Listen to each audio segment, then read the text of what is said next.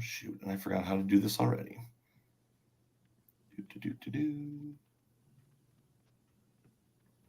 Now to the show.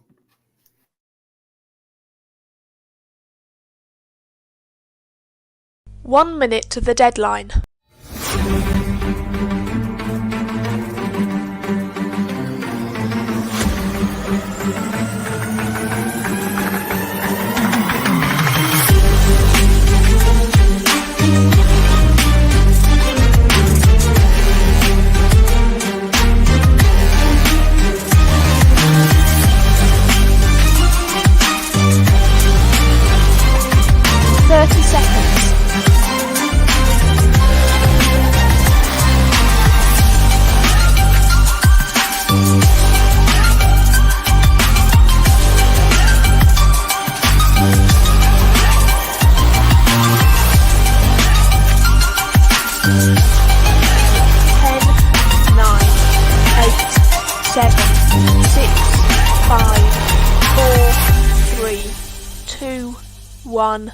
Deadline.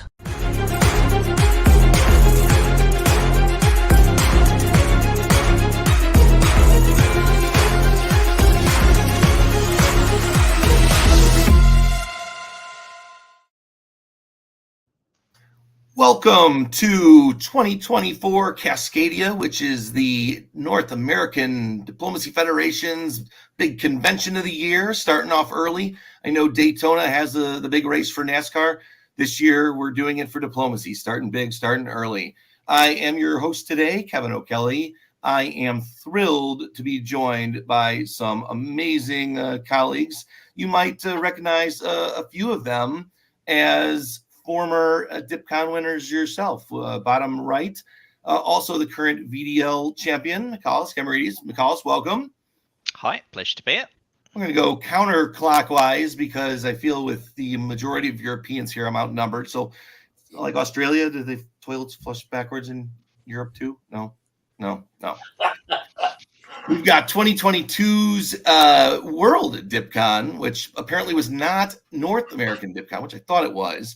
But Dan Lester was the North American DipCon champion.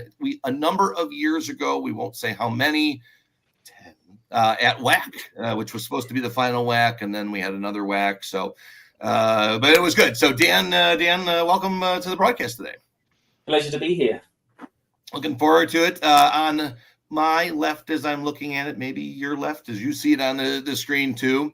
And you have a top board finalist from last year's DBNI and a couple of broadcasts I'm looking forward to previewing today. But you'll also know him from his excellent sideline coverage for many of our big events. Robert Schupa, welcome.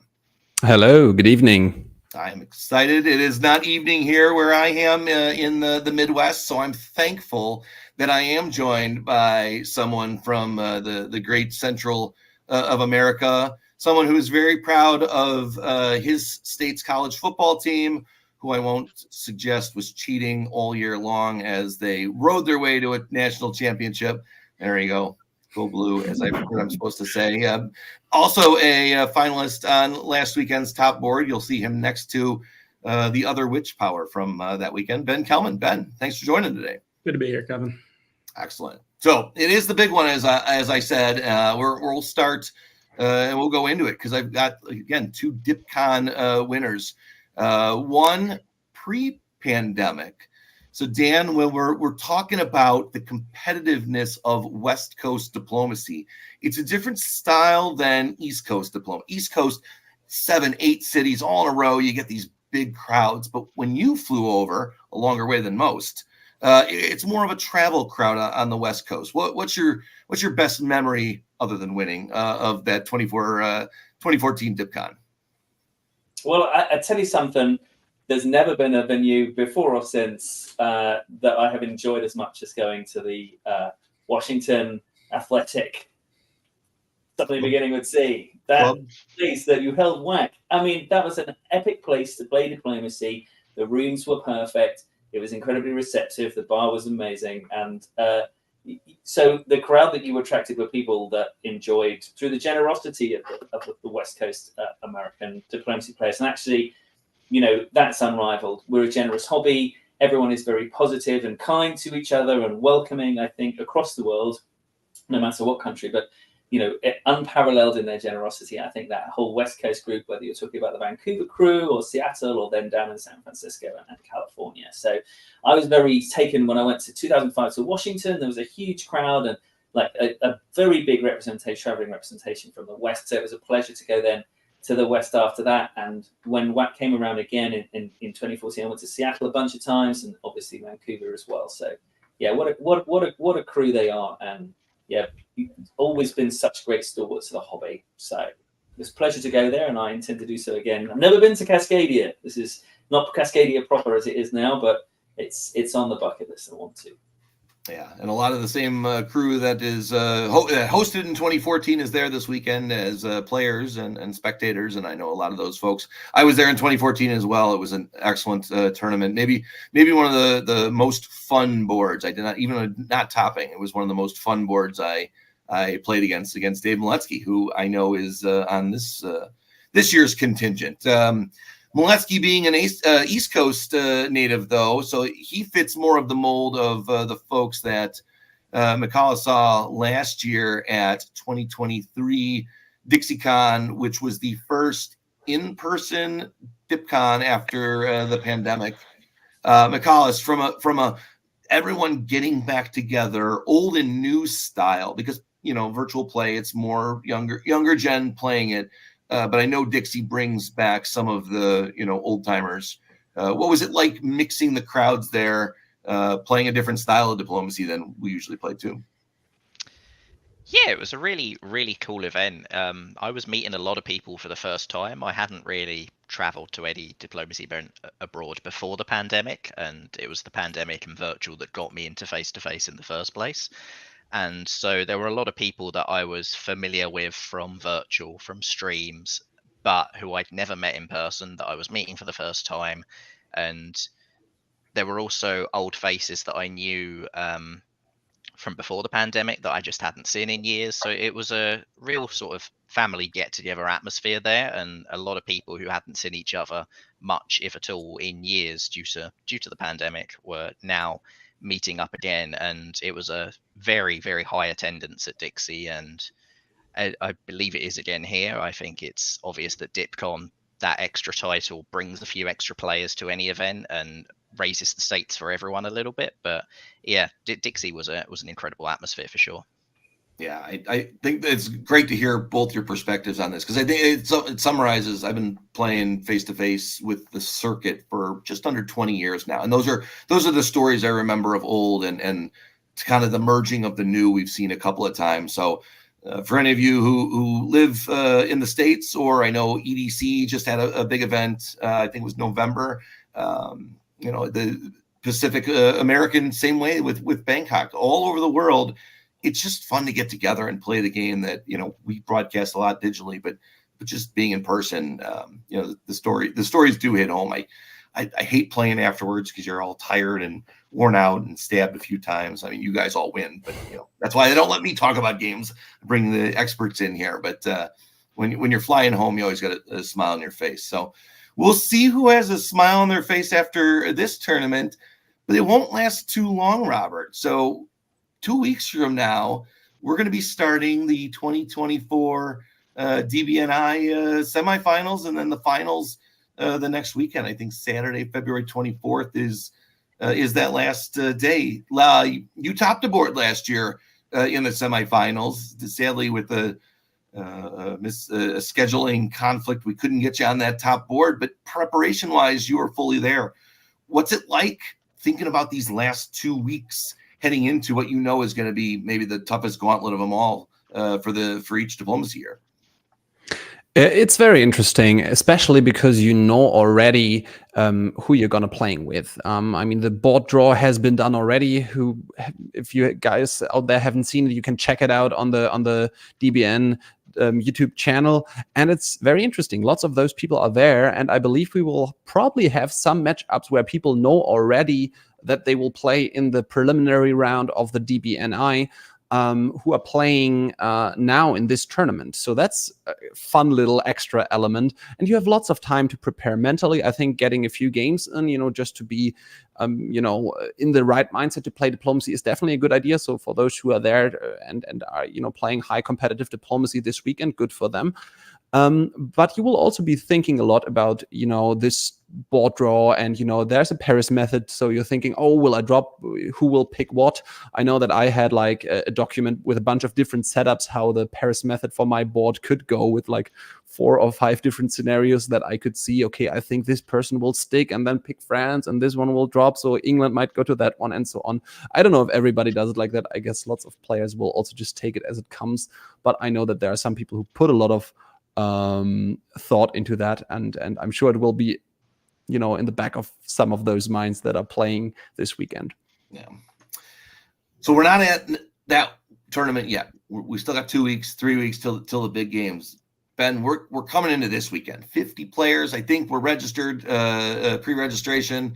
We'll put some links to get into the Discords where a lot of the social, a lot of pictures of dinner and hanging out and all that. But it comes down to a competition. And you see the 50 players. So for those who are going to be watching here, we're going to do some summary recaps of the first 2 rounds. It was a 3-round tournament. The first 2 rounds yesterday. Today's rounds are live and ongoing as we speak. All games were limited to 1909, I think. I know yesterday's were. I think today's are as well. So Ben, as you get, we've talked about the social. We've talked about when you're there in person. What are you thinking about walking up to that first board, spring 1901 after you hear your board call for round 1 of a tournament? Well, you show up at one of these places, and like Michaelis and Dan were saying, it's great to see everyone. It's great to be there. You have a great time. You have dinner. You wake up, maybe you have breakfast, and then suddenly you got to snap into game mode. And you got to think about who's your friend and who's not. What? If nobody's your friend, nobody's your friend, right?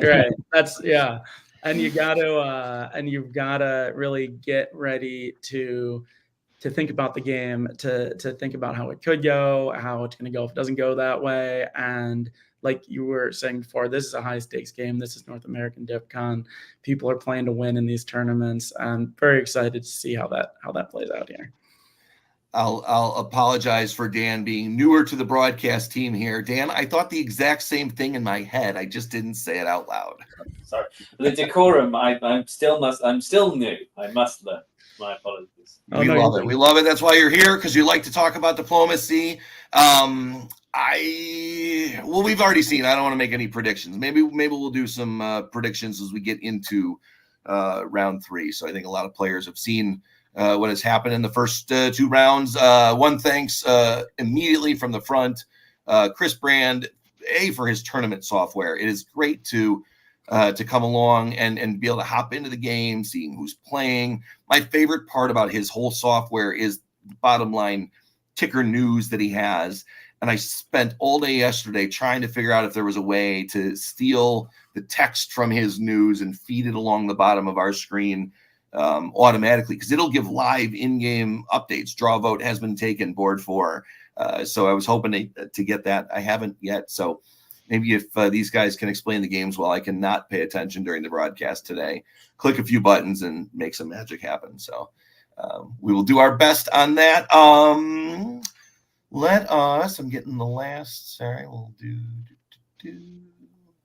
get the reveal. Perfect. All right. Remind me, round 1, I think round 1, board 1 is Robert and Dan. Is that right? Robert and me, I believe. Yeah, Robert. I don't have my sheets. All right. I did have. That's right. Yes, because I switched it up there. All right. So Dan will give you and Ben a bit of a break here. And there's the magic of TV that I need to figure out. Round 1.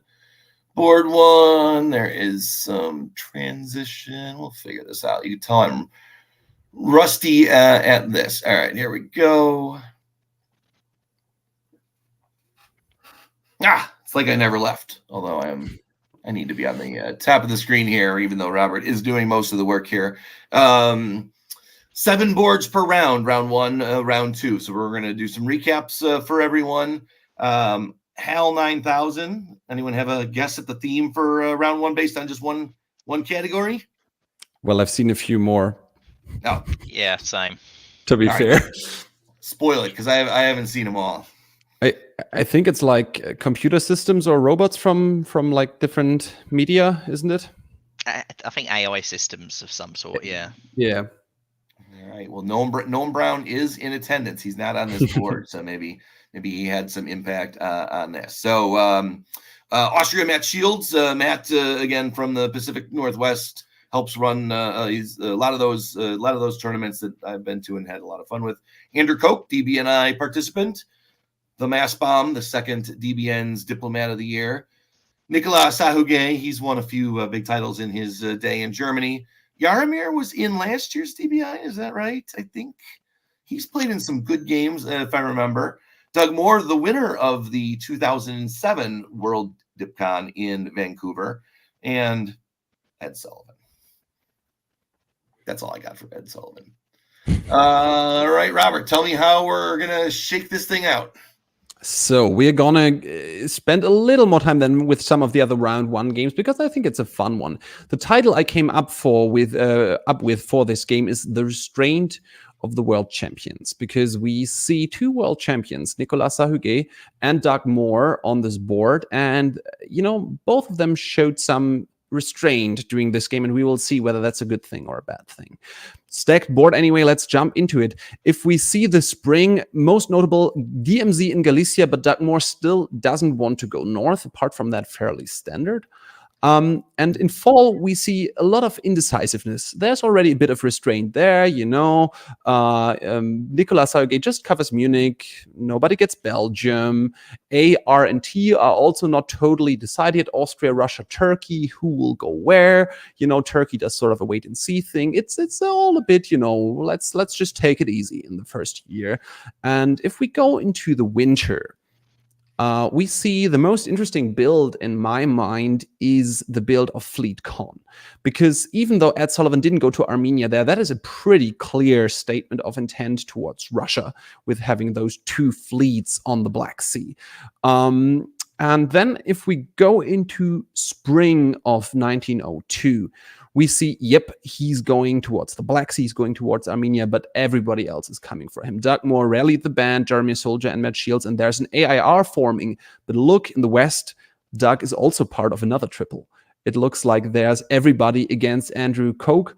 As we heard from Nicola in the chat, it looks like Nicolas Sahuguet and Andrew Koch will be on the same board in the DBNI, so it's exactly what we have been talking about before. Looks like Nicolas Sahuguet doesn't necessarily want to build up goodwill with Andrew Koch. He probably doesn't really care about that. Doug gets his way pretty much. He has friends all along, even though he got attacked by Turkey. He has a lot of friends in the East. Looks good for him. Let's go into the fall.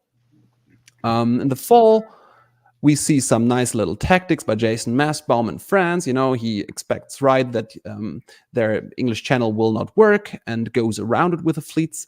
And Nicolas Sahuguet shows restraint by saying, look, yeah, sure, friends, you can take Belgium, you can build that fleet. I don't need it just now. I'm going to be in North Sea. That is a nice place to be.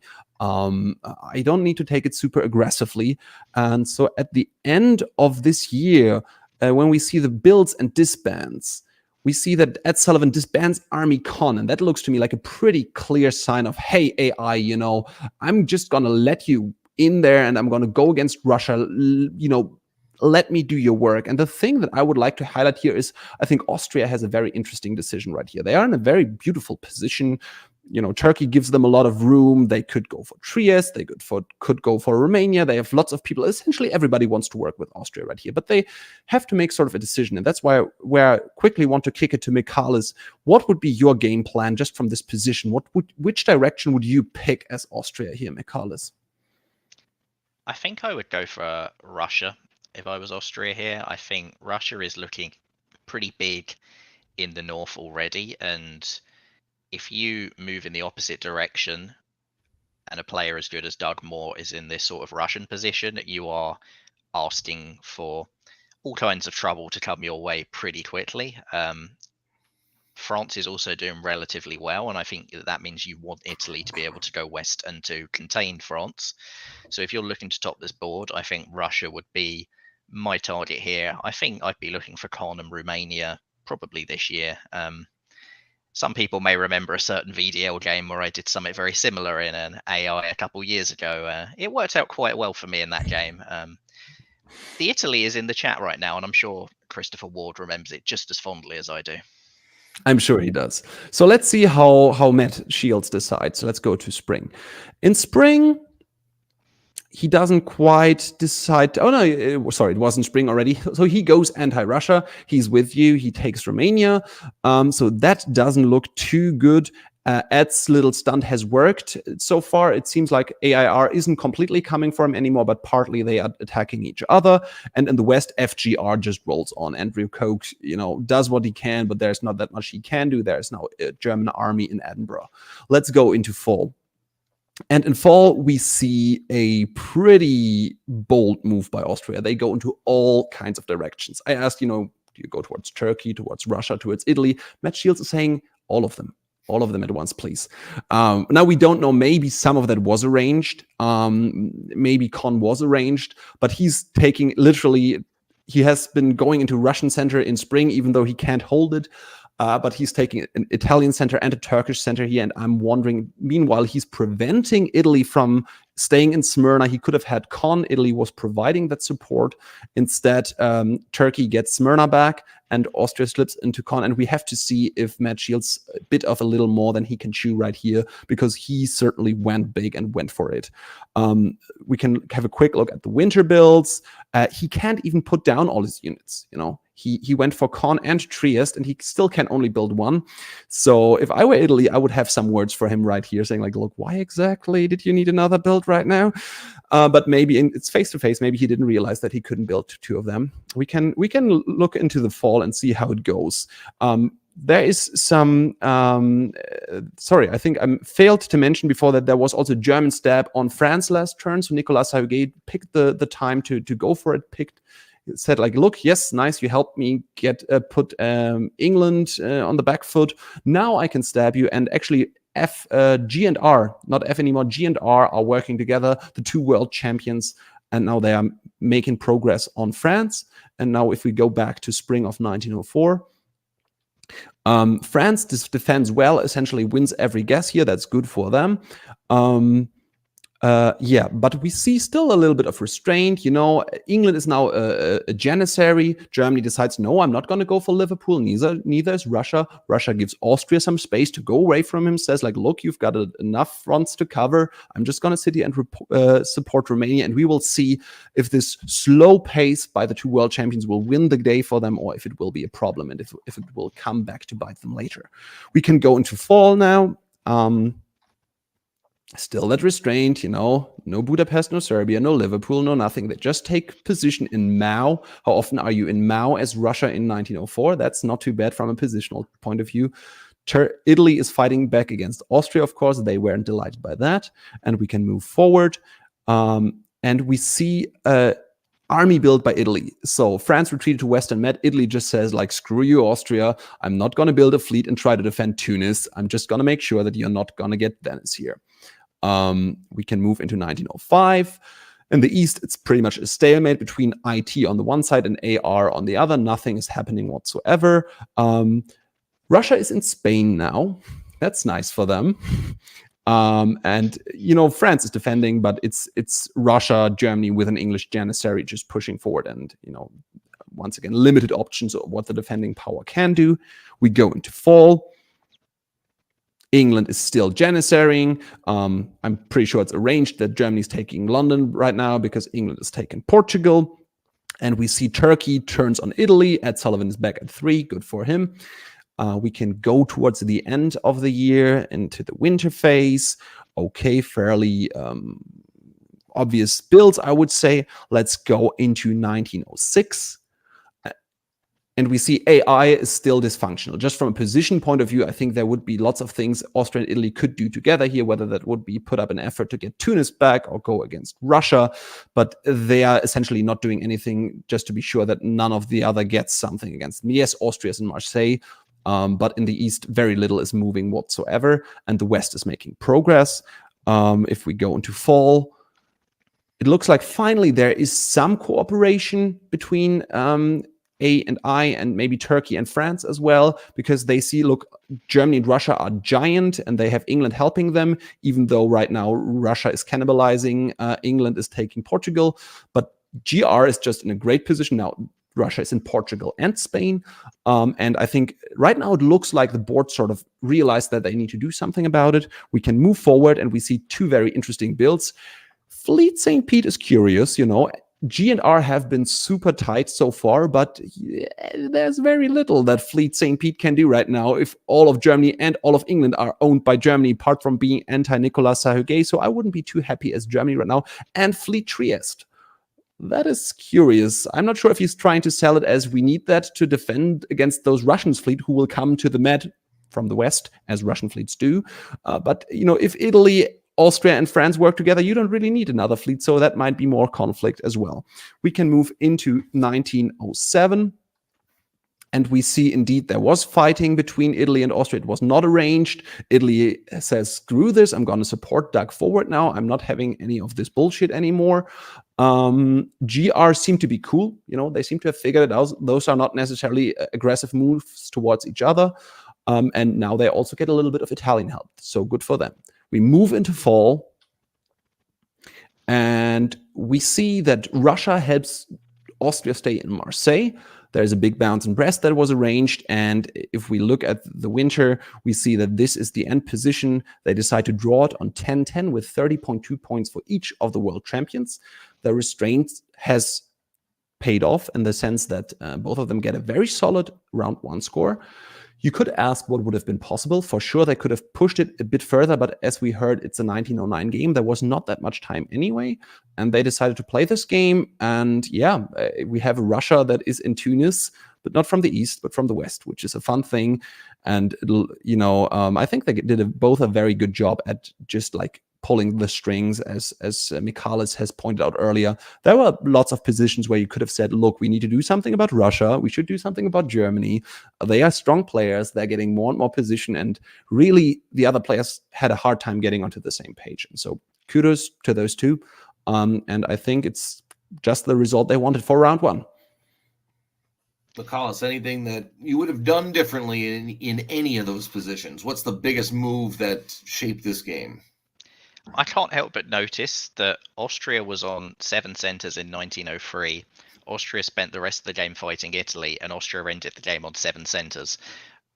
It didn't work, and I think it was a really bold call. He made the correct read that Doug wouldn't come in behind him and snap him, because it's first round of a tournament. You're probably not going to torch relations like that for a huge result and make yourself too big a target. So I think it was fair to assume that Doug probably wouldn't do that, but it just didn't work. He didn't actually get anything from it. I think there was a lot more growth for Matt if he'd stuck in the AI. And as Robert said, the restraint that GNR showed, they were able to show restraint because they got great scores anyway. It's easy to be restrained if you're doing really well anyway. And I think that is one sign of a great player. I think the ones who have to pull off a giant stab and fight every tactical battle to get a good score are usually not the best players in diplomacy. It's one way of winning, but it's a tough way and it will not work all the time. And I think the players who can just arrange it in a way that looks easy and they just can say, yeah, I'll be generous. I don't need to take more than I've been offered. That's often the sign of a player who really dominates the board diplomatically, which is in the end more effective usually than the tactical thumbscrew type of play. I'm going to bring Dan Lester back to the stream here because he's going to help us with the next time. But Dan has also fought against a few of the names on this board in a couple of these championships. Typical style play that you'd remember from them? Yeah, I mean, look, this is the Doug Moorest of all possible Doug Moore performances, in my view. I've had him do this to me on plenty of occasions, just sort of gradually casually and in a low stress way wander all over your position and go pretty much anywhere he wants in his own time. That Northern Fleet in Tunis, I mean, like what? Like, yeah, he wanted to stop because presumably he couldn't be bothered to now go Ionian, Aegean, Con, Black, as opposed to just, you know, it's clearly these two have, yeah, like you say, shaken hands on it. The thing that I would say is that the score isn't great. 30 points is not. It's probably not going to be a top 5 score. Might not even be a top 7 score. I don't know. I have no idea how the scores went. I haven't spent a lot of time looking at them, but that's the score that you would get from a 10 center second place to a, you know, to a 13 or something if the rest of them. So I don't think that all of the value has been squeezed out of this from a points perspective, but maybe they didn't fancy that. And as you said right at the top, Robert, this is a conscious decision by these two very strong players when the board shook out in the way that it did. So, one quick thing I want to add to that, and great comment. I mean, you know the scoring system much better than I do. It is a 3-round tournament with no drop round. So that's, maybe we haven't said that yet. It's more about consistency than about getting 2 very good scores. I think this might play quite different if you have a drop round and if you expect with 50 players or something around about 50 players, you need to get 2 very good scores. If you get 3 very solid scores, you might be in it in the mix. So that's, I think, also always something that plays a role, not just the scoring system, but also how many games count. And, you know, 3 fairly good scores might be better than 2 very good ones and 1 elimination. It's a fairly different style of meta from the tournaments I remember playing when I first started, when you went for every center you could possibly get. Now people kind of hold off. I don't want to be a target up front, but let's keep that thought in mind. I have seen the rest of these rounds, and I know how it played out. We'll see which meta comes to pass on here. So, McCullis, we'll give you a break as you prepare for your next game. We'll shift Dan up into the driver's seat here, and we will get to board B, which is data. And I'm guessing since it's all in caps, it means a little bit more than just data. So, Narek, I don't know Narek, but he North Vancouver, must be a local. Previously mentioned Dave Maletsky from Big Sombrero Mars. I know that is not where he's from, but it is. Good. It is. That definitely is. Yeah. Alex Amon. Alex and I played a lot of games back in the day. So good to see Alex on a board. Nick Rados. Say Rados for now. Also a local, which is great. Johnny Gillen flying cross continent to get here. Johnny is 21st seed in the upcoming DBNI. John Jameson, local. Chris Brand, local. So one note about the last game before we pass, Ed Sullivan plays 2 boards in round 1. So that may have affected a little bit of how he thought about that game. And Chris Brand is playing, but not for score and for tournament prize. He is the tournament director. And I think he had to, with 2 boards, I think he and a couple other players filled in when not wanting to. So here's a board. Chris Brand, also, as we're saying, former world champ, or always world champ, just in a previous year. Chris won 2016 in Chicago. All right, Dan, let's roll. Yeah, thanks, man. I presume this is data from Star Trek: The Next Generation. So yeah, again, the AI theme is holding true. Okay, so Spring 91's pretty boring. I wanted you to, as we go through this, let's just think about it from Russia's perspective. I like to look at it from the game from Russia's perspective if we can, because John Jameson, if you don't know him, very, very tough player, right? Really huge amounts of mental fortitude, very strong, always on his toes, always listening to you, always forming his own thoughts, right? This is not someone that's going to settle into an alliance for a long game and just sort of chug along. This is not someone who is going to fall asleep at the wheel of a kind of 3-way alliance and just let it go. He's always thinking, and he's come to play diplomacy. Okay, so I think he's a great guy to follow in these tournaments, and this game is definitely true because Russia really dictates this game. Okay, so let's ping through to winter 1901. The only really interesting thing here is that is that Russia chooses not in full to support Ukraine's Galicia, which is conscious. So presumably that's arranged, so that bounce is arranged in Galicia. All very standard, all very safe. One Russia gets Belgium. Okay, so spring. So he builds. So Russia gets that one build, having been built out of Sweden, and builds Army Sev, is what he chooses. Okay, so let's go to fall 02. Yeah, so we can see how this has developed. England's decided to push around the top. With Germany, that sort of Western triple is sort of starting to emerge. France is doing nothing, right? France is elected to do nothing whatsoever, so as not to spook Italy. Italy themselves sort of fainted into the Eastern Med. But really, I guess what's happened here is that England and Germany have decided to go against Russia, and Russia has decided that he needs Austria. If you go back to spring, Russia has a little poke, or certainly considers. But no, check this out. Jameson knows Germany is coming here. Germany has come across the line everywhere: Baltic, Prussia, Silesia. He's ordered to Livonia and to Warsaw in spring 02. This guy knows Germany is coming. He knows full well what's coming. Okay, so ping forward. What does that mean? It means Russia's not able to put any pressure on Turkey, despite the kind of building in Sev.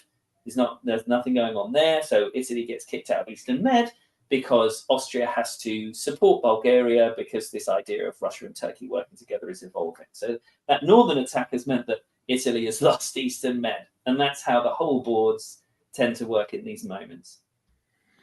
Spring 03. Okay. So what's going on here? Well, the Russia-Germany fight is ongoing. England's come around the top, kind of slow enough. England's picked up Sweden rather than Germany doing so. So Barents doesn't support Livonia to St. Petersburg here.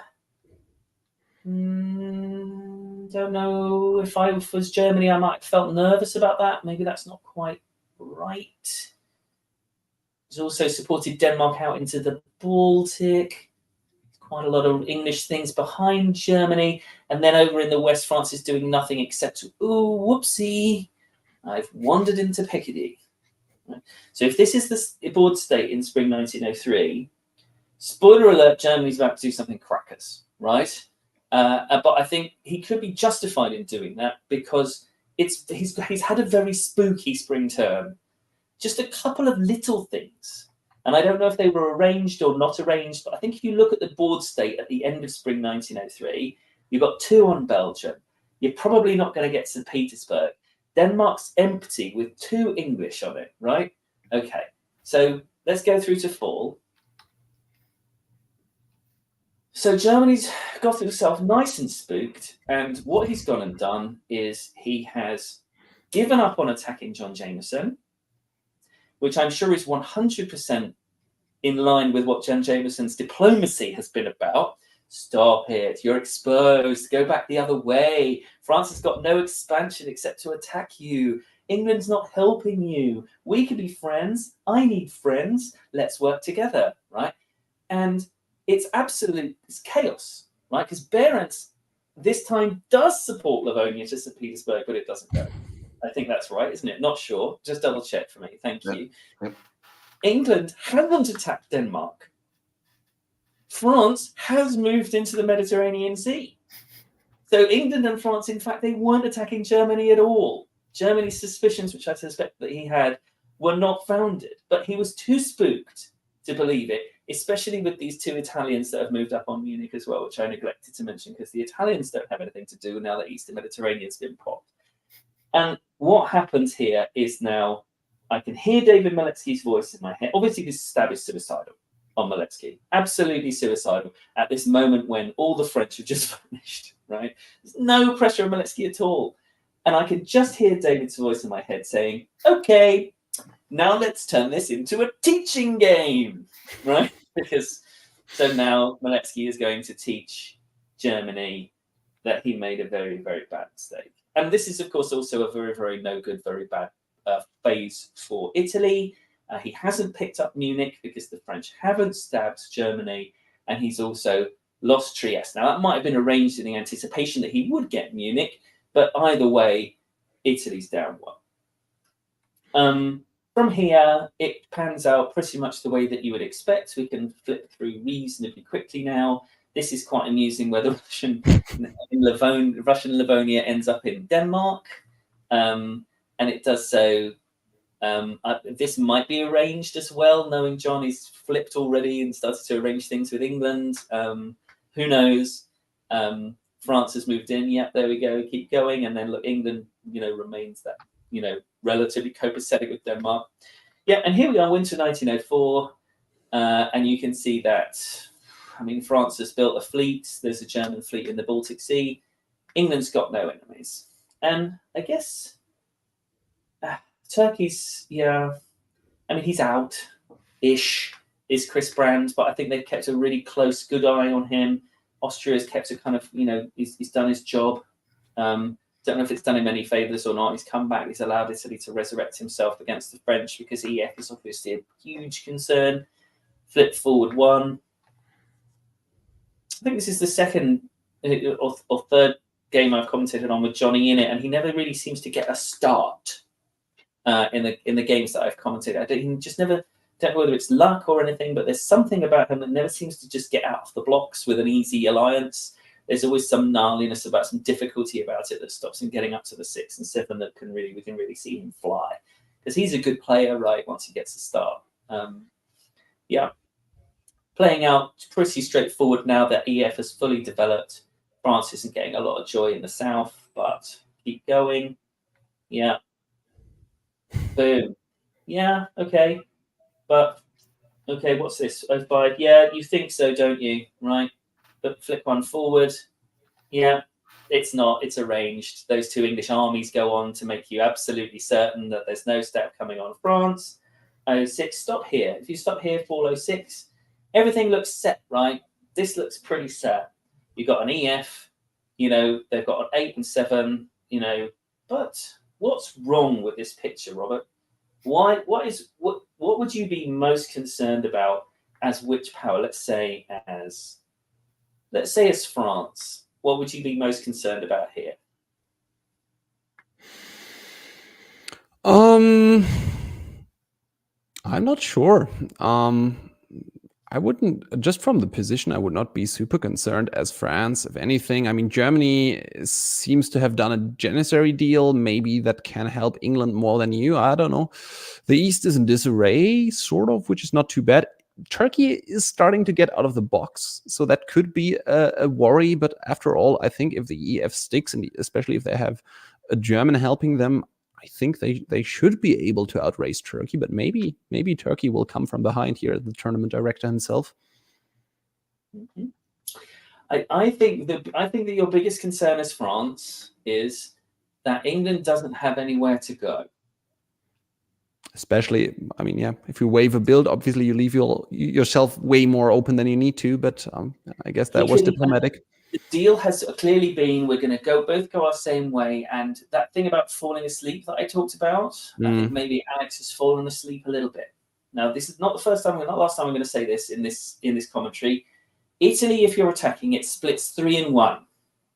Okay, this is truth. This is a universal truth.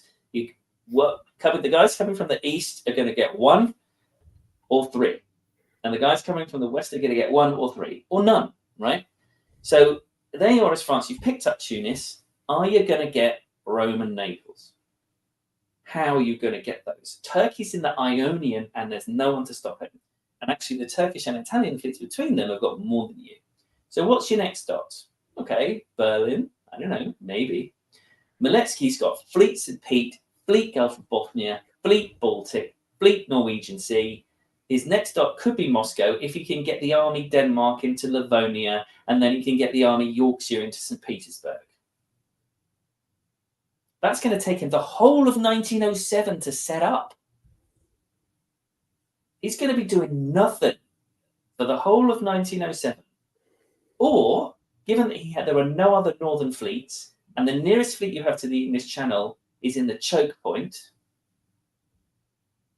I think Dave Miletsky could have coasted here to one of those 10-10s that we saw in the first game, but he does not, because he can get more. Here it is, guys. Because he can get Holland, he can get Kiel, and even if he doesn't right now this second go English Channel North Atlantic, he can also get Brest and Paris and keep the French spotted up in mid-Atlantic. And that'll take him to 12. You can see it on the board right in front of you. Who's going to stop him? John's not going to stop him. Nobody. Nobody. And that's how it goes. So if you can flick it through, it's just at his leisure. England can just pick up all of these dots. No worries. Couple in 0-2. What's France going to do? Baltic and North Sea, they can just hold on to all of these games. There's no threat from the east. There's lots of gnarly stuff in the east, which I don't have time to go into. And that's how it goes. That's how it ends up. Full 1909. It's Berlin in the end that he picks up, and Munich. But it could just easily have been Brest and Paris. Turkey does some hilarity, manages to get an army to kind of sneak all the way through to Tyrolia, take some stuff over here. There's lots of fun. I can't go into it. I don't have time. I'm taking long enough already. A big top for Dave Miletsky, 41 points. Instead Just of like you were mentioning at the end of the last round, the 10 centers to 12 centers, an extra 10 points, 33% more.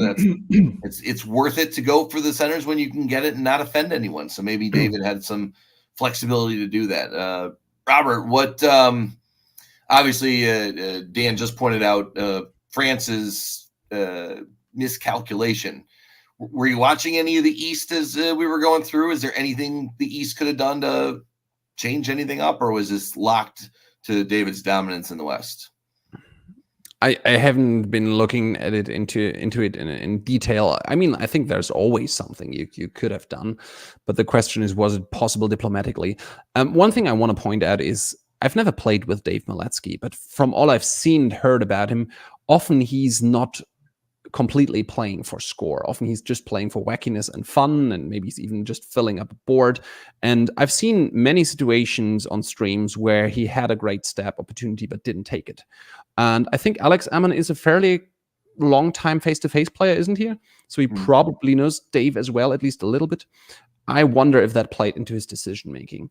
Because even though I don't know David, he strikes me as somebody who could have easily also just passed up this opportunity and said, like, look, we had this little fun. We taught Germany a lesson for stabbing me. That's all I want. And yeah, sure, we can end this on a shared board top. He didn't. Maybe he's here to play and to win. Or I don't know, he just felt like that was part of the teaching as well, that he also wanted to teach something to France, like, you shouldn't give me Belgium with an army here, even though it was maybe the right thing to even out the score, the center count. But I kind of think that might have been, part of the decision making for France, that he left himself that open, and that he would not have done that with a different player. And sometimes it's that. Sometimes you build up capital, whether that is that you are a Care Bear or whether that is that you are just a wacky player. I know that Chris Brandt, who's also on this board, has sort of made that into a strategy. Sort of trying to deflect the attention for being a world champion. Sometimes doing a bit crazy openings to show a bit. Oh no, it was just a flub. I'm really not all that good, which. He really is. But so yeah, that can also be a social capital you can sort of cash in a big event like DipCon, and maybe that's what Dave Miletsky has been doing here. Well, I want to bring back McCallus here, because McCallus and Dan, this is a solo, right? If this game does not end by time at 1909, convince me it's not a solo. I mean, I'm not the solo expert. I think McCallus might be on mute. He praveled himself. McCallus. Oh. Sorry. Yeah. I see 17. I don't actually see 18 unless the East completely collapses and lets it happen. I think Tunis and Moscow, Warsaw, all of them are a bit out of reach. It's possible. If the East keep fighting, it's possible. But I would imagine that you get those 5 easy French dots and you stay at 17.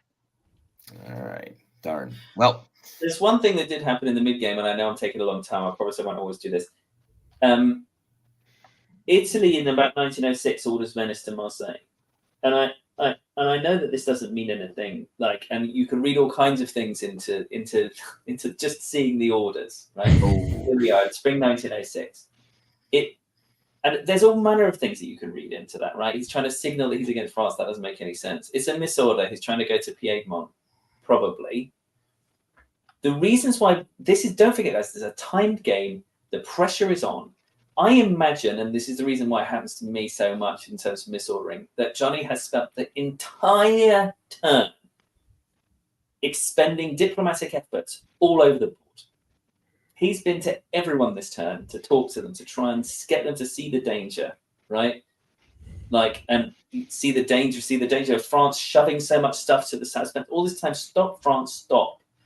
If you shove all your stuff down against me, you're going to be exposed to England. Stop attacking here, stop attacking there. Austria, help me somewhere, right? If Turkey comes up behind me, Turkey help, something, try to get some gain, right? And then, of course, you spend that whole turn doing that, and then you write down Venice de Marseille. You spend so much time doing this. The orders seem simple. I don't know. Perhaps I fabricated that whole thing, but it resonated with me. The diplomatic heavy lifting that you need to do in that situation. It's also possible he didn't trust one of Germany or Austria wouldn't try and walk in behind him, and that they'd been pushing him towards Piedmont, and he actually didn't want to in a turn like this. Yeah, absolutely. Oh, God. Well, congratulations, David. 41 points at the end of this turn. We'll go back to the end here. I'm sure there's an easier way of doing it, but 41 points is the top of the two scores. We'll see how long that lasts at the top. So you guys are making this easy on me. I will pull Dan out now, so that way he can prepare for... No, Robert goes out now. I got to do the bottom one, which would be an easier way. I'll figure it out by the time we get to hour number 6. We'll get the right buttons pushed. So. All right, Robert, thank you so much for this one. Collis is doing this. Yeah, I got to figure. There's got to be a button I can push. Easy button to get to the next game. And we will. We will get there because board... Oops, no. C. Board C is Zora. I don't know anything about Zora either. But I do know about Zach Moore. Zora and Zach Moore together. I like Brandon Fogel at the bottom of this board, two of DBN's top dogs battling it out. Former Zach Moore, former Chicago Weasel Moot champion, always a Weasel Moot champion. He calls himself Mr. Mayor. Craig Mayer, Big Sky, is coming back after a 6-year hiatus this summer. Go to the Discords, which while these guys are talking about it, I'll get some links up there. Craig will be in the DBNI. Andrew Zick, Pixie from the Nexus Leagues, fantastic player, local out there too. So he's coming in as France. Mike Moore, who I think is related, but I'm not sure. We got 3 more, not to Zach. I know Zach and Mike, but maybe I know Doug has a brother that plays, but I'm not sure. But also local up there. Italy, I think we've heard of him on this stream. Competing in a bunch of tournaments, winning a couple big ones. Jamal flying across the bigger pond to take on this challenge. David Miller, I believe. Did David move to the West Coast? He had a West Coast tie, I thought. David, fantastic player, DBNI previous year, and of course the current Diplomat of the Year, but gonna have to defend his title in a couple of weeks. Brandon Fogel in Turkey. McCullis, tell us about it. All right, so this was a pretty interesting game. At the start, there's nothing too notable in spring of 01, but in autumn, you see some very, very apparent AIR cooperation. You see the fleet in Sevastopol goes to Romania. You see the Trieste loan is so that Italy can go straight to Aegean. But there's a snag. Serbia is tapped. Whether this was meant to be a T Lepanto and something went wrong, I don't know. It's unusual for Italy to be stabbing Austria doing this by going to Aegean at the same time. But for whatever reason, if Serbia was meant to go to Greece, Albania to Ionian Sea, I know it's something Jamal has floated in the past, and maybe that was the plan.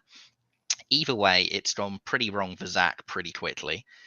While in the West, Andrew Zick goes straight into Munich. And if you now go to the builds phase, you can see who's rubbing their hands together in glee. There is no German fleet placed down. There is no Russian fleet in the north placed down. And there is no French fleet placed down.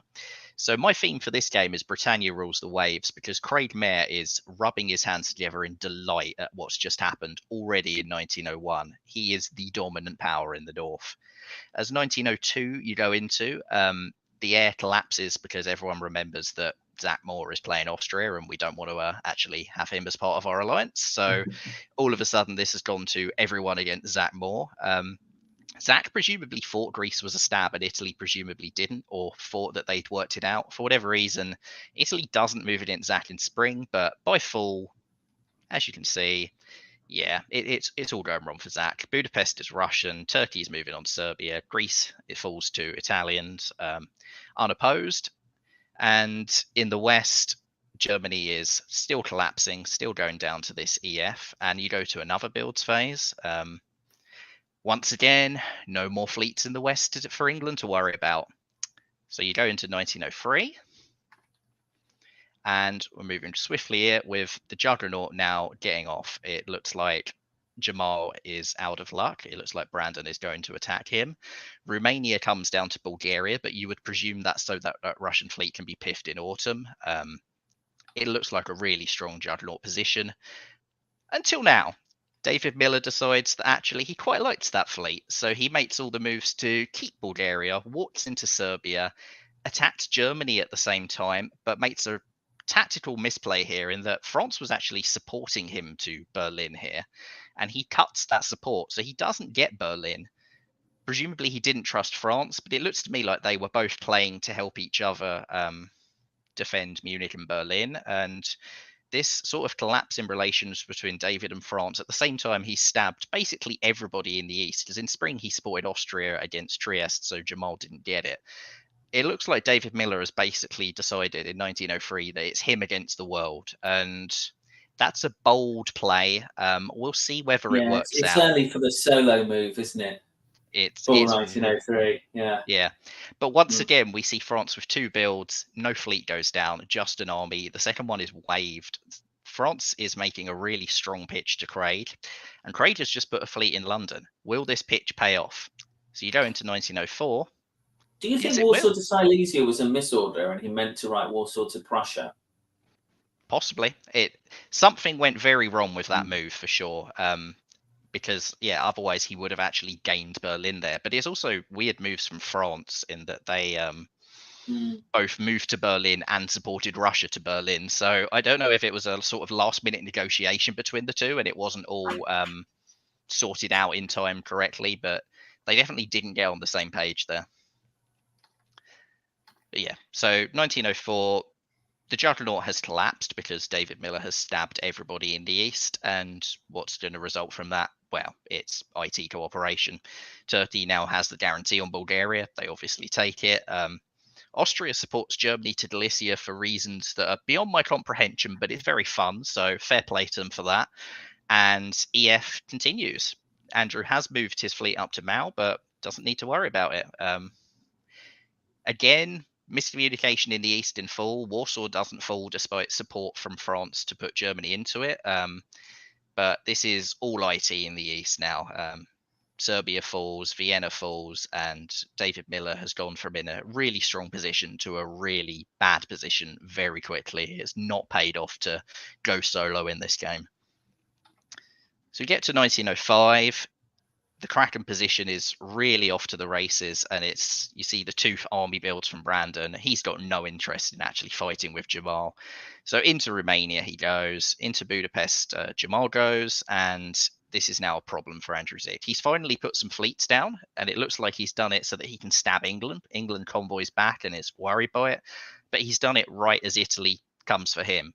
He waited and waited without going after Italy, without going after England. He let them both grow, and now they're both big, and Italy isn't going to let him just go and fight England. Italy's coming west. And in fall, there's a lot of chaos in the east, a lot of dipsy doodles with Serbia being kicked back out, Romania being kicked back out. Sevastopol does fall, though, so it's a net gain for Turkey there. Italy's felt the need to cover Trieste, but France is now turning around. They're fighting Italy because Italy's done for them, but they're also fighting England, and everybody else on this board has one enemy. France has two, and that's a pretty tough position to be in. So go into 1906, and this is just an IT in the east, and there's just nothing in the west. It's England against France. There's no alliance. The IT take position and move up on Russian dots. Turkey is clearly not interested in going after Italy. Once again, they've walked away from Serbia, and there's nothing behind them instead of pawn bat there. And as you go into full, you can see France made some bad guesses this turn. They haven't covered Marseille despite kicking Italy out of Lyon, which is a pretty bold move to do. It didn't matter as Italy moved to Marseille anyway, but either way, if that retreat had gone through, it would have actually just retreated to Marseille. So that's clearly an oversight on their part. And they've tried to do a convoy with Channel and Mao. It looks like they were trying to convoy an English army, but England's decided that they don't need France. They're playing for themselves, and so they take Mid-Atlantic Ocean. And yeah, you then go into this. At the moment, it's 8-8-8-8. It looks like a very tight game, but actually, diplomatically, it's not.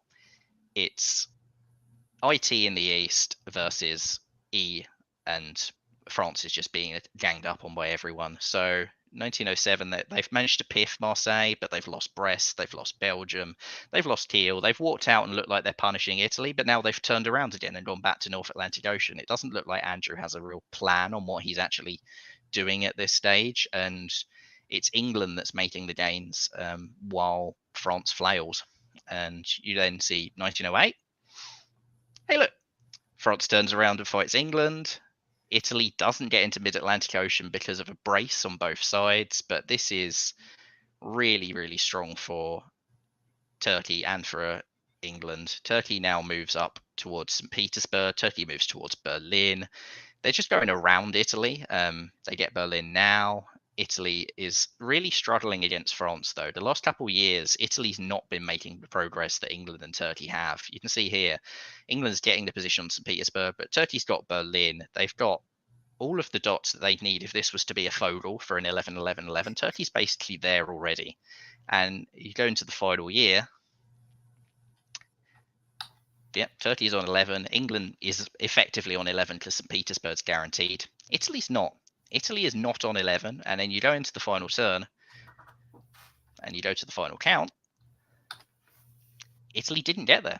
Italy did not get to that 11, so it wasn't a perfect Fogel. Brandon will be gutted not to live up to his own title and get to display it in his own game. But Jamal, those guesses that he didn't get against France in the end cost him. England reached the finish line, and Turkey reached the finish line, and Italy fell just behind. And it's not a huge points difference, but it's a notable one. And in the end, Pixie, Andrew made the correct guesses on defense. But those early years where he didn't build fleets and he let both of his neighbors get very big, they backfired really, really badly for him, because you can see the French line on that chart compared to the other lines. And that's one of the most brutal French downfalls I've seen in quite a long time. Yeah, that was pretty straightforward. Yeah. I mean, big brownie face from Dan Lester, I'm afraid. Can you go back to great analysis, Michaelis? Thanks. So good. Can I go back to spring 1908?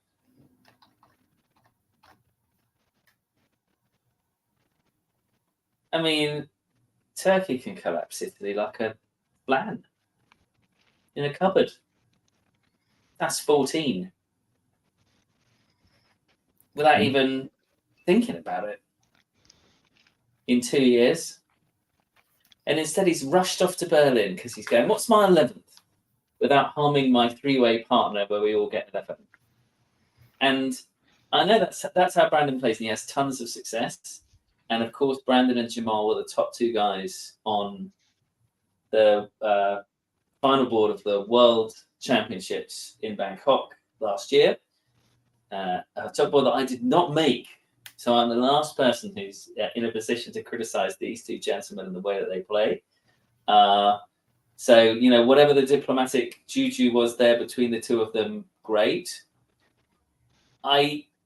France has played a valiant defense here. I mean, you're absolutely right. His downfall is spectacular.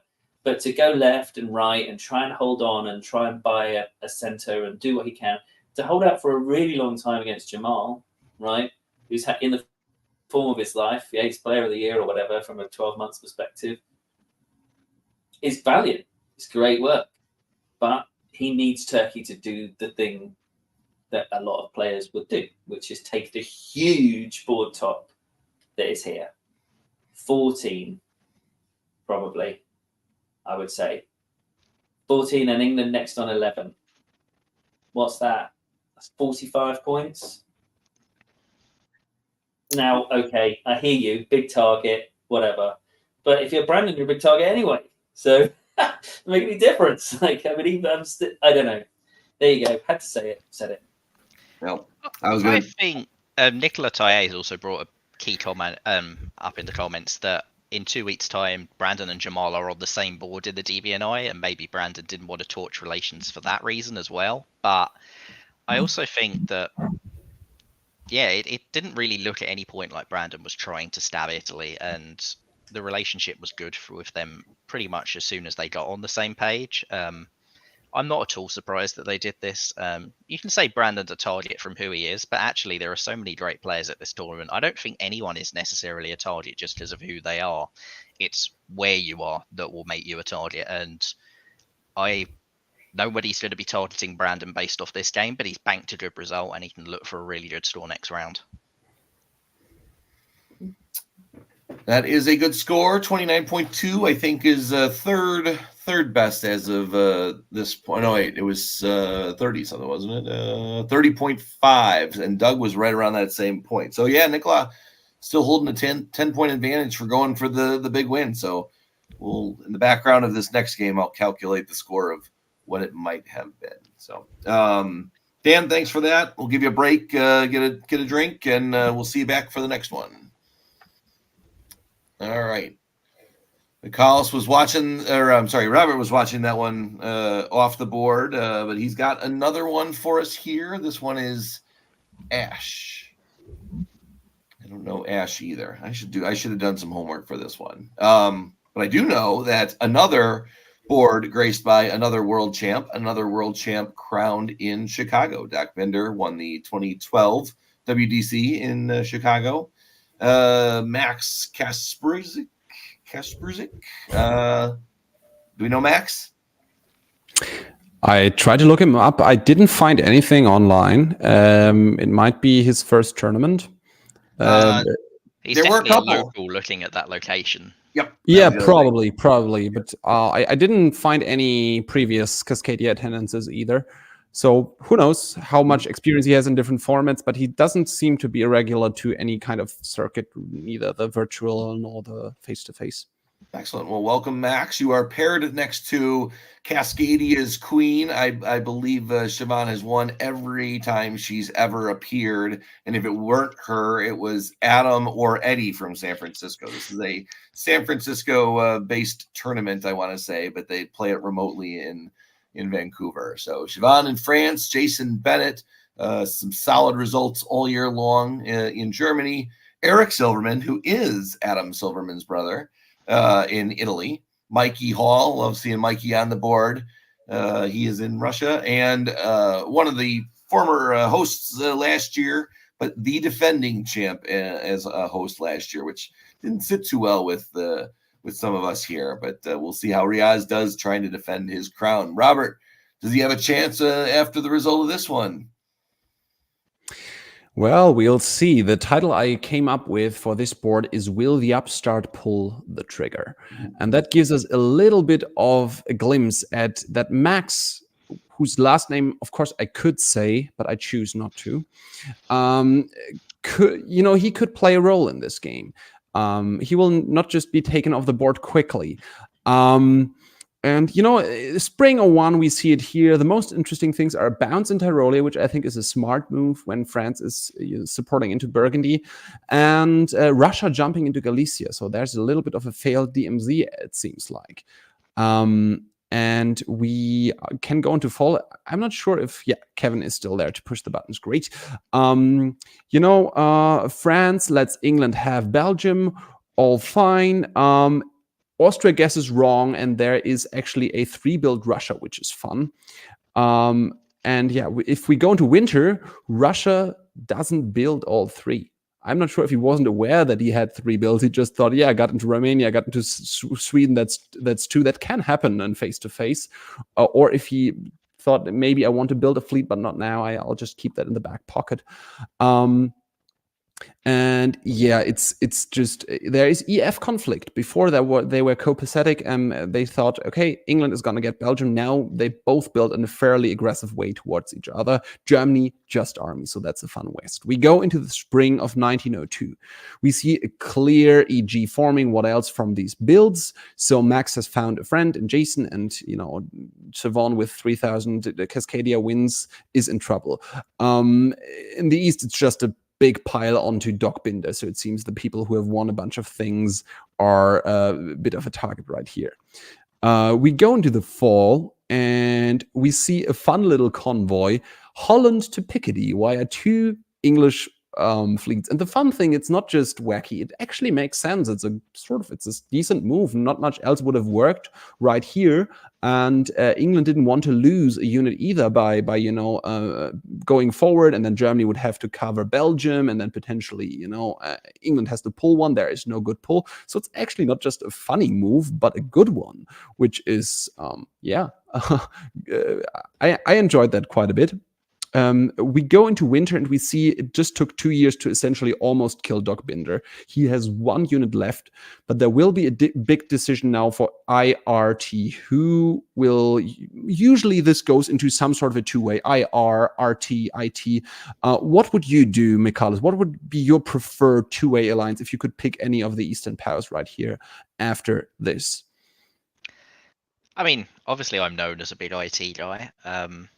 Russia is very big, like 5 army Russia in the south, essentially, assuming Moscow isn't going north, is a concern. But I'd also say that it's not an easy position to IT, and the fact that Riaz hasn't built suggests that he's not at all IT. If you're doing IT, that's either an army in Smyrna to go to Armenia or a fleet in Con to force Black. It's not this. So I think Riaz has already made his choice, and with that in mind, it's basically who does Russia side with. I think if I'm Russia, that's actually quite hard. France is under pressure in the West, so you don't need Italy to deal with France. So maybe you Juggernaut. Yeah, I think. Interesting. I think I'd go with the Juggernaut for Russia. My gut at this point, when I was looking at it the first time, was sort of wintergreen. I think I would like the IR, but there's definitely a motive to do the Juggernaut as well. We move forward into the spring and see what's happening, and no real decision from Turkey yet, but Russia tries to support Austria into Italy, so Russia has a preference, it seems like. Yeah, and maybe Italy is allowed to take French centers, ? France doesn't defend against Italy, at least, because EG is coming for them, and we go into fall. We see, no, not quite, but this is a big mistake by Siobhan, because it makes no sense to kick Italy out of Spain. They just retreat to Spain. Paris could have been held for sure. It wasn't even a guess. If Siobhan had just said, sure, okay, then you take Spain, I don't care. So that was quite a big mistake for France, and we see it is actually a Juggernaut. Now Austria has taken the support into Trieste. They use them as a janissary, and Italy is in trouble. They are in Portugal, but they lose Trieste, and they don't stay in Greece. So at the end of 03, we see that Germany is still not building a fleet. Jason Bennett is just playing with armies in that one fleet he started with, and it's sort of an RT. We move into the spring of 1904. And now we see that EG is rolling forward. They have great position. RT is not doing too poorly either, even though they don't make huge progress right now. Italy will be a little difficult to crack. But EG and England is moving back into the North Sea. And this is the first time where I ask myself, will the upstart Max pull the trigger? Will he stab Germany right now? We look into the fall. Is it happening? No, he's Germany's friend. He's just staying in North Sea. There was not much of a reason to go there, but he's just staying there. In fall of 1904, RT will not break Italy anytime soon. It's a difficult position for RT, so they just take Trieste. Russia says, okay, I'm in trouble in the north, probably. I need a build. Sorry, Austria. And actually, Germany goes into Tyrolia now, which is not good for RT either. We have the winter. There's the build. Another fleet built by England. Interesting. Okay, we move forward into spring of 1905. Not the best Russian orders in the north, I'm afraid. Warsaw hold, a bit of maybe a misorder with Vienna.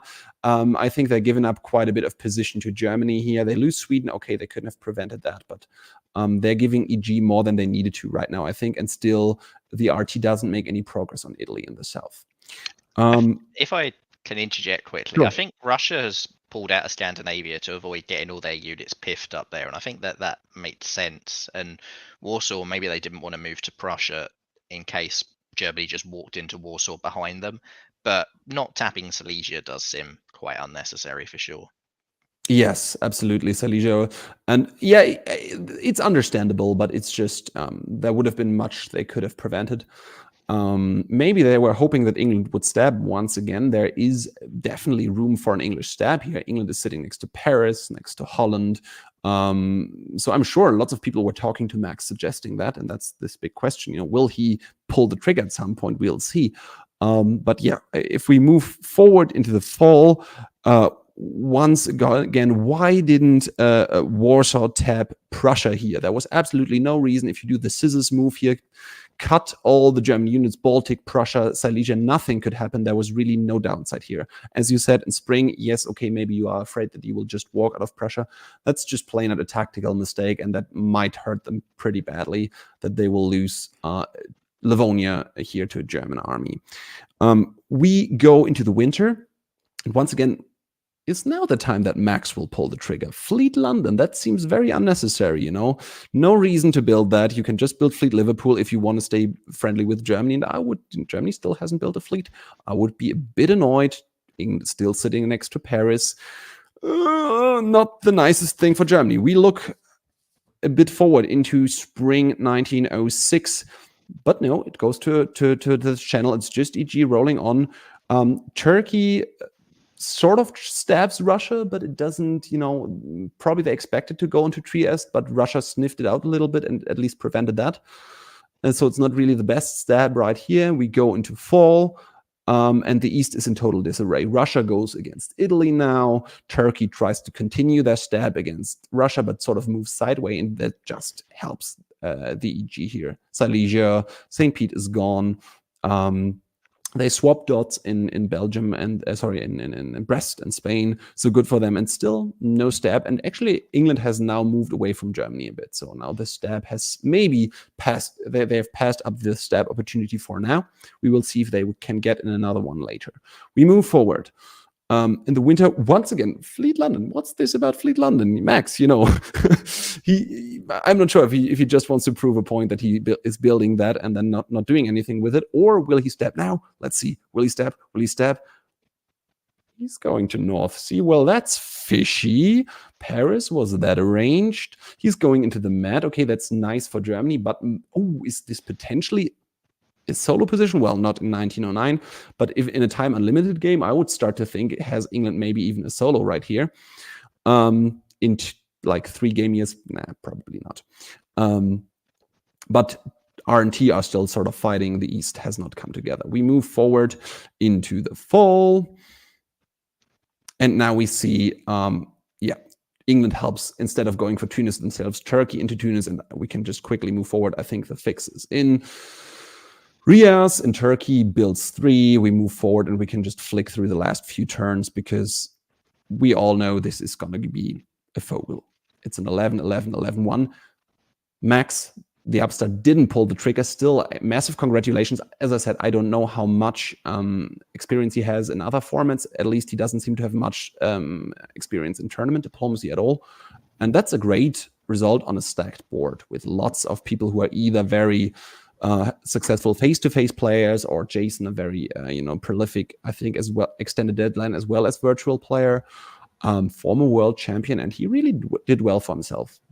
I can't help to say, there were lots of opportunities for England to stab and get even bigger, but kudos to Max. I think he played a very good game, and I think Jason will remember this. And Riyaz, personally, I don't think there was any reason for EG to let Riaz into this. I think they could have just said, yeah, sure, we're not going to do anything against you, but we will outrace you, and did it 12-12-10, 13-13-8 or something. But that's what they chose, and maybe Riaz will remember that as well. I think, yeah, Riaz basically made it himself. This was pretty much the maximum of what Riaz could have got out of this game, and he's got there. The second that Russia pulled that fleet rum off the board, I started fearing for what Riaz was about to do, and that's exactly what then happened.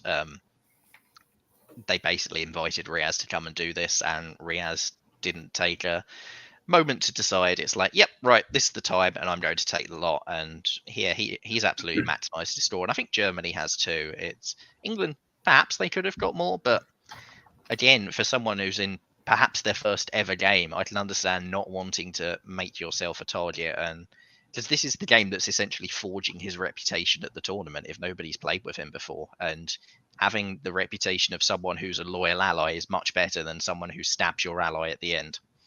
Yeah, let me bring in Dan for that. I remember my first tournament at DixieCon, and no one other than Chicagoans knew me, and I think I was out in spring 1903. I must have said something to Buffalo at some point, and it's hard being the new guy in. So that's always, it's been a thing as long as I remember. Dan, same way when you bring in new folks, they got to prove their mettle to you.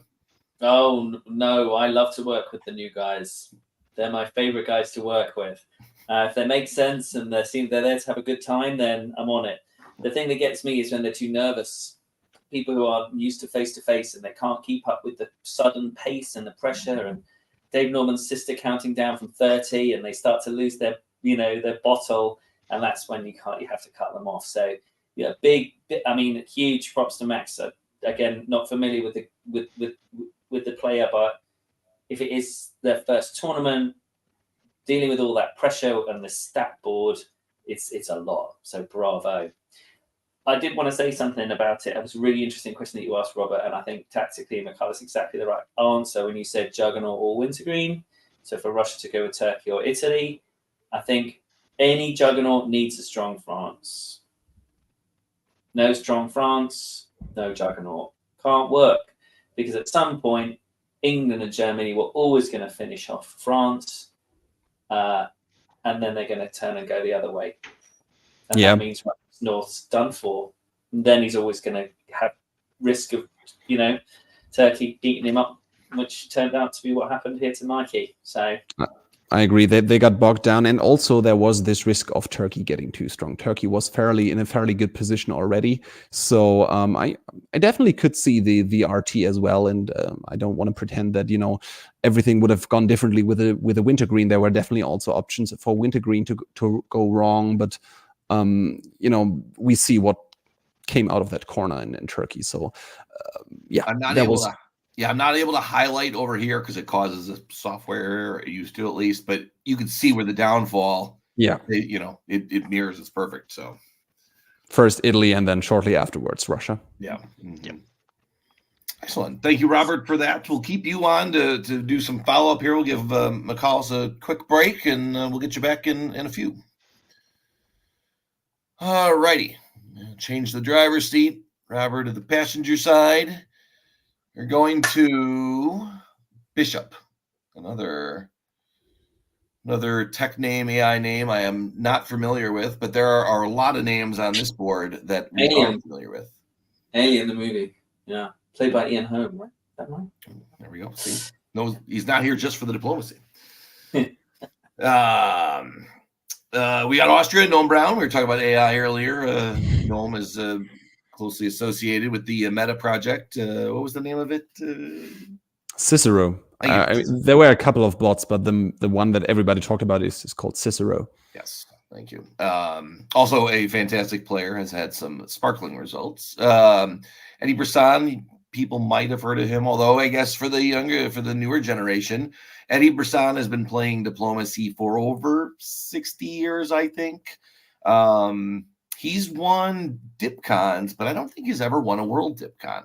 So he's had some amazing results. He's had people giving him solos. They've forfeited to give him solos. So tactical brilliance and diplomat unto himself. Ewok, right? Greg Matthews is Ewok in the online forums. Fantastic player, made DBNI. I think it was last year, maybe it was 2 years ago, but finished real high seed in there. David I think he made it twice at least. I played with him last year, and I think I played with him 2 years from now as well. I don't know how you say 2 years ago as well. 2 years ago. Can we do this in German? No, sorry. Yeah. We haven't had any Rurers today, so yes, we'll get there. David Poon in Germany. Adam Silverman. He was the 2022 DipCon, 2021 DipCon champion at Carnage. Matthew Tatanchi, online player. I've gotten to know him, but he's Northwest, so made the drive up. And Doug Moore going for his second chance at a top board in this first round. I'm so excited about this East because it's like 4 different players from different backgrounds, 2 very prolific, long-time face-to-face players with a big record. One guy who is like not only himself successful, but has this research AI background. And then Matthew, who's a really exciting player. I had much praise for his play when I was the sideline commentator on the VDL top board. So I'm super excited to see how this goes in the East, especially. And then Greg, just take it away, Dan. It's too good. My mouth is watering. Fantastic, I will do. Then you'll be delighted to hear that it is the single most boring 1901 than you could possibly imagine. Flick through to winter 1901. I'm not going to waste any time on that. It's interesting about Doug Moore. So he's playing at the same time he's playing the Russia that gets St. Petersburg fleet to Tunis in a 2-way draw with Nicolas Aige. He's also sitting here as Turkey, and it's so easy to think, okay, as Turkey, I'm going to come over. I'm just going to do the basics. I'm going to see if I can break out and sort of have a low profile and see what I can do. So let's see how that goes. Incredibly boring 01. There we go. Okay, but spring 02. And here we are. Here's some German-English tension, right? Heligoland bite, little tap on North Sea, supported, of course, by Brest to English Channel, Portugal, Mayo, Paris, Picardy, Marseille, Burgundy. Well, it's lining up on Belgium, isn't it? Yeah, that's where the action is. Not a lot in the East, right? Turkey decides to keep Austria out, but Italy slips into the Eastern Med. If I was in this situation, I would probably want to put Doug Moore out as well. So you get a shot at a guy who's probably not concentrating that much. So it makes it pretty easy for Noam and Adam to think, well, 3 good players next to one another. Get Doug while he's not fully focused, 1901. So how's that going? So Eddie, it's interesting about Eddie, isn't it? Because normally he'll get someone on a string early. That's his way. But it's not worked here. And in fact, he's got the full gamut, hasn't he? Because he's got Russia coming in over the top as well now at the same time. Austria, he chooses Russia over Turkey. Germany, he chooses Russia over England. So everyone's choosing Russia to be their friend. Robert, you're interested to see how Matthew's doing. Well, I tell you how he's doing. Not only does he get his 2 builds through diplomacy in 01, but now he's got friends everywhere in 02. So looking set fair for Russia so far. Spring 1903. Yeah, so every single one of Germany's moves fails here. And what you've got is a situation where you've got a guy who, at the beginning of this year, has a friend in Russia, a friend in France, England kind of on the ropes, and sort of survived an early scare, really. Well, Warsaw's coming to Silesia, bad. Tyrolia supported Vienna to Bohemia, bad. And all of your moves have failed. Holland's gone to Belgium. North Sea's gone to Edinburgh for no reason. I mean, was that really? Did he think he was going to get that? And if he does, is it even good? Denmark's tried to go to North behind. I mean, wow. Okay. Very, very bad moment for Germany. And he should know now how much trouble he's in. He's a catastrophe, right? And if you flip forward, I mean, this is a kind of full-on panic about Russia more than anyone. But Russia's actually, put himself into a kind of slightly, almost the one he wants to go and worry about the least to a certain degree. England's back on his feet, isn't he? He's got France all over him, but he's made some, he's made the right guesses. Right, they've almost sort of said, well, what do we need to do to sort stuff out because Germany's dinner now? But there's a little move here that probably doesn't make it completely obvious that it's Ionian to Turanian. So Turkey's gone down, right, like a sack. And you're always, when you're what is effectively an AIR emerging now to kill Turkey, the question is what to do next. The easy thing is to go, let's have an AIR, especially because the West is in disarray. Germany doesn't know what he's doing. All his moves just failed. He doesn't know who his friends are. La, la, la, la, la, la, la. I'll get a head start. I'll move Ionian to Turanian because need my head start. And also, Daniel's first rule, never stab in the build phase, right? So I'm going to put on Fleet Rome or something, crackers, depending on how many builds Italy's going to get. Okay, well, let's see how that goes. Flick forward. Winter, yeah, on go the fleet and army, which we know that Italy needs to go west. France has got no builds to defend. Italy's got a head start, that's copacetic. Germany's picking up, Austria's putting on, Turkey's out. Looks set fair for the AIR, no problem. Right, flip forward, spring 1904. Boom. Western Triple. Spring 1904 Western Triple, right? The only move that the AIR has got on the board is Ionian to Turanian Sea. Everything else is still stuck down in the east where it was before and lined up on Germany. And suddenly, everyone loves Eddie. What did we say about Eddie at the beginning? Master tactician, brilliant diplomat, nothing in the game that he hasn't seen before. He can write everyone's orders on the board, have a cup of tea, then write everyone's orders on the board for the next round, right? And still have time to take 12 of your 15 minutes of diplomacy time if you're on the other side of the board, right? That's the sort of player that Eddie is. And he's now going to run this Western Triple would be my expectation. And if I was France or Germany, I would just say, what should I do this turn, Eddie? And I'd write down what he says. And then I'd say, who should I go and waste their time? Diplomacy plays Eddie. And then I would go and do that. So they haven't made life easy for themselves if they thought this AIR was just gonna roll. If I'm Russia as well, I am not lined up to go against Eddie. And this is sort of situation he's got himself in here in spring 1904. He's got one fleet in the north and it's in Sweden.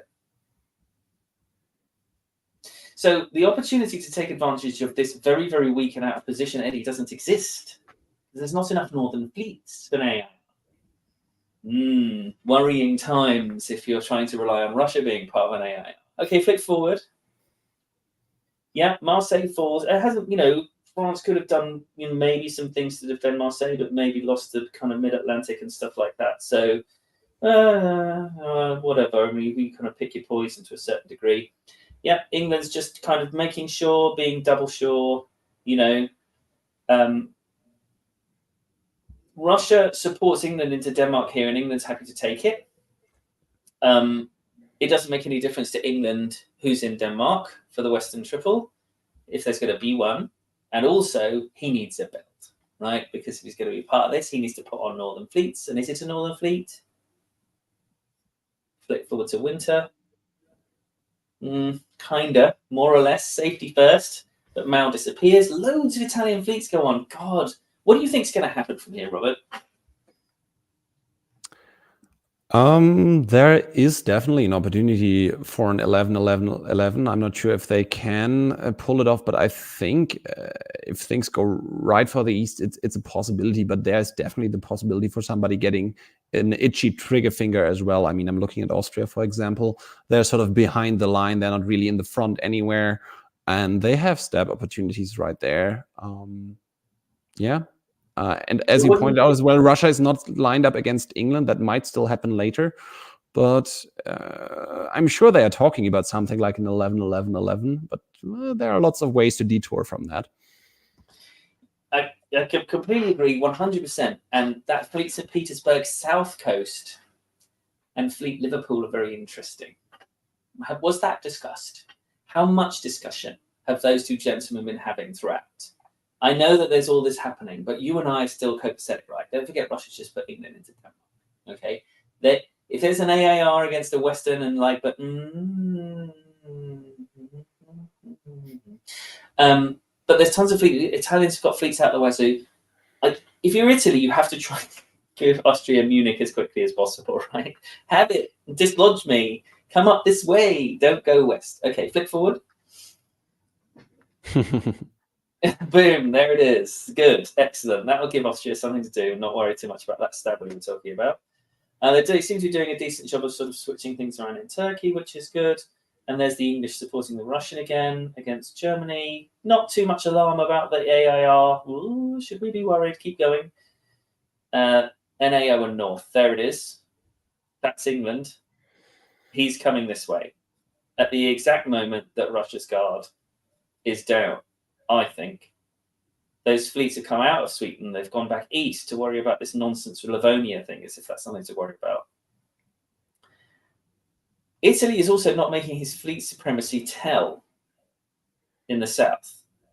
Taking a long time to sort of do all this, and has kind of been kicked out of Marseille. Obviously, France doesn't have anything else to do. But, you know, Italy should have total fleet supremacy in the south, and it isn't telling. Keep going. Yeah. And again, I mean, this kind of little train isn't working. Okay. Keep going.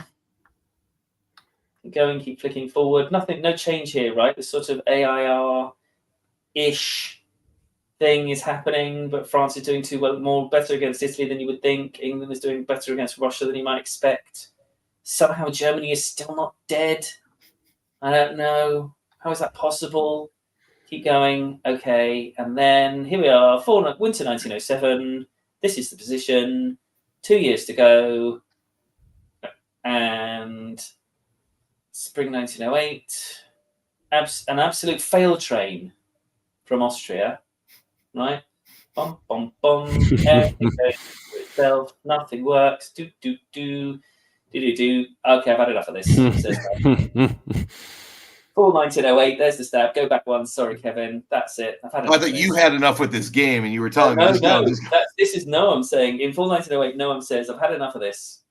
Italy's making gains in the south. Russia and England are locked in some kind of crazy death match, but Russia looks to be making gains in the north, or might do so. Where are my gains? Screw this. I'm not going to be the 7 in a 9-8-7. I'm not going to be the 8 in an 8-8-8.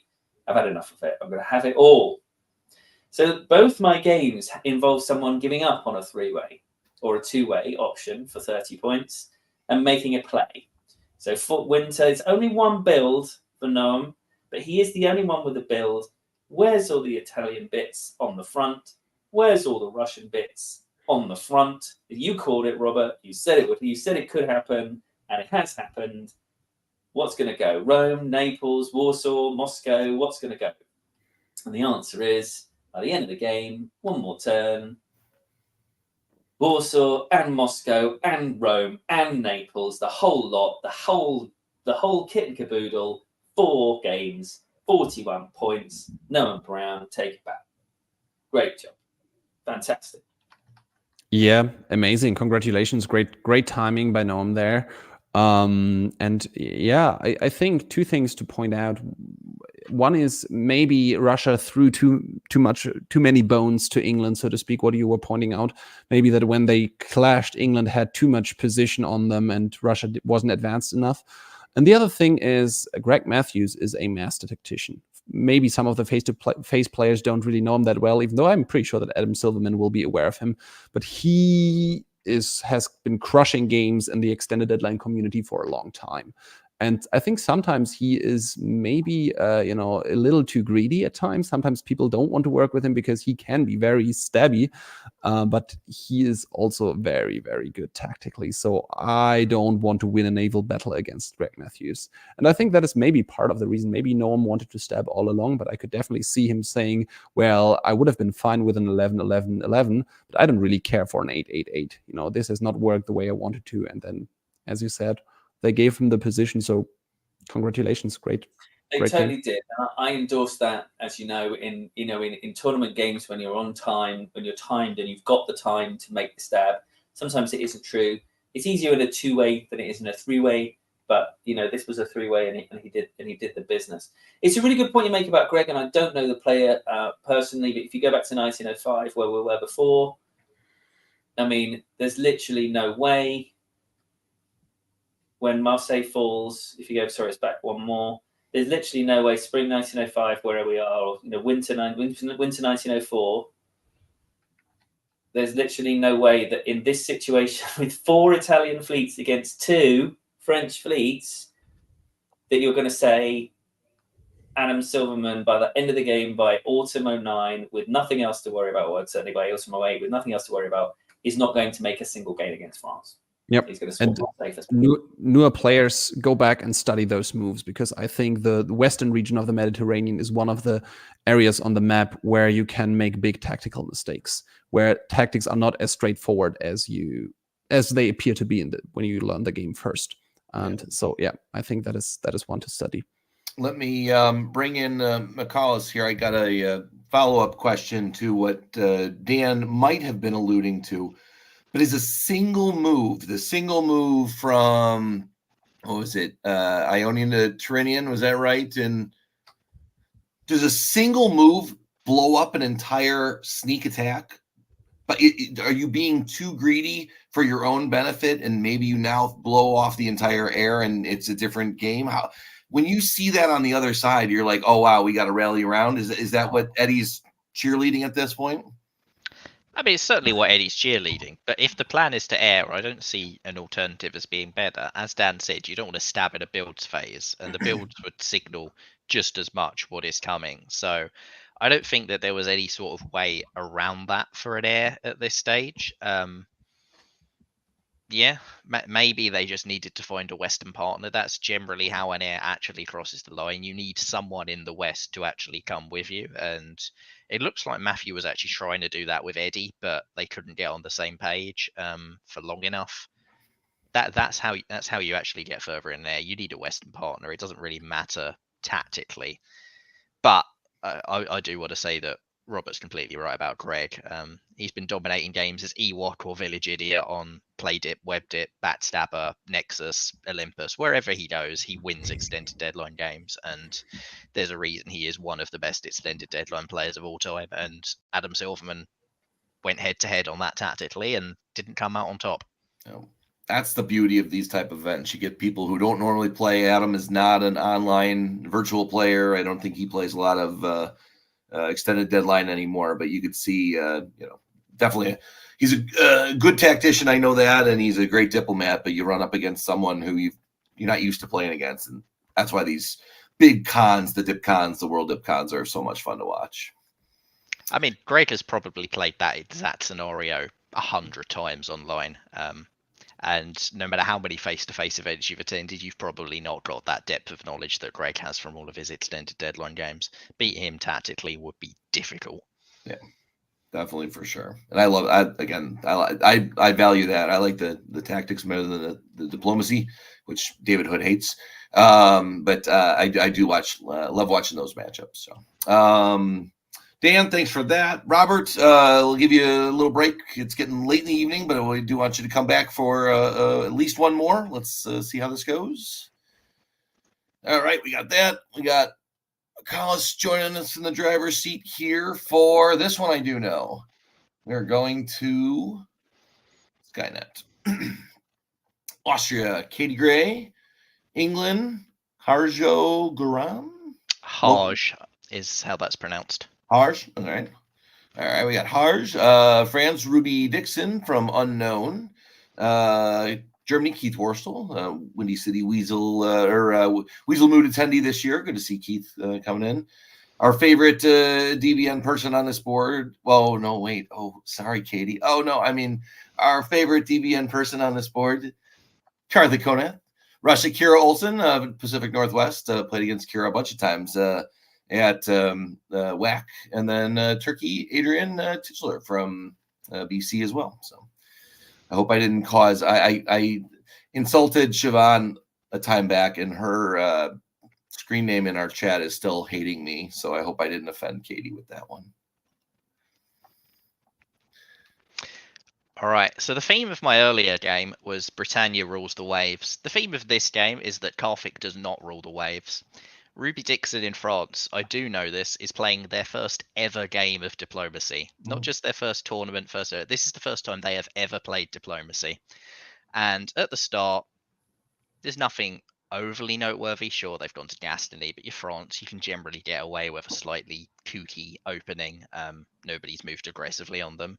In the East, Turkey makes what's now quite an old-fashioned opening straight to com with the Second Army, and if you go to full, you see why this has fallen out of fashion. There's an AI, they do the Trieste loan, they go to Aegean. Turkey obviously sees it coming, so they've brought the fleet out, but now they can't build fleet Smyrna. The army is there blocking that fleet from being built, and all because that army initially went to con. They just don't have the ability to counter this AI. Russia, meanwhile, has clearly had some sort of serious breakdown in negotiations with Germany.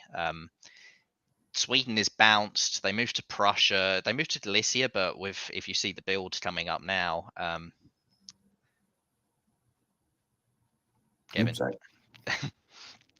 Yeah, it's all anti-German from here, and the next phase just it becomes this huge war between Germany and Russia, which you very rarely see as sort of the opening fight that either of them really want, and you can see why they don't generally want it. So in 1902, the Turkish position, they've built an army because they didn't want to upset Russia when being attacked by an AI.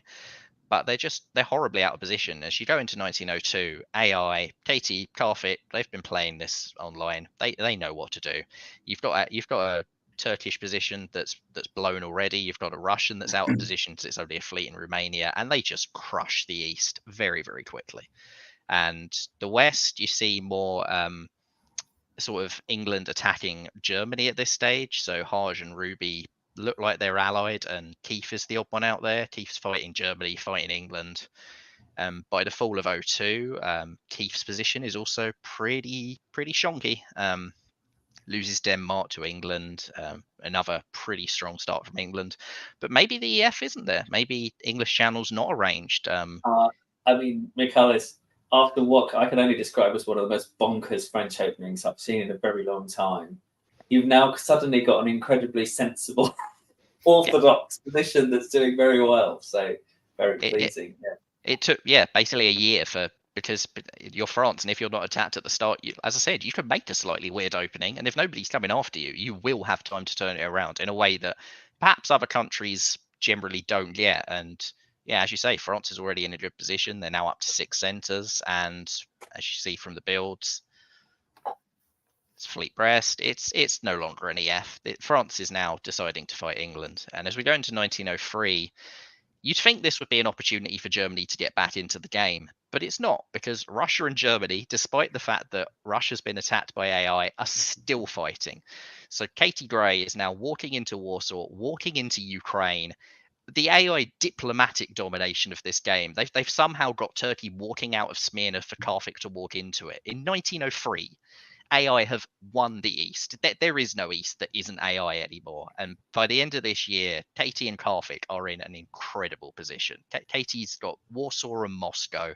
Turkey's down to 1. Russia has essentially won as well. This is absolute domination. While in the West, it's chaos. There is no clear winner in the West. France now moves up to North Atlantic to threaten England, but England's getting a build from Sweden so they can counter it, so Liverpool isn't actually at risk. And if we go into 1904, England's in St. Petersburg. Germany's now in Belgium, but has lost Munich. The chaos just continues on that side of the board. But Karthik and Katie are just cleaning up, and this time Karthik's coming west, and it was pretty obviously going to happen if he didn't stab Katie, like we saw with Adam last game. Italy doesn't stab Austria here, but this time the West is in disarray. There is no Western triple resisting this, and by the end of this year, if you go to the builds phase for this year, I'm going to throw it to Dan here. AI are obviously in a really good position. Who do you think in the West is in the best position?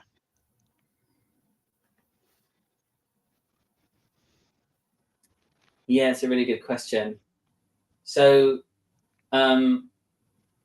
England can shove Baltic up to Gulf of Bothnia and leave Denmark. So with St. Petersburg, Gulf of Bothnia, Denmark, you've then got 4 units that can do whatever they want. Literally anything. On the assumption that Katie is going to smash into Germany, which I assume is literally her only option. And what would be even better is if you could get that or drain that army out of St. Petersburg. It's not quite on at the moment, but it'd be even better if you could. I want to be England for sure. But you see the German build. Does that change your equation? Because that German build is a pretty strong signal, and the Austrian build seems receptive to it. It's not in Vienna. This isn't Austria lining up an attack on Germany right now. This is Austria looking to partner with Germany, possibly. I think that's that's interesting, but yes, absolutely right. But I don't know. There's an awful lot of juicy German centres. If he puts those fleets up to sea, there's an awful lot of juicy German centres that aren't going to last. And you can lose Denmark probably, over time. And eventually Austria's going to get bored and just have it all. I've called it wrong, haven't I? I've made a mistake. You may not have. I will not give the spoilers yet, but if we go into 1905... England has decided that they're fighting Germany, but Germany is trying to side with the East. And what we see here is that Hodge just outguesses Keith. Belgium and Holland, that's a guess, and England wins it. Kiel, that's a guess, England wins it. Germany has got into Baltic Sea, but so what at the cost of everything else? In the East, this is more clean up. Italy is having a fleet willingly pulled off of the board because it's actually in the wrong part of the map, so may as well rebuild it. But this is where we go back to my theme at the start. Carthage does not rule the waves.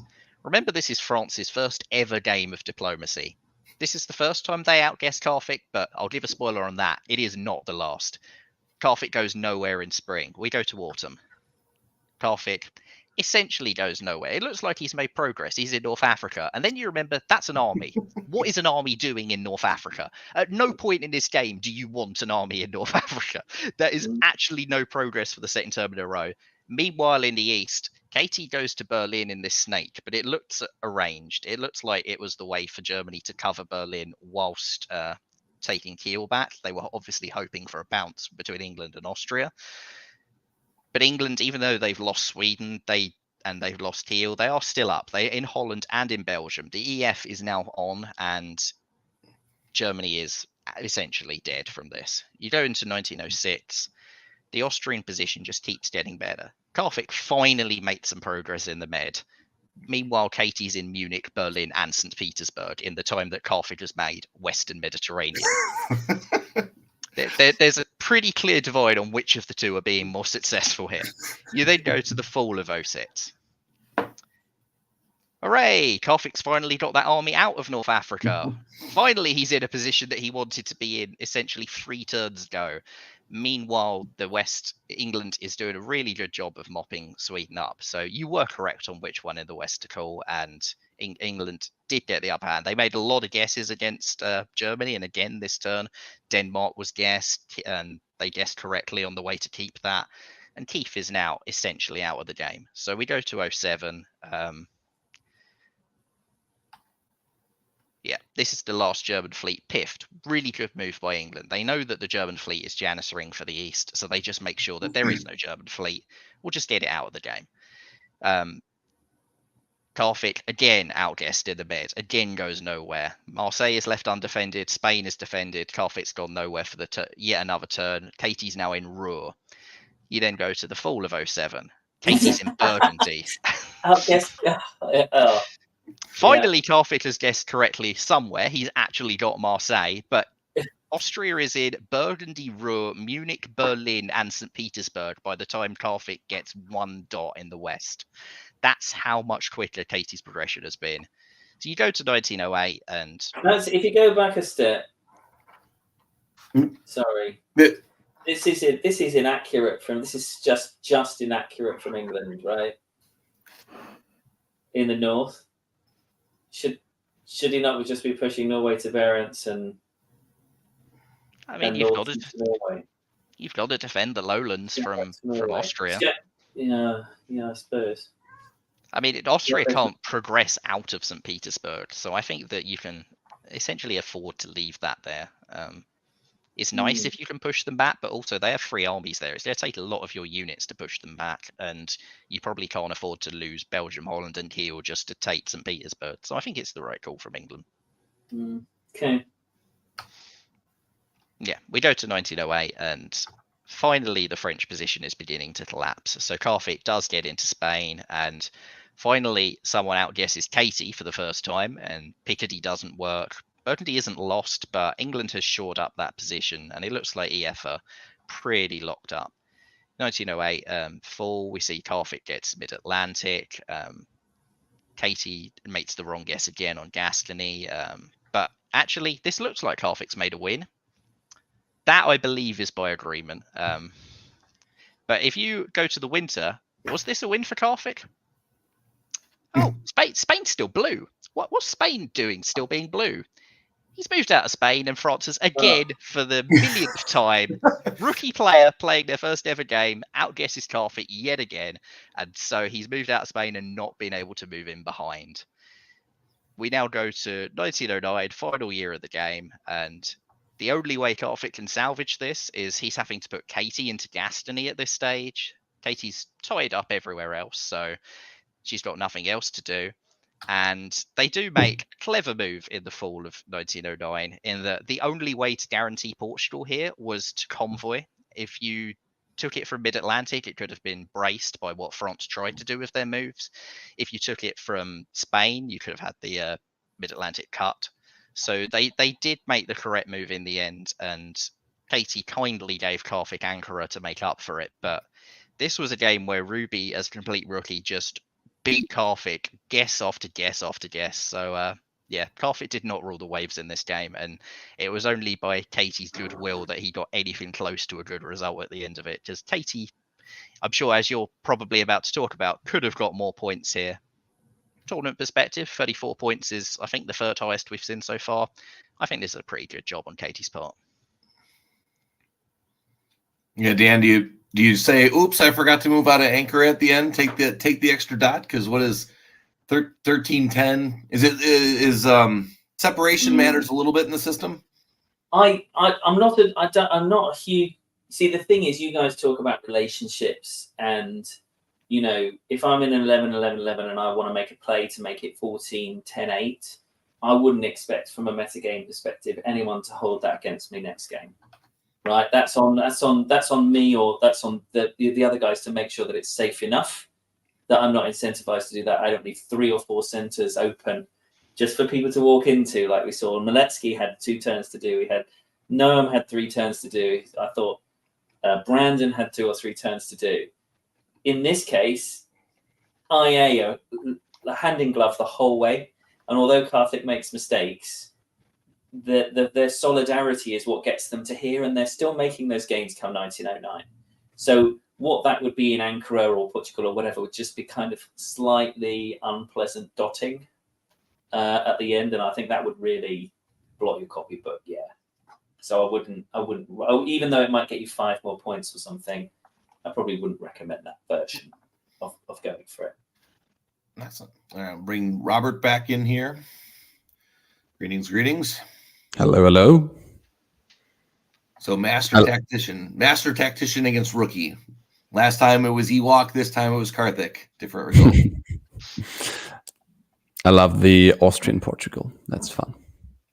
We also got to give credit to England in that they didn't lose anything to the East in pretty much that whole game. Yeah. Hodge played that really, really well, I think. It could have been, maybe he could have gone after St. Petersburg, but I think he would have lost Kiel, possibly Holland or Belgium, and he made the right call, I think, at the end. Yeah, quite right. And so interesting. So Hodge obviously has played before, like a regular of the scene, although I'm not familiar with them. Ruby, you said complete novice. Hodge must have been spending a lot of time and effort explaining, talking, helping Ruby with their moves as well as their own, and thinking about that diplomatically. So a really heavy lift in this game, as well as playing well. That is an important. Sorry, you go first. I was to say, I'm not actually familiar with Harsh. They don't play virtual as far as I'm aware, but they may be new to the game. They may be a face-to-face local or something. I just know that it was Ruby's first ever game. Yeah, and I think what Dan just said is an important skill. If you have a new player on the board, making sure that if you are in a situation where you are allied with them and you are fighting another strong alliance, that they write good orders tactically is not that easy.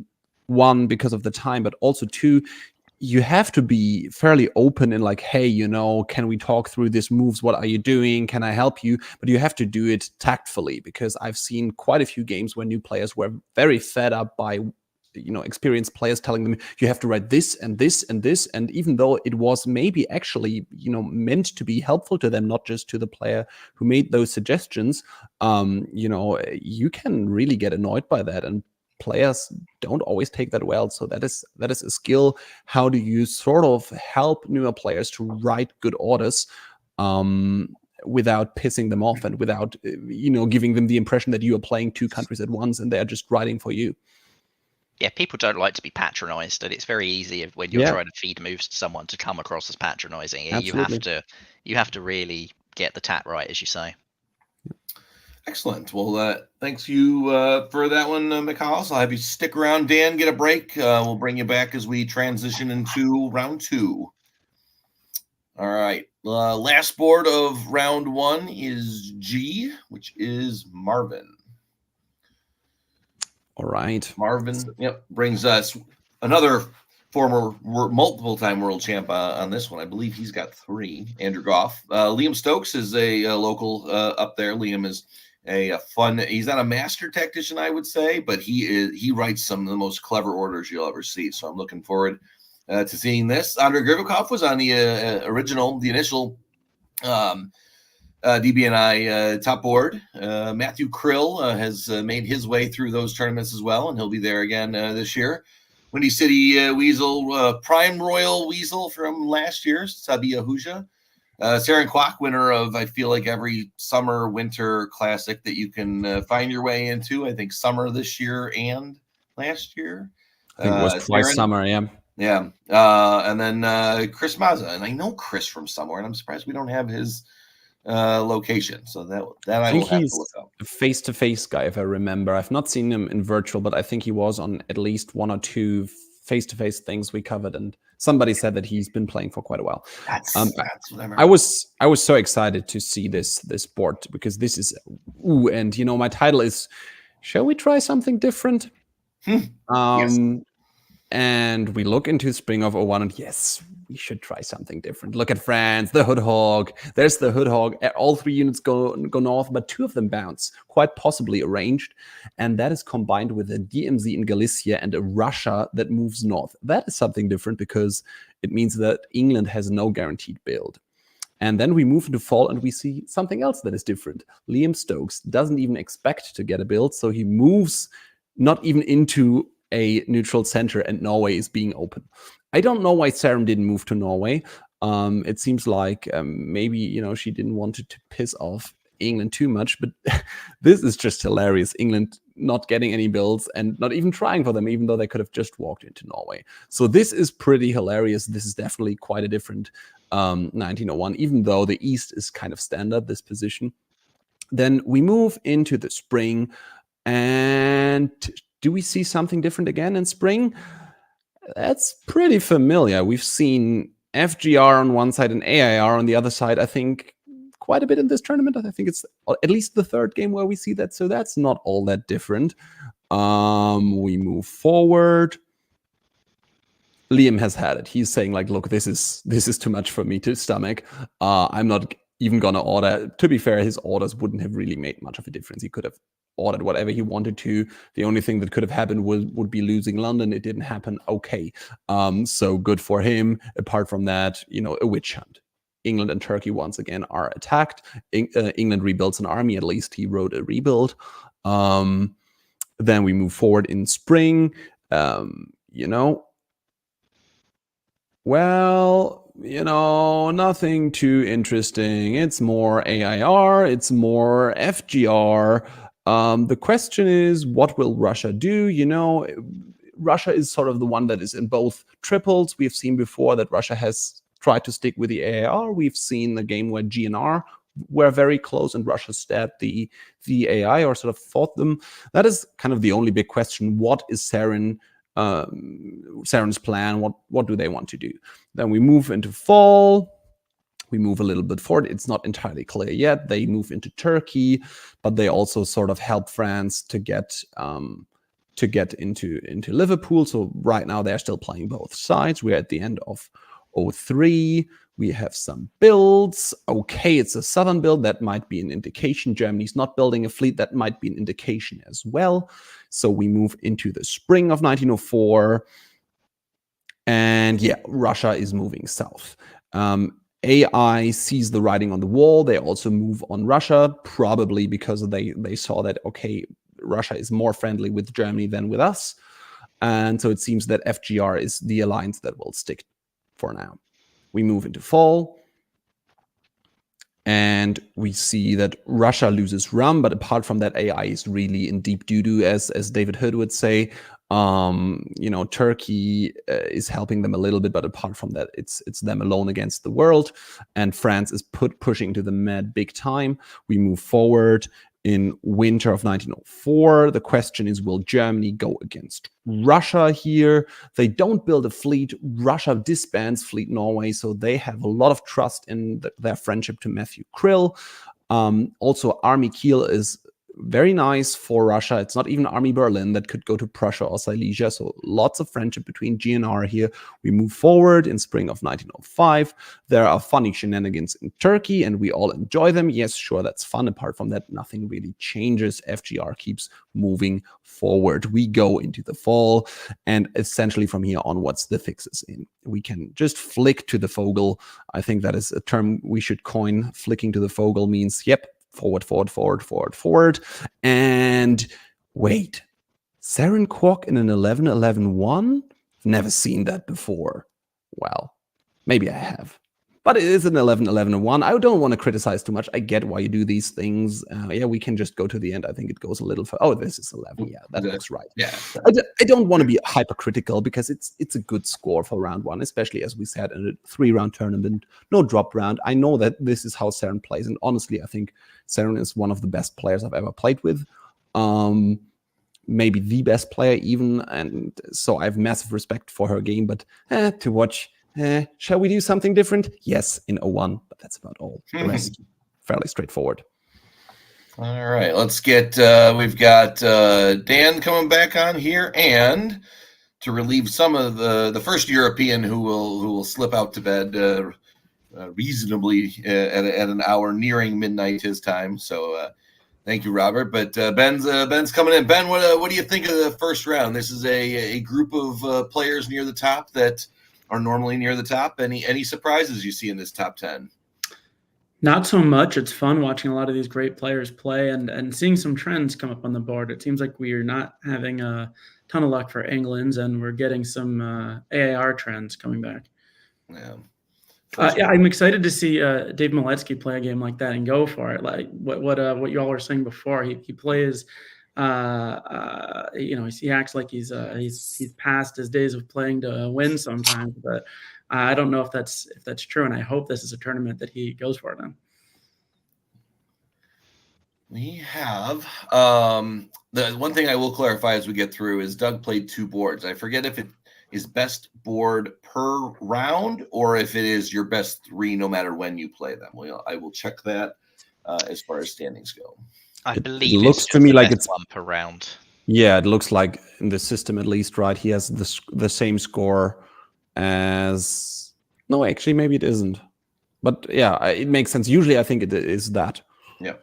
Okay. Well, I think you get a few points for survive, which he hasn't got there from the game he was eliminated in. So I think it's just his top there.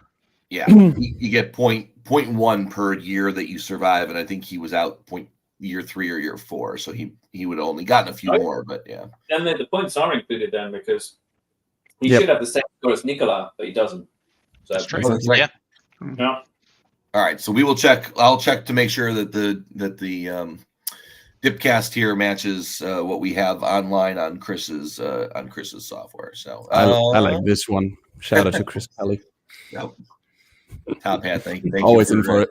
Always in for a good pun. See, it's fun being behind the scenes to do the producer stuff. When you're looking at the screen, you can't do that. So thank you for whoever's posting that. Robert, yeah, we will say good night to you, or almost good morning. Thank you for joining us for the first round. Went a little long in this first round, so maybe by the time you wake up, we'll be finishing the night broadcast. It was a pleasure. If you're still going in 8 hours, I'll help you out, guys. So hold on strong. You know, I'm coming to save you. It's like, you know, coming into the med to help you, but I'm gonna take your dots in the end anyway. I'm here to help you. Thank you, Robert. All right. We are good there. Ben, thanks for joining. I think you get the first one in round two. Round two was played Saturday night, if I remember correctly. I think the last game from the first round ended with about an hour and a half. So sometimes these tournaments overlap and they run right into the next round. With the 1909 year end, you didn't have too much worry about going to the next round. So I think all players were at least refreshed. Maybe not a nap. Oop. Can I say something about the scoreboard? Yeah. Right. Just my usual point. 3 rounds, 3 count. What's going to win this tournament? 100 plus. Got to get 100 plus. 110, 115. I don't know. Big score, 55. Huge score, 55. Right? Miletsky and Noam, they're in front. They're in front. They got a big score down. They need a decent score and another big score, and they win this tournament. Okay? That pack underneath, 4 through 10, I don't know how far I got down. It was 12. All these Fogelists, sorry, Brandon. All these people who go for this, like all the way down, there we go, all the way down to 15, right? They're all within 4 points. They haven't done anything yet in this tournament, in my view. They've just not, they're not having to play from behind. 2 huge scores, anyone's still in it, right? Because of course you can win with 2 huge scores. But if that block of 14 or 15 people get another 3-way draw top, another 30 points, they're nowhere near. They're going to be on 60, 61. They're going to need some massive score. You've got to get your big scores and you've got to get them in this scoring. That I'll probably be proved wrong. I'll be long in bed by the time this is finished, and you could all go, "Gosh, wasn't it great that they could get 3-way draws and win this tournament?" But yeah, you're saying if you need 2 bigs and a decent one, they've got the decent one, so that puts a lot of pressure to get the 2 big scores. It could still happen, but it's a lot of pressure on this next round, which could make for some exciting games. I hope we'll see whether David and Noam pay the price for this or not. From the philosophy of the Fogelists, you would expect David and Noam to be targeted this round and for them to have poor results as a result of it. If that doesn't happen, great. Their round ones look brilliant. If that does happen, well, maybe the majority is correct for now. I wouldn't expect to see more Fogels this round, though. I think that this is my philosophy would have been bank around round 1, target the big scores in the rest. It's how I won Dixie last year, and it's what I would expect people to be doing here. We will get to that, McCullough. I'm going to give you a longer break, excuse me, on this one, because you'll be with us throughout the night. We'll get these 2 guys here together for these next games, and we'll see in about probably about 30 minutes, I think. All right, let's do it. Round 2, board A is Bender. I don't know what Bender is yet, so I haven't seen it. Again, I got to get the names here. From Futurama, Kevin. You ever saw Futurama? There you go. Wise talking alcoholic robot. Well, see, I've been on a Bender before. I just didn't know the 2 and 2. There you go. Perfect. So, Austria, Nick Rados is back. England, Eric Silverman. I think his brother had the better result in round 1. France, Andrew Goff. Germany, Jason Massbaum. Italy, Riaz Virani. Russia, Ed Sullivan. Ed played 2 in the first round. I don't know if he plays 2 in this round. We'll have to check that out. And then Turkey, Craig Mayer, who had a nice, strong result in round 1. All right, Ben, Let's hear it. Sure. So pulling up my notes here. Look through this one. My theme from it is there's more than one way to top a board. I was trying to think of another idiom like more than one way to skin a cat, but it's kind of an outdated idiom. If anyone has a good replacement for that, put it in the chat. But regardless. All right. So we start off with a relatively normal 1901, aside from Riaz going into Trieste. And if you go forward to the fall, you can see that that's in exchange for a move to Aegean. So that's an early indication of an AI with Nick.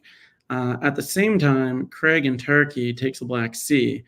Presumably, he didn't realize that Italy was going into Aegean here. Goff moves as far away from anyone else as he possibly can. I think that's actually a convoy from Spain to Portugal. And sending the signals he wants to send of friendliness to his neighbors. And we've got a pretty aggressive move by England towards Russia. Germany and Russia basically take their dots without ruffling any feathers.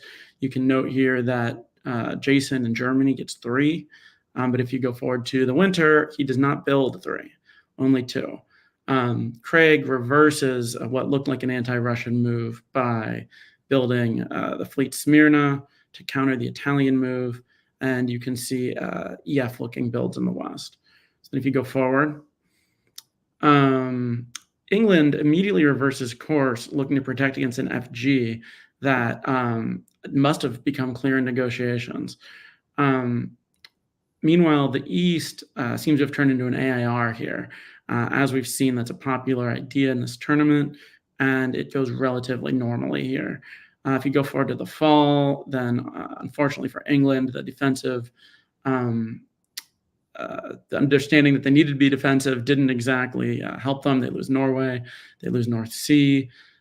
The AIR is making progress. France and Germany have set up a very good, bounce situation where neither of them are threatening each other at all.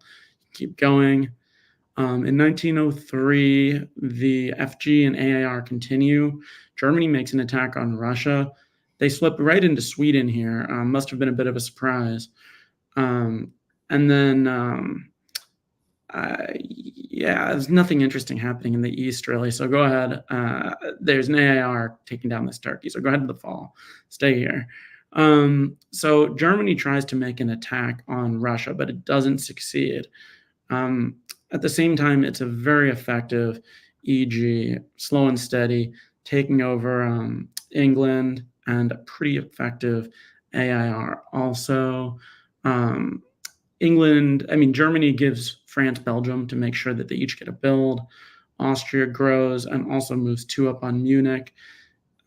And you'll note this army in Trieste is kind of going back and forth from Venice to Trieste, presumably to make it less predictable for Austria in case they were ever to want to stab, but you'll see that comes into play later.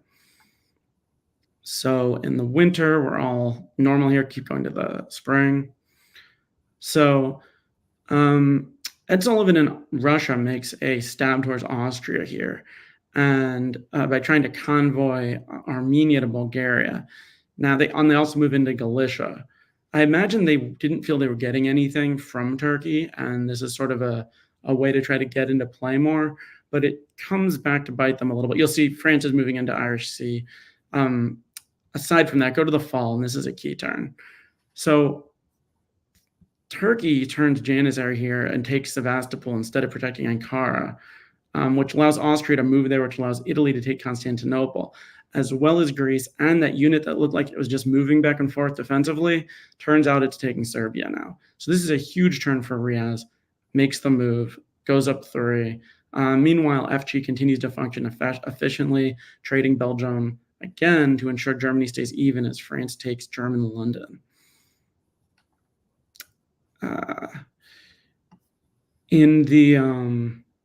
Actually, we've already seen them, but Dan, what do you think of the Italian decision here on the builds? Because it occurs to me that they have 2 priorities here. One of which is that France is getting pretty strong, and the other is that they've just made an attack on Austria and they've got dots to get.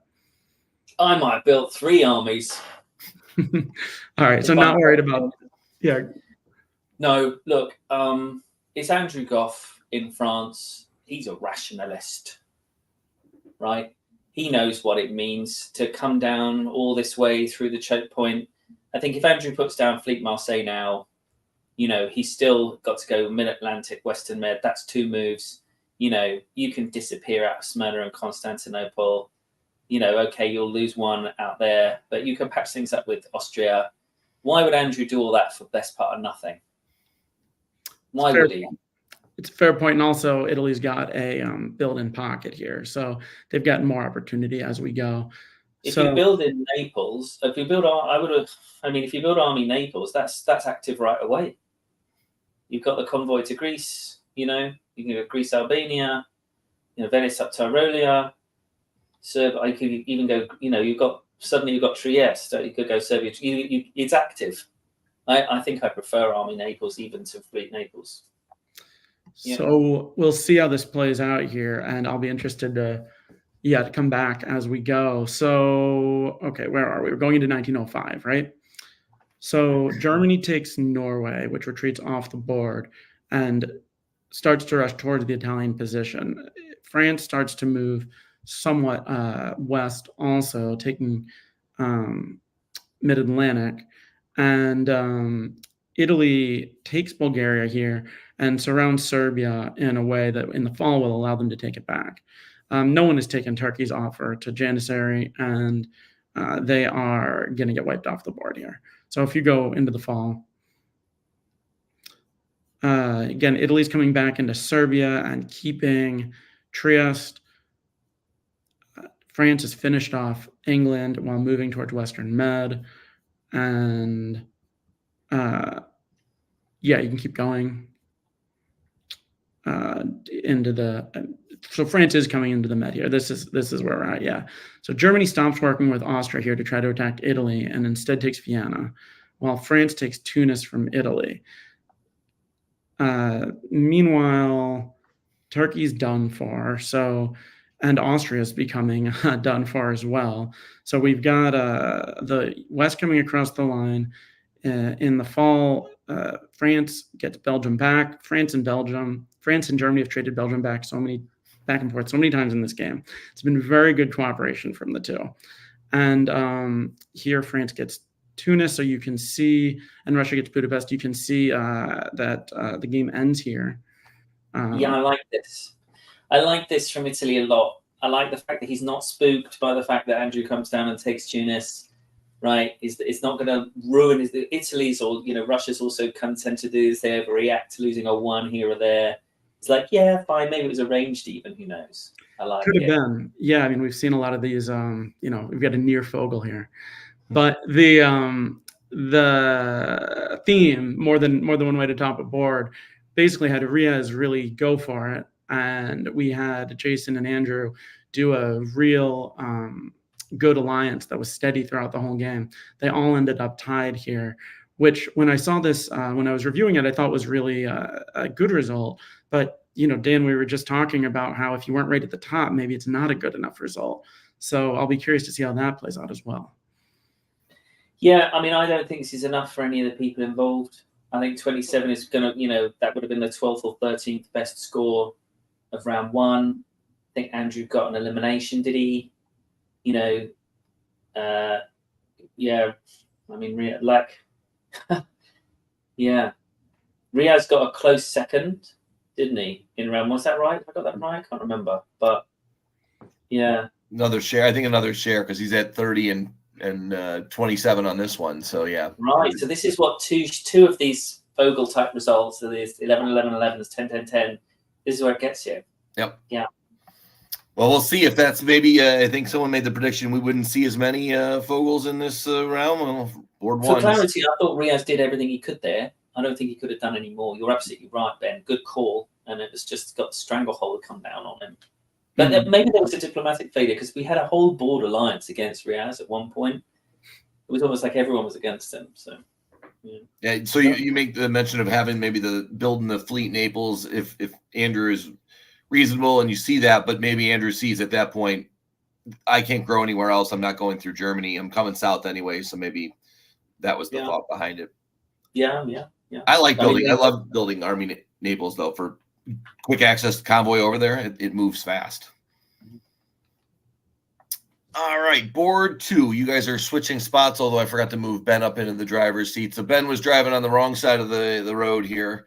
Or in England, the correct side of the road. Yep. Paired well to get you in. So Dan, we'll keep you in your spot, and we'll give you the wheel for board 2. So you guys clearly know these characters, and I mean the players on the board, not Priest. No. Oh, Pris, she's from Blade Runner. She's Daryl Hannah's character from Blade Runner. She's the all right. Now I really got to Google. Now I got to Google these. I like the. Another more next year of entertainment here, movies and TV shows to watch. There we go. Mike Moore in Austria, Matt Shields in England. Jason Bennett had the best result of this group. He was in the top 10. Alex Aman, Germany. David Poon, Italy. Chris Mazza and Mikey Hall, both ranked 32nd coming in the East. Dan. I was pleased to navigate this game. I played games over the board with all of these players except David, I think. I don't think I played a game with David, but a real kind of host of proper none of your virtual nonsense, proper face-to-face players in a proper face-to-face game, like a real old school throwdown. So what I was expecting was some real crazy stuff, and here we go, bouncing in this channel. Let's get cracking. Matt and Jason, I think they know one another pretty well, so put a marker down early doors, and Russia opens north. So disastrous again for Matt Shields, who had a pretty rough ride of it in round 1, and he's having a pretty rough ride of it already in round 2. So here we are, fall. Big let off for Matt. Exactly the same as Serena in that game we saw a couple of moments ago. Chris eschews Norway to set up for potentially their kind of build, the third build, to put 3 on it. But Matt slips into Norway, unlike we saw in the last game, and will get that build of his own. Germany gets 3. And if you look at winter, for me, I'm just going to pause here for a moment. I felt like in this moment, winter 1901, almost everybody has a kill shot on someone. So let's start with a kind of easy one, right? Chris is not built in St. Petersburg, North Coast, right? Which I would have expected to see. He's only got the 1 build, right? Down. What's the reason for the wave? No idea. Must be arranged with England, but put down St. Petersburg, North Coast. England's in all kinds of trouble. All kinds of trouble. He's going to lose Norway, and he's got 2 fleets in France. Fleet's gone on in Germany. He's in worlds of pain. Didn't put it on. Waved. Pretty wild. Okay. I don't think he waved there, right? He built it in Moscow. And so. Oh, sorry. Built it in Moscow. You're quite right. I'm so sorry. Silly me. Right. What's that going to do? Seems focused on the southern attack with the second fleet. So he's got 2 fleets in Romania. Maybe he's going to support Romania into the Black Sea. Not saying it's a good idea. It's a non-committal build, but I would imagine it goes south. We'll see. Okay. Yeah. Not as crazy as I thought. Okay. Fine. You'll see how you'll see why I thought he waved in a minute. So France is in a sneaky killer position here again against England. This is a classic. This looks like it's nothing much, but Mid-Atlantic, North Atlantic can't be stopped. Brest to Mid-Atlantic, and then you've got the straight convoy Portugal to Liverpool, which if Yorkshire comes down or convoys to Norway or does anything is a walk-in. And you've got a French army in Liverpool in fall 1902, and it is good night. So that that's there, that's on the table. Germany's banged down an awful lot of armies there. So and there's only 1 in Paris. That's just a sheer kind of number overwhelming situation. If you want it to be, you want to work with England. But the best thing here, of course, which I've left till last, all together now, a round of applause for Mike. Fleet Trieste. 1901 Fleet Trieste. Surely there is no way that this is going to work. Famous last No words. way. Right, flick forward. So obviously none of these kill shots get taken. Moscow moves to St. Petersburg. I don't know if there was a diplomatic arrangement and then a breakdown, right? But obviously, if that was going to happen, a build in St. Petersburg would have been better. Hindsight is a wonderful thing. There's also a cock-up in the south for Russia, I'm afraid, because manifestly the move here is Sevastopol supports Romania to Black Sea, Ukraine to Romania. And that just works, right? Yeah, I would think so. Because Bulgaria gets cut.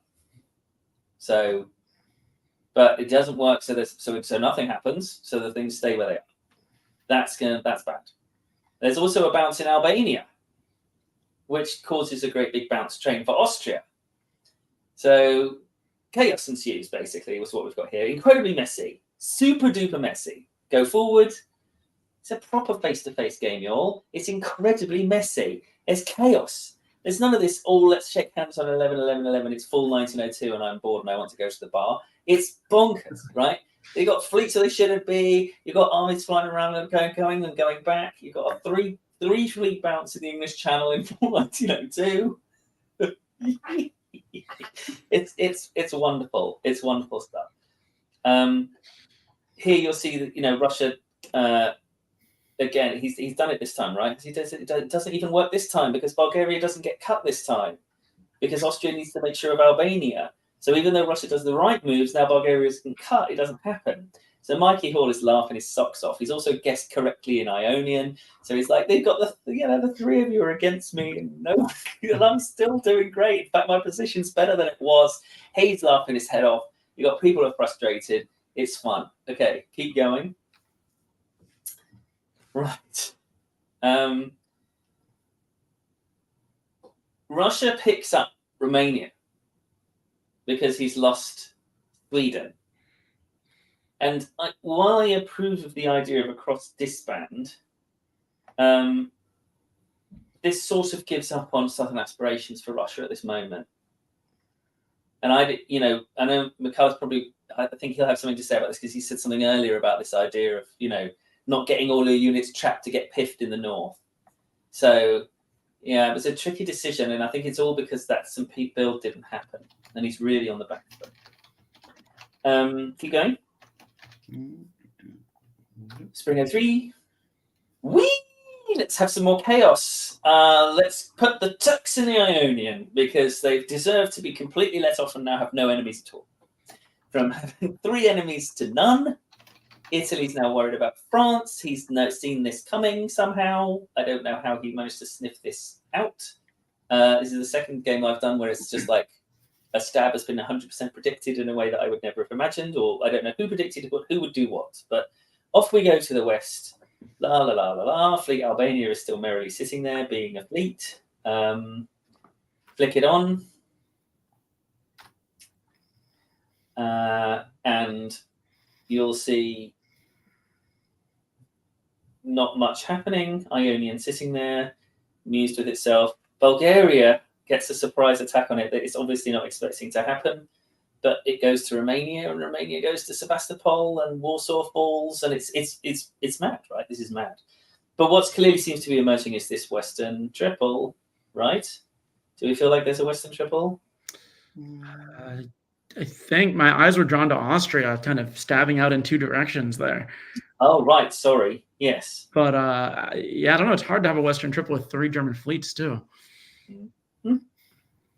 What? So presumably they will attack Norway at some point. But I'm not sure. Yeah.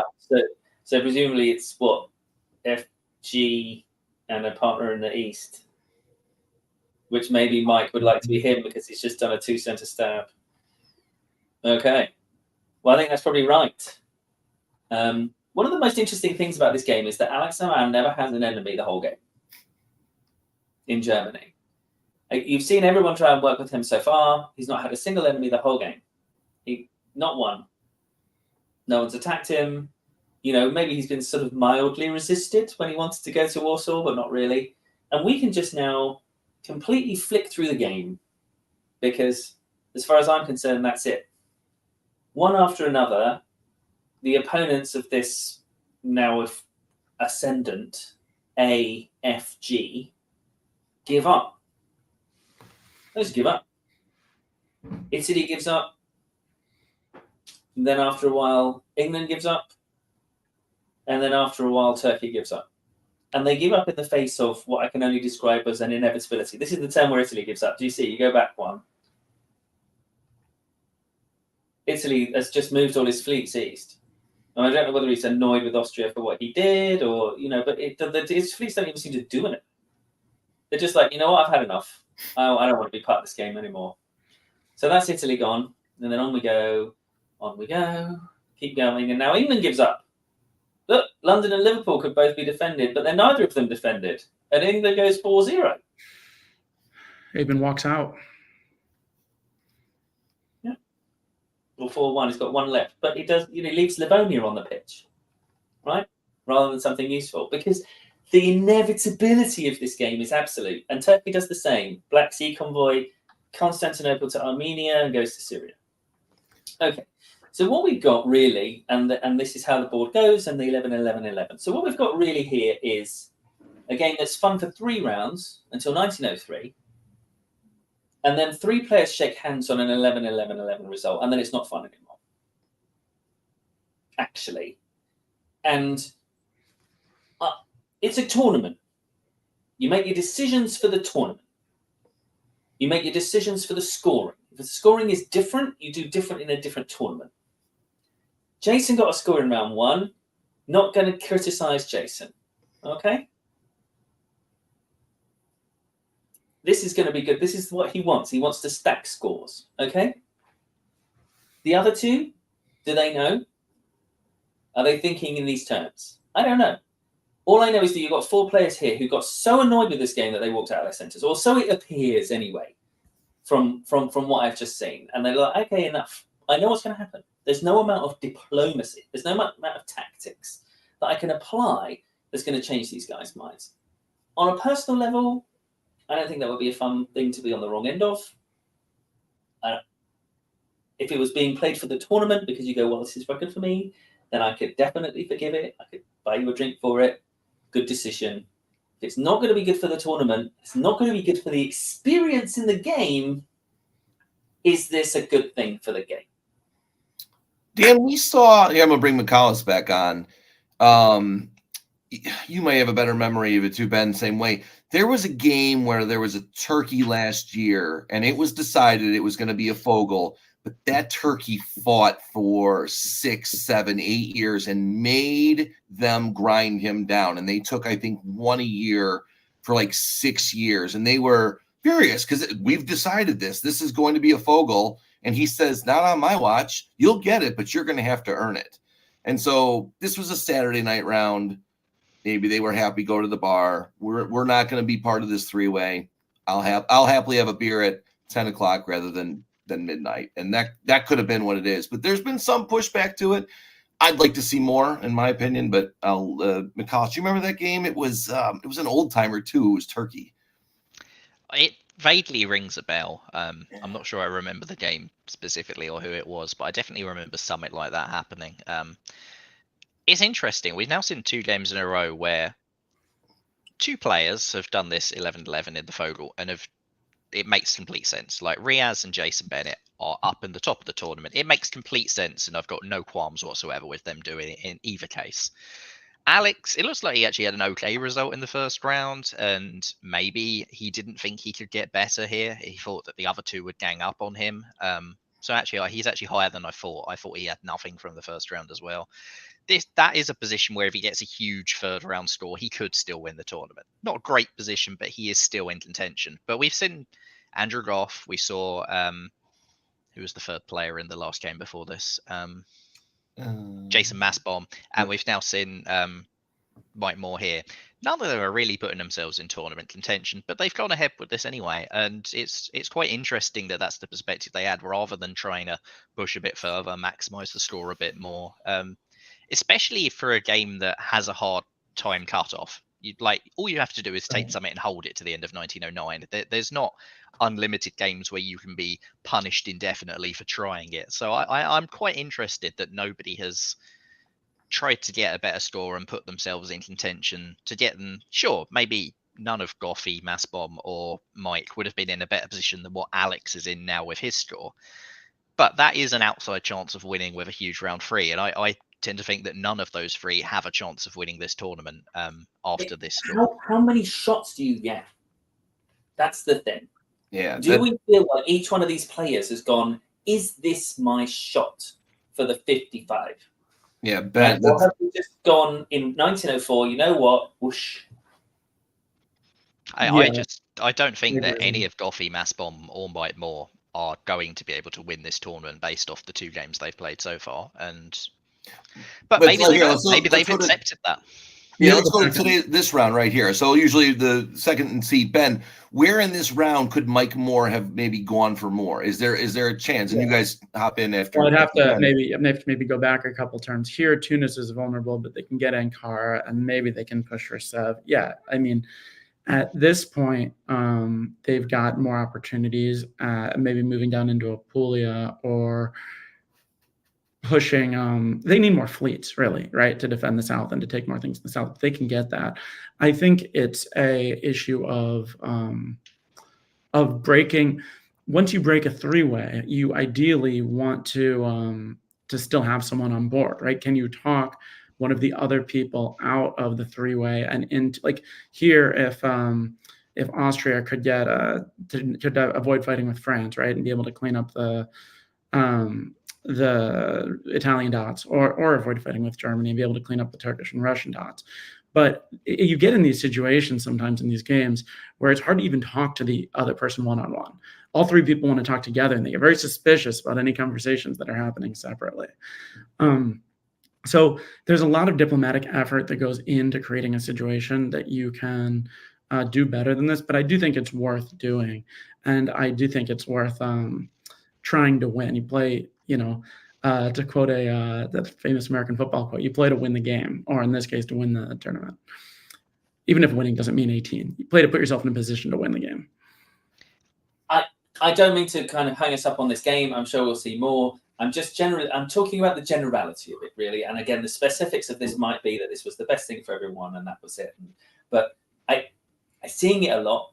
And, like I say, 2 games I've had where people took their shot and got a big score and got those top 2 slots on the leaderboard, and some games where people did not play themselves into contention when they maybe had a shot. I mean, this is chaos. This is 1904. This game is still here. Turkey can come back for a big score here. There's loads going on here. But they sort of put it to sleep. I think Ben made a good point that when you're in these 11-11, you can't be the one who stabs. You cannot go 1 against 2 when it's already got to this stage, because you don't win from there.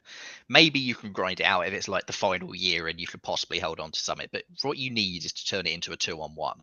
And in both of these games, we've had 2 players who were not in good standings after the first round, who, like this game, Germany-Austria, before Massbomb and Goffey.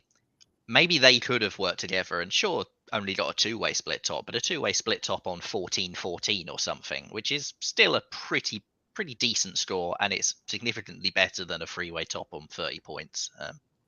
So I think in both cases, there's definitely points left on the table, but there is something about this scoring system. I believe I was part of the first ever 11-11, 11-1 at Virtual Cascadia in like my second ever virtual game. Ed Sullivan came up with this brilliant idea, and we all went ahead and did it.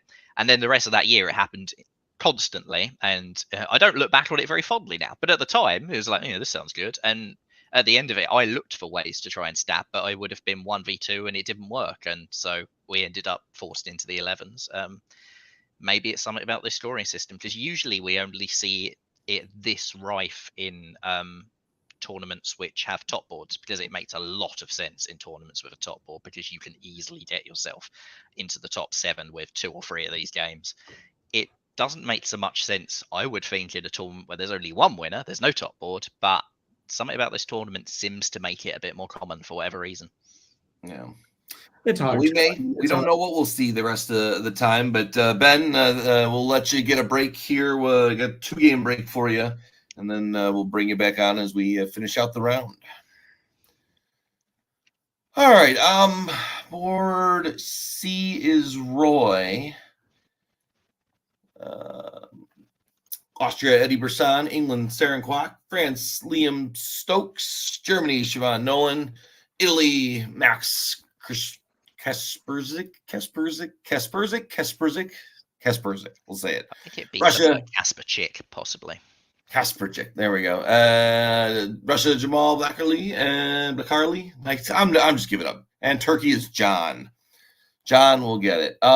This one, I think we to get to the time and all that, we're just going to talk about the end state here. You can see Liam jumped out. Liam was playing 2 boards in this round, jumped out to an early lead. Never looked back, and the players were done. And so we had some votes. It took a couple of turns to get the vote through. But that's where we are. You see more. There was one game in round 1 where there were some very flat lines for longer periods of time. And this one, I think, was the one game in round 2 where we had some decisive action early, and then it just stalled after 1902. So nice board top for Liam. I think he was playing 2 rounds or 2 boards in this round, but 25 points is not great. But if there's no progress, take what you can get, I guess, at this point. So that's what we got for board C. Board D is for McCallus and Leon. Players on board D: Austria, Kira Olsen; England, Andrei Gribikov; France, Nicolas Sahuguet after a nice first round; Germany, David Miller; Italy. So here's Ed's second board for this one. Russia, Narek; and Turkey is Karthik. This one, I stayed up quite late last night and watched it to the very end. I'm looking forward to hearing your take on it, McCallus. Let's put you in the non-British driver's seat here. Yeah, this one's a lot better than the games I've seen so far. This was quite an entertaining one, and I enjoyed this one. The start, things seem to go wrong for AI immediately. Austria, hedgehogs. You don't see that very often nowadays. Italy, I'm guessing, didn't expect it because they've gone to Tyrolia.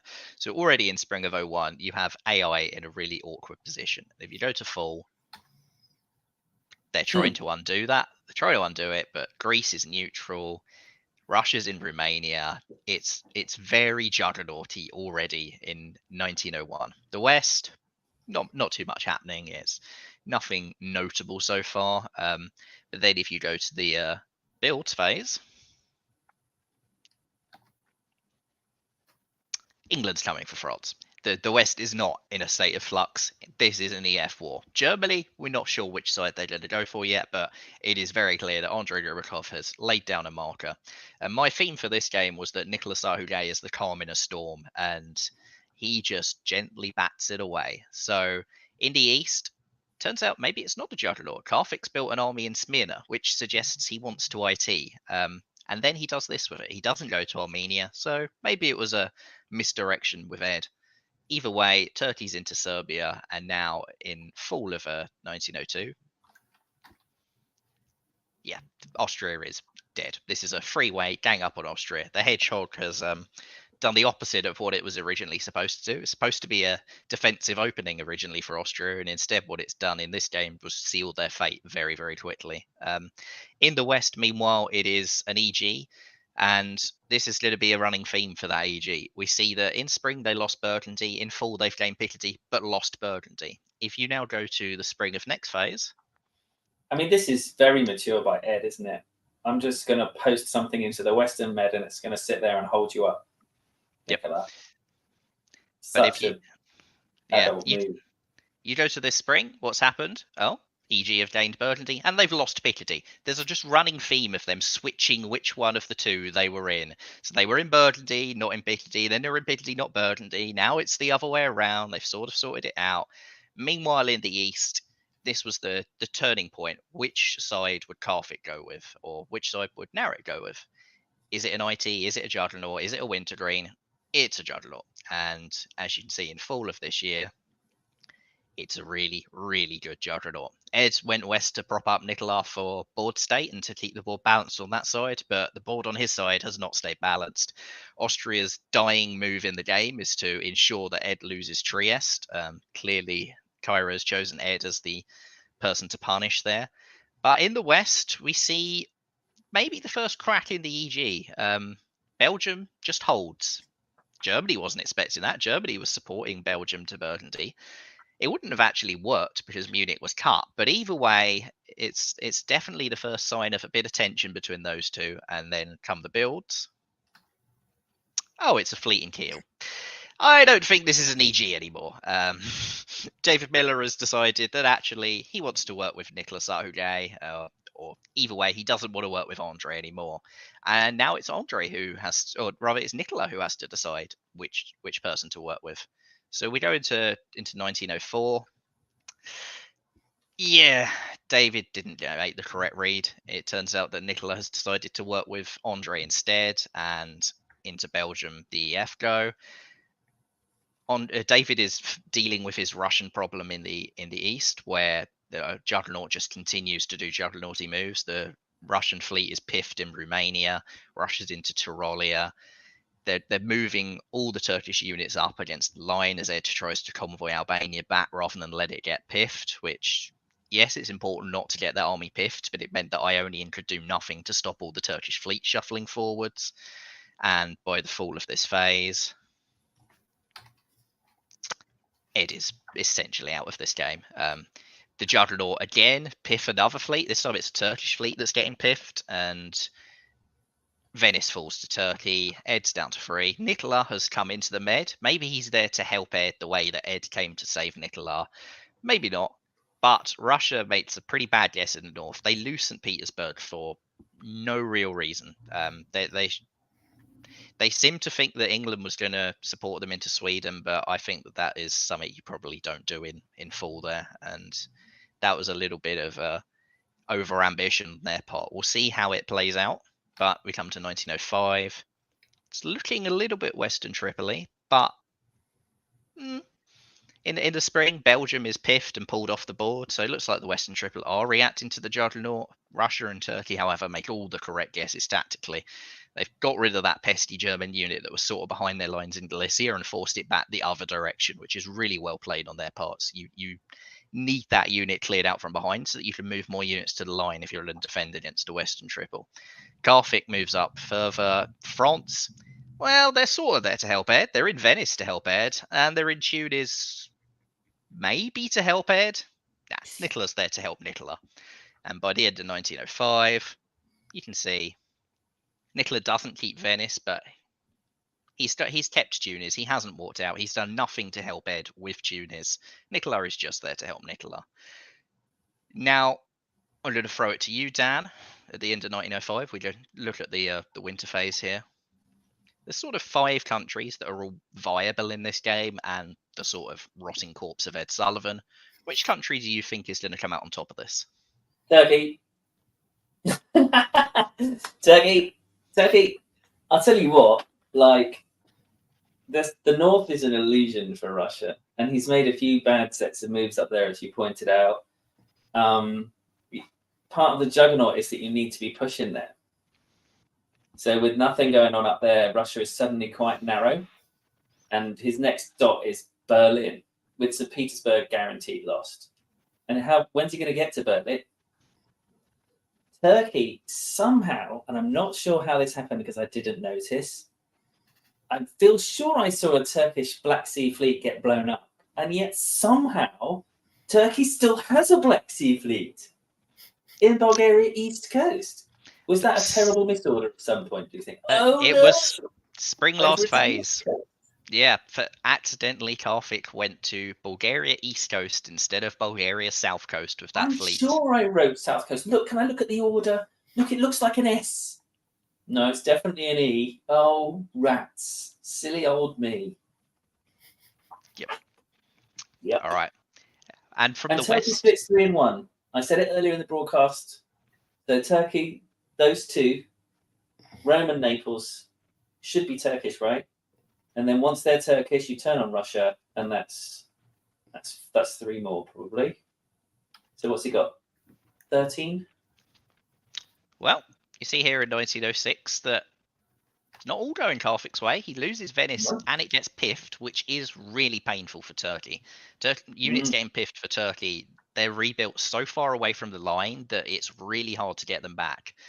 But again, Russia made some unwise decisions. They gave up on St. Petersburg, which was fair. St. Petersburg wasn't holdable. But taking Livonia whilst walking out of Warsaw is a decision that can be made. I'm not entirely sure it's a decision that should ever be made, but it is a decision that could be made, and it's a costly one. Just Germany just goes, yeah, sure, I'll retreat into Warsaw, and that is pretty bad news for Russia. While in the West, the Western Triple sort of continues. This time, it's Germany who's decided that their fleet is excess to requirements, so they're going to have their fleet piffed in Belgium. And if you go into full, that is exactly what happens. Except it's France that's taking it, because England's walking into Denmark and Sweden. So turns out that Western Triple isn't such of a triple after all. And it's really clever by France to at the same time support hold Venice. They're weakening Turkey whilst EF just go, yeah, we're done with you, Germany. And David Miller doesn't even get to keep Warsaw because St. Petersburg doesn't do the nice friendly thing of cutting Moscow, because instead it's too busy letting the English dots grow through Denmark and Sweden. Carthage, meanwhile... Look at that position in full, by the way, for Germany. Sorry to interrupt again. Not all that block that we traditionally think of as Germany's big, solid, hard-to-break-down centre. There's not a unit anywhere near it. Nothing in Sweden, Denmark, Holland, Ruhr, Munich, Kiel, Berlin. Belgium, nothing there. That turn went about as bad as it possibly could have done, except actually it could have been even worse, because Russia could have walked into Munich as well, and Berlin. Yeah. That was about as bad. Yeah, that's the stuff of nightmares for David Miller for the second game in a row, because he had a fast starting Russia earlier and then it all went backwards very, very quickly, and now it's sort of history repeating itself. So why didn't Belgium retreat to Holland? If it's a full-on stab. Diplomatic pitch, possibly. He's obviously got to be pitching. Maybe he's pitching to France. Maybe he thinks France is still on side and France wanted the fleet gone. I can't imagine why France would want the fleet gone, but yeah, he's more worried about Russia still. For whatever reason, Andre is just getting to take Sweden and Denmark with no problem whatsoever. It's definitely a hard one for me to interpret as to why Belgium just came off the board and why Germany did that. I guess Belgium came off so that they could build the army whilst being stabbed, but yeah. Maybe they've decided that Kiel, Berlin, Munich's all they're going to get and they just want to hold them. Mm. Yeah. So we can go into 1907 now. Well, this is what you said earlier about Carthage and about to the Turkish position. Carthage has decided with 3 years to go that he doesn't need Russia.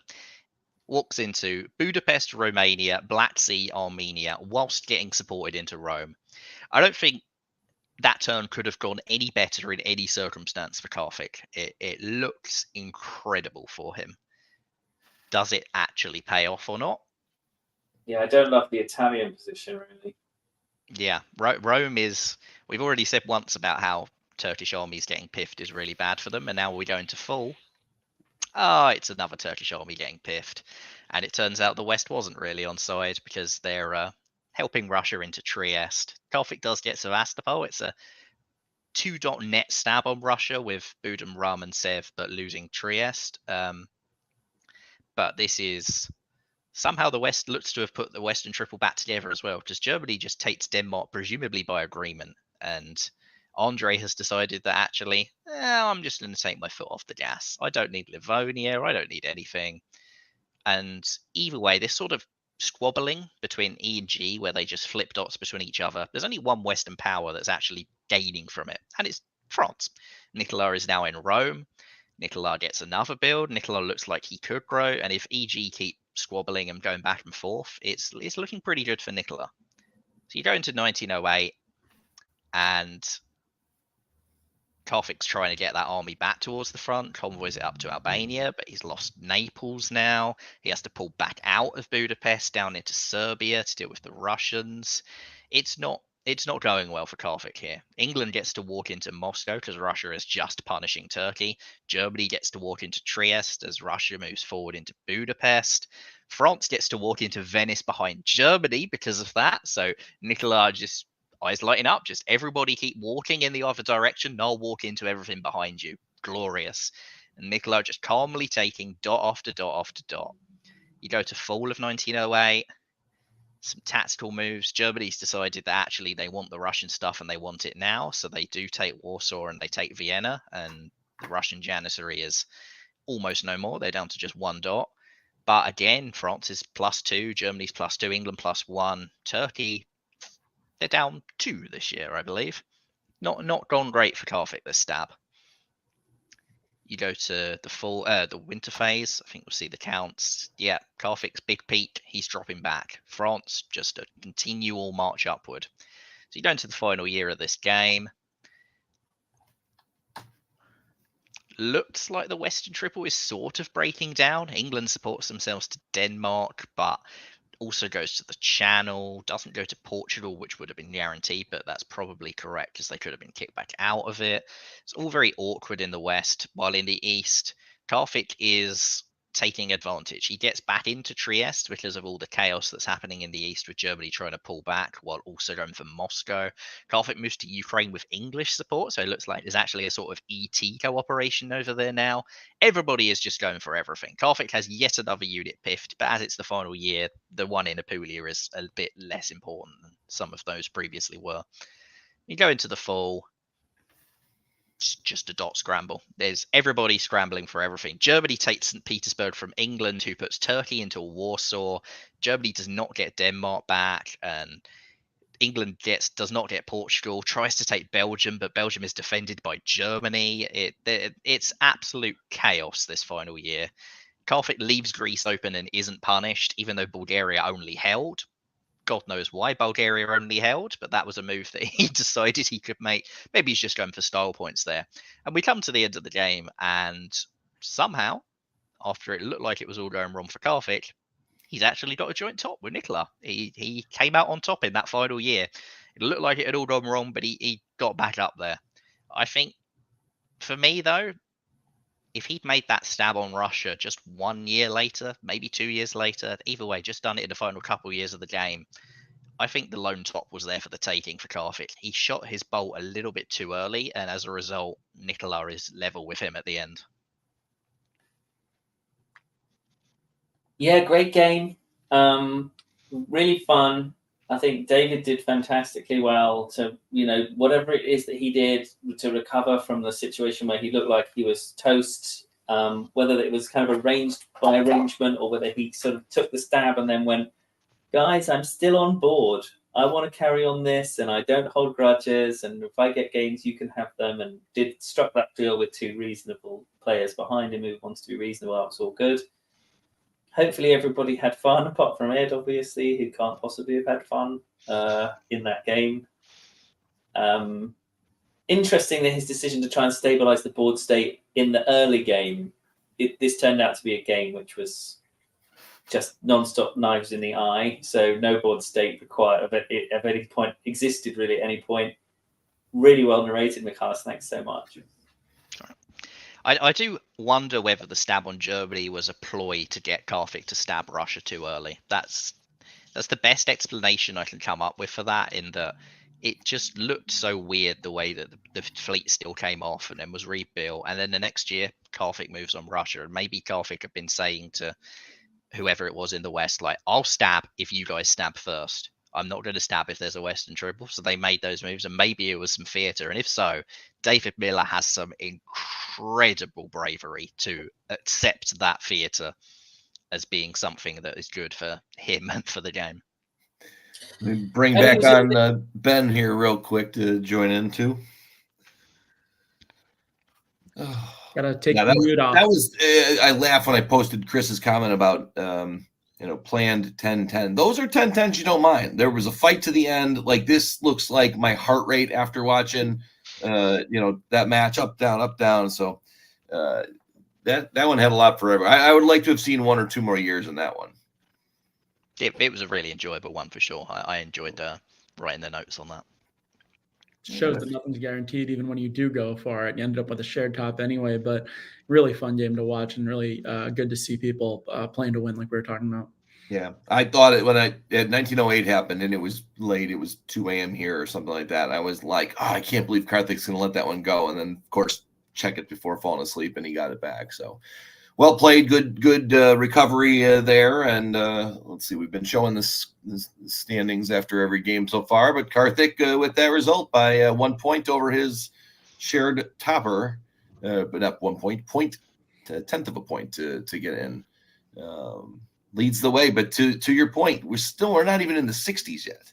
Like, we think we're going to get to 100. I know we got some big scores coming up from the early rounds, but like Nome, we got still. Moletsky, we got still. We're going to get a 60 in here, right? I mean, with 3 games to go, the Fodalists are on top so far. Yeah. All right, we got to fix that. Dan, go say a spiritual blessing for one of these games not looking like the rest. All right, Ben is in the driver's seat on this one. We got board E Cortana, which I feel like is used to be a software program for someone. Cortana is the AI in Halo, I believe. Right. There we go. You can see I don't even play video games. I got to figure out a new lifestyle or something. God, how long ago was Halo when that first came out? I remember how revolutionary that was for like a realistic feeling shooter game, and that was such a long time ago now. That's older than a few of the players, so I think yeah, for sure. Speak for yourself. That's my childhood. Yeah. Well, I mean, yeah, mine too. But I was in high school, and yeah. Well, anyway, you're more your true childhood. Anyway, okay, so we got a game here with a few people who it's funny because I reviewed this beforehand without knowing the standings at the time, so it's even more interesting looking at it now and seeing that Katie's in 3rd place, Noam's in 2nd place, and Doug is in 4th place coming into this game. And Krill in 9th is not your normal 9th place. He could top any board anytime. So absolutely, he fogled round 1 as well, so he's still right in there. Yeah, it's a great set of players. These are all aside from Ruby Dixon here, who we learned earlier. It's their first time playing. This is all a board of really good players that I've played with, aside from Andrew Koch, but I'm aware that they're a good extended deadline player. So, all right, what do I have here? My theme here was slow and steady. So France opens aggressively to the Channel and to Picardy, while Austria and Russia DMC Galicia, and Italy takes Trieste. Oh, sorry. I wrote my notes for the whole year at once. I go forward to the fall, and you can see that Italy takes Trieste as well as Tunis, an aggressive start. France only uses their advantage in the English Channel to take Belgium, not to make a direct attack onto England that wasn't guaranteed to work. In England, Matt Krill builds Fleet North Coast in the winter. Sorry, go ahead to the winter. And Italy builds 2 fleets, while Turkey builds an army, which is interesting given the Italian fleet build. They may have been sold a bill of goods there. We can see from the builds that Andrew in France is committed to working with Germany. They put 2 fleets down. If you go forward to 1902, Katie does not take Andrew's offer there, instead moving into Ruhr and setting up to take Burgundy while also moving into Belgium. I wonder if there's maybe a balance arranged in Burgundy or something. And it turns out they had English support, so it didn't matter that much anyway. Meanwhile, the East turns into an AIR, which takes Bulgaria, Aegean, Armenia, and in the fall starts to push west, with bounces happening in Lyon and Western Med. Whether or not those are things that they each knew would happen, they're putting a lot of pressure on each other, Italy and France, and distracting each other's attention, particularly France, when they're also trying to defend against England and Germany. So, as I said, Germany gets into Burgundy, and France is on the defensive. So 1903. Built are pretty standard. You go ahead. Germany takes Sweden here, and in the fall helps England into Norway, while France finally is free enough to take up Portugal in the fall. and Italy backs off from attacking westward with its fleets. Now, one of the reasons Italy might be backing off is because it seems there's some strife here between Doug and Noam. So they're moving towards the line here. Well, they're right. Sorry, can you go back to the spring for a moment? Yeah, so they start to look like they're moving towards Bohemia here, and Venice goes to Tyrolia, while the AIR continues and Russia takes Ankara. But then in the fall, you can see that Austria and Italy each put 2 on Trieste. Now, this is the first indication of strife between them, and it could be that there is a breakdown, or else there's a lack of trust causing an arranged bounce. Not exactly clear. Then, If I quickly come in here, that spring move to Bohemia from Austria, I remember you and me at the start of this season in VDL, we did an AI where we did a very strong top together. It was 14-14 or whatever. And in that game, we'd been in an air, but I hadn't wanted to go to Bohemia. And I'd leaked that I was going there to Germany to get Germany to bounce me out of it. And I wonder if Katie did the exact same thing with Doug here, and that Bohemia was actually arranged between those two so that Doug could then stab one of the partners in the AIR. In this case, it's Italy. It looks like they've gone for rather than Russia, but that was definitely what I did earlier in this season. It's a good way for Austria to pull out of an attack. Yeah, I mean, and it works to create pressure here, but they don't choose to use Serbia in the attack. They choose to move it to Bulgaria instead. So that's that's what made me unsure about whether it was a true stab or not, but it seems like a very odd bounce to do in an arranged way. So I wasn't exactly sure what was going on there. It's a very good point about using a bounce like that to hold you back. Be interested to talk more about that game later, because I don't think we did end up fighting in that game. So you must have changed your mind back at some point. But I stabbed Russia rather than you, if I remember rightly. Okay, right. All right, so 1904. So at this point in the West, France is putting up a solid defense. And if you go to the spring, that army that they get to build here does help them to defend. They don't lose anything, although England is convoying back to Yorkshire, I guess, to defend in case Mid-Atlantic goes north. France is putting up a good defense. Austria and Italy are truly at war at this point, whether they were before or not, because now Serbia is used to take Trieste. Meanwhile, Austria also gets Smyrna. So it is a definite advantage for Austria, and they seem to have Russia on side. They help them to get Constantinople, while also enabling the fleet to move out towards Ionian Sea. So we go ahead. Builds are pretty standard here. Army Sev, Army Bulgaria, and go into the spring. So Katie wins a guess here in the spring to take Paris, and Johnny in England gives up Norway to Russia, but we'll see them take it back in the fall with German help. So this allows Johnny to bring another fleet in play against the Mid-Atlantic. And you can see here that Johnny and Katie are working great together. Slow and steady, like I said, they're making progress on France. And yet, if you look at the chart, Johnny is well behind Katie. So there's a lot of trust here, not just for no one to stab each other, but for this trust to be repaid as the game goes, and the help to be repaid, and for Katie to make things right by the end of it. So in the east, Russia and Austria continue to fight Italy, but nothing really moves other than the Austrian armies to Bohemia and then sort of trying to make this plan Tyrolia. You can go ahead to the next year. So things continue with this basic alliance structure. England and Germany are grinding down France, and Austria is working on Italy. In 1906, Johnny gets the convoy to Picardy, allowing him to ensure he takes Brest in the fall. And the Russian fleet from Sev that was just built, that was an interesting build because it really commits to moving all the way down and taking Ionian, whereas, it's a ways off. McAllis, I was watching this and I was unsure about what exactly I would do if I was Russia here, because there's enemies on the board for a lot of the people. But for Russia, there's not really anything to take, and there's not really anyone to defend against either. The Matt seems to have chosen to build 7 to try to move towards Ionian. Is there anything else you would do here, or do you think that's the best choice?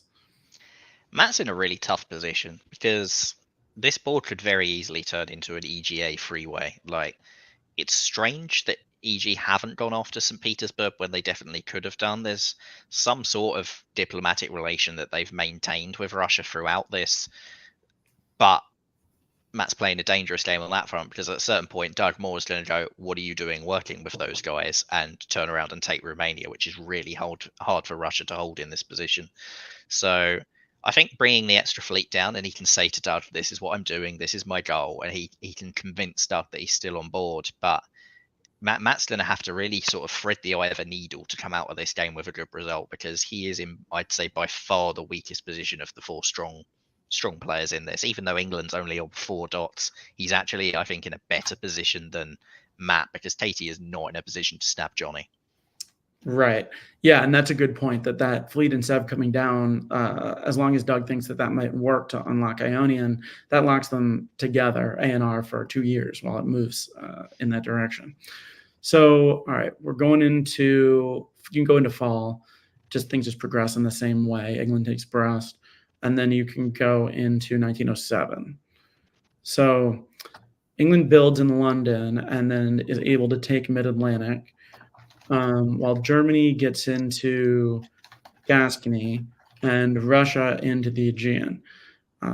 However, in the fall, France, you can see, has come over to Tyrrhenian, and now going to fall stops the AR from taking Ionian like they'd hoped to.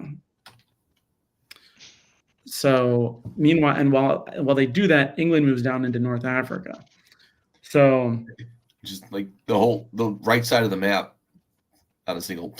Nothing's happening. Right, exactly. I've got like one comment on each year for this part of the game. That France move to prevent anything from happening Ionian is significant. At this point, the AR gives up on Ionian and reverses itself. Presumably, this is a diplomatic play between Noam and Matt to go backwards and allow Italy to defend Tunis to keep England from getting it. England and Germany are paying off their persistence at this point. They're able to take Portugal, Spain, and St. Petersburg, although Katie continues to see the lion's share of the gains as she gets Spain and St. Petersburg, while England only gets Portugal. There's no... go ahead. That Prussian PIF looks really painful for Germany, though. Yeah, they need it to take St. Petersburg, given the lack of something in Barents, but it does allow Austria to get to the line. And you're right, if you go ahead, it costs them Munich. So yeah, Silesia shouldn't have been moved to. It should have been left open so that if Prussia was attacked like that, you just retreat to Prussia and everything's fine. That's definitely going to cost Germany some of their result. Yeah, well, certainly they finish a center down from where they could have, but I believe the game wraps up here. Yeah. So it's a good score for Katie, 27, but it's not. I'm not sure what one more center would have gotten there.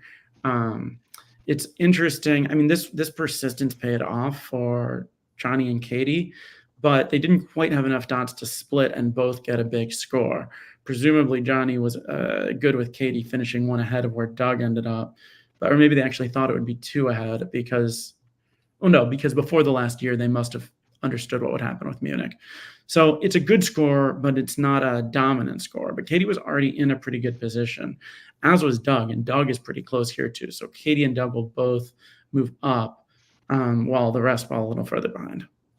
Yeah, Matthew, he had a photo in the round 1. He's still in contention, and Gnome, well, this is the opposite of what Dan wanted to see. Dan wanted to see the 2 people who took big scores in round 1 go and push forward, and Gnome has managed to grind a survive out, and all credit to him for that, but 10 points, he's behind the Fodalists now, so hasn't paid off for one. We'll see whether it pays off for Miletsky.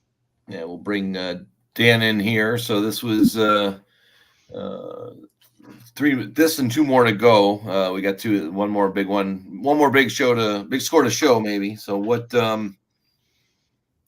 Yeah, anything good and game. different? Enjoyed this game. People fought it on its merits. Katie's more on my team than the Fogel team. She topped, right? She didn't settle. She pushed for that extra center, right? In her game, I can't quite remember it. Who covered that one? She beat Karthik by one on her. She was the Austria in Portugal. She was the Austrian Portugal, and we said she could have pushed for that other dot if she'd wanted to, but I said that was the wrong kind of doing. Yep. And they had another one down there on an 8 or 9 or something. I'd say she's more on my side. That was not a let's all shake hands at a 3-way. That was a good two-way alliance. She came out on top and got a good score. So she didn't get 30. She got more than 30 in round 1.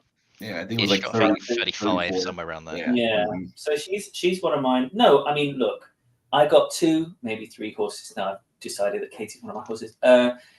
Horses, you guys have got 15 horses. So like of all the people who fogled, so you're more likely to win. I grant you that. I'm the fogey. Do you have that word in the United States? A fogey? Yes. Somebody kind of like old and washed up. Yeah, I'm an old-fashioned. I'm not disagreeing with you. I like to see when people go for it. Fogey against the Fogel. Yeah. Well, Aaron, speaking of the Fogel, we've got Dan back on to do the board with Brandon Fogel coming in at 5th place right here. McCallus, enjoy this last break. Once you're back, we're gonna take it to the finish line. Is this the last one of the round? This is now. We've got 2 more. You'll take a break after. Right. I'm disappointed if Maletsky didn't play. No, Maletsky is in. He is on the last board we'll cover. You don't have that one either, so you'll be surprised. He's got to win. One of my horses, he can't fall. He's got to win. All right, so board F, Jarvis. We've got Matthew Tanchi had a fun one in round 1. Brandon Fogel, one of the Foglers, although he didn't Fogel. Yeah, he did.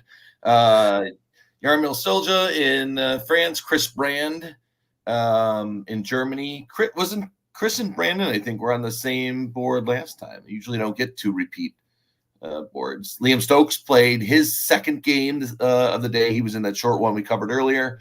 Andrew Zick in Russia and Doc Binder. So two former world champs, both who won theirs in Chicago on this same board, along with Chicago's probably most notable player at this point. So, right to the game. Okay. So Chris Brown can't win the tournament, right? Correct. He cannot win the tournament. See, he's not playing for points. He's playing for fun. Yes. And he's open to the Heligoland bite. Someone who was on this call, was it you, Ben, earlier, said people like Chris Brown, they do these crazy openings and then they pretend they're all like, "Ooh, I'm just playing for fun and I'm not all that good." Was that you, or is you said that? I'm not sure I said that, but I definitely feel that way sometimes. One of my fellow conversations said this exact thing about Chris to kind of disarm people and make them feel at ease about him, right? And they use Chris as an example, and here is him doing exactly that. So that was prescient, like 2 thumbs up, many props for the foresight. Heligoland bite's hilarious, right? I mean, Russia gets Sweden guaranteed, so you got a friend there if you wanted one. Yeah, we could be besties. England's got to be like, it's not dangerous for England, right? Because you can still, still got to see that fleet kill built, and then it's still going to move out. It's literally no more dangerous, but it's fun though, isn't it? Right? We got some fun. Nothing else on this board is fun. So next, autumn. Disappointed. Just goes back into a traditional position. I wanted to see something supported to Holland or Denmark. Oh, it's almost like Chris did it to disarm the people next to him and to make them feel at ease. Anyway, yep. Standard as. Yep. Keep going. Hang on. What's going on here? France has put down 2 armies. England's put down 2 fleets. Russia's trying to put down a fleet in the north. maybe no one is feeling particularly disarmed by Fleet Heligoland after all. That's literally every build is anti-German. I mean, maybe Fleets of Pittsburgh South Coast would have been worse, but yeah. And then the East, nothing. Boring. Next.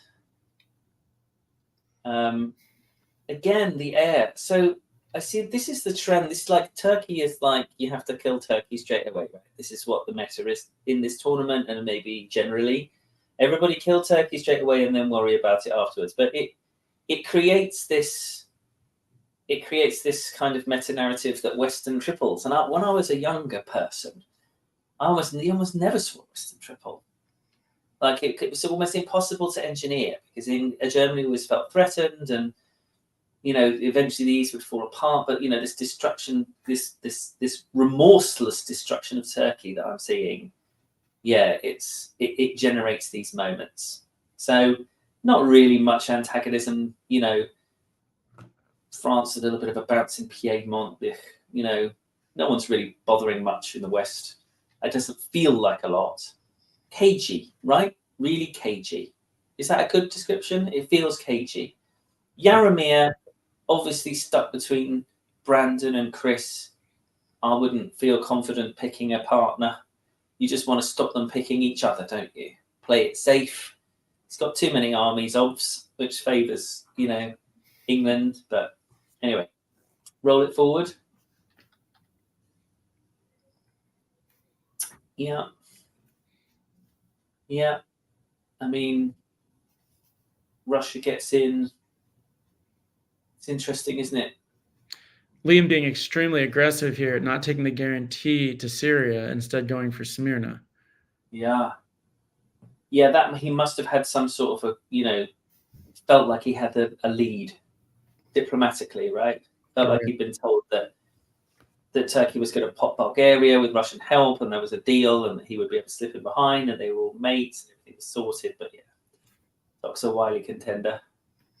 Belgium gets popped, but Mao does nothing. So what is that? A deal? Agreed? Not sure. This is a really interesting turn from Brandon. I have literally no idea what's going on. Like, it's very difficult to understand. Why would Mid-Atlantic not move up if this was an attack on England? No one seems, but they don't seem to want to help England to sustain that defense against Russia. A little bit tricky. Don't know what's happening. Apologies. Keep going. So France is okay. Maybe there's an air. France starts to adjust south. France is sort of flip-flopping a bit. England's trying not to die. Russia's motoring on in the north, but not much good doing in the south still. Keep going. Yeah, and now suddenly entangled again in Scandinavia when it started to look like it was going to get some progress. Cagey game. Really cagey game. Everyone's still in it, except maybe Doc starting to fade out now. 1904. Yeah, he's down on material in the north now, isn't he? Right? And there's a sort of concern about Austria. Not sure what this Warsaw to Ukraine, Prussia to Warsaw business is about. Doesn't seem to be, maybe it's just like, okay, Germany, can we be friends? But I'm not sure what his next move would be. Ionian supported to Tunis by the French. Bit of fun. It's this feels like I'm starting to get the vibe from this game that it's the sort of game that you get once the tournament is already over, and you're out of it. It's like there's a top board and then there's another board and the guys are all having a good time, right? And they're seeing what they're going to do and they're having some fun. England's gone to Mid-Atlantic. Is that alarm bells or is it just for fun?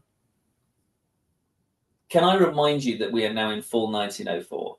And in some of the games that we've seen so far, by now, they've already agreed what the 11-11-11 is. And you've got countries giving up all over the place, and going, okay, there's an inevitability. Anything can happen from here. I love it. I think it's fantastic, right? it almost looks like a C Diplo game, which is a very kind of tight style of game played in continental Europe, where literally if you finish on 7 and everyone else is on 6, you score 100 bazillion points, and everyone else scores nothing. So you want to keep everyone really close. There's no point being second or maybe a bit, but third now after that it's rubbish. So yeah, like just trying to sort of nip and tuck. But Chris is doing super well, right? Brandon is playing a really cautious, like, okay, I'll continue to help you, France. Let's continue to be besties. It's not exactly a rolling Western triple, though, is it? I mean, it's not exactly crushing the board before it's under its jackboot. Next. Yeah, Germany and England up 1, okay. That's an interesting English build. Oh, yep. It is, and there it is. And of course, was it going to come? Of course it was going to come. Only 5. It's interesting, actually, in 1904, if you're France, and I don't know how experienced Jaromir is, but you probably want a build, right? You probably don't want England building behind you and being in North Africa. You probably want it to be, I'll have the build and then I'll give you the build from Tunis or something. You're vulnerable. You are vulnerable to being collapsed. There's not a lot going on for you in terms of gains. So they don't need you. And if it's a triple, that's got to be an Army Edinburgh, and it's got to go to Norway right away. As soon as the fleet's built, I would have had alarm bells going off if I was France. Yeah, but not only have France's alarm bells gone off, that whatever diplomacy has come from Italy also hasn't stuck. And this is the problem with the AIR, because you can't listen to them. Because you're also in that situation where you've got this AI stuck together, and if I stop attacking Italy and I defend against England, then what's going to happen to me? Italy's going to come right up behind you. So France is a rock at a hard place anyway, and it's free lunch for Brandon. So suddenly, here we are, off to the races, flip forward. These things happen as expected. Russia's made, look what's happening down here, though, with Italy. Italy's used his newfound freedom to rack on Austria, because that's what I'm going to do. I'm not going to help Brandon. I'm going to go this way instead. And I'm not going to help Germany pick up even more dots. Keep going. Yeah. We can flick through a bit now, I think. Yeah. Keep going. Italy has definitely joined the winning team now. I think it's safe to say. Yeah. Keep going. I think it was spring 04 I missed something, actually, which was when Russia flipped. My apologies. Had that in my notes. Russia flips here. After this is, right. So after this, I said, what's he doing moving east? And then you go forward 1. I was going to say, okay, it's manifest now. He's not defended St. Petersburg, right? And he's gone to support the Germans. So at that moment, that's the moment that Russia flips to support this sort of West. And when Russia does that, that gives EG the freedom, because they've finished their business in Russia, to turn on France. So that was a component that I missed. My apologies. Quite a few of these all board movements that happen. Yeah, and now it's it's party time, right? Everyone's having as much fun as possible. Russia and Italy are competing to see who is the favoured cousin of the EG that just rolls on, and they get their 10-10 because they have. This is not a let's shake hands on a 10-10. This is a 10-10 that is manufactured on the board, and you can see it crystal clear here. What has England got? Fleet, fleet, fleet. Fleet, fleet, fleet, fleet, fleet, fleet, fleet, 10 fleets. What has Germany got? Germany's got 2 fleets. That's breaking the rules. He's got 8 armies, right? Again, if you engineer these impossible alliances that can't break, all the way through, you're not even relying on the diplomacy of handshake. And I think in round 2, when both of these players could have done well, Brandon certainly could have, Chris not, but Brandon could have done with more points. I think if you're Chris, you want to just be like, let's just take those dots off, that dotting, that stabby thing off the table, and keep it copacetic. So, yeah. Ben, anything else on that one, Ben? No, good run through. I mean, it made me wonder if you could actually get to 18 with only fleets, and I've realized you can, but that would be quite a feat. I don't know how many come in the box. And you'd be borrowing some different color. McCallus, what color fleets do you throw on with English to? Couldn't you use the French fleets at this time? Yeah, I mean, I've seen an 18 center England that only had fleets before in a web dip game a long time ago. It was sort of a on-running joke that a player on there just always went all fleet England, got their army disbanded early. Eventually, they always did it as England, and they got a solo out of it. It was very funny, but this is definitely the first time I've seen something like that in quite a long time. That's all right. So this is what we got. I'm going to put in a feature request into the software to see if we get above whatever the number of units are in a box. If we can have Brandon change the colors on here, just as an option, not as a requirement. So, all right, on that one, we will give Ben a little break before he runs the last of it with us. So have get a drink, get in there. Last board here. We didn't show the standings after this one. Katie still stays on top, and Brandon joins the Foglers. That sounds like a good band, like singing group. Right. Players on the last one. ORAC, ORAC. No, Not sure on this one. That one I'll No. Google while you're doing this. I don't know that. All right. Keith Worstel in Austria, Zach Moore in England, Sabi, a true Chicagoan, unlike Zach, who pretends to be in France, Harj in Germany, Matt Shields in Italy, Adam Silverman in Russia, and David Maletsky sitting number one going into the round in Turkey. What do we got? All right. The theme of this game is that everybody loves Zach Moore. I saw it said in the comments or in a server that Zach didn't lie to anyone this game. I'm going to say I didn't believe that when I read it, and I believe it even less having seen it. But apparently he was surprisingly unlie-like. So if this is an honest game from Zach, you should know what to expect when you see a dishonest one. But you see in Spring of 01, nothing particularly interesting happening anywhere. Everything's all pretty standard. And then you go to fall of 1901. Oh, we've got another Western triple, sort of. England straight to Barents, convoys to London, bounce in Sweden. Adam Silverman, I don't know what he did on Saturday afternoon to the people on this board, but he's not winning any popularity contests. He's bounced out of Sweden and Romania, no build Russia with every possible neighbor hostile, Black Sea, Galicia. It couldn't have gone any worse for Adam Silverman if he tried. Summit wasn't working for Adam in this game. Other than that, if it's a Western triple, Spain North Coast is a bit of a weird one, but we'll see. You go into 1902. It's not a Western triple. It's an EG, probably, maybe.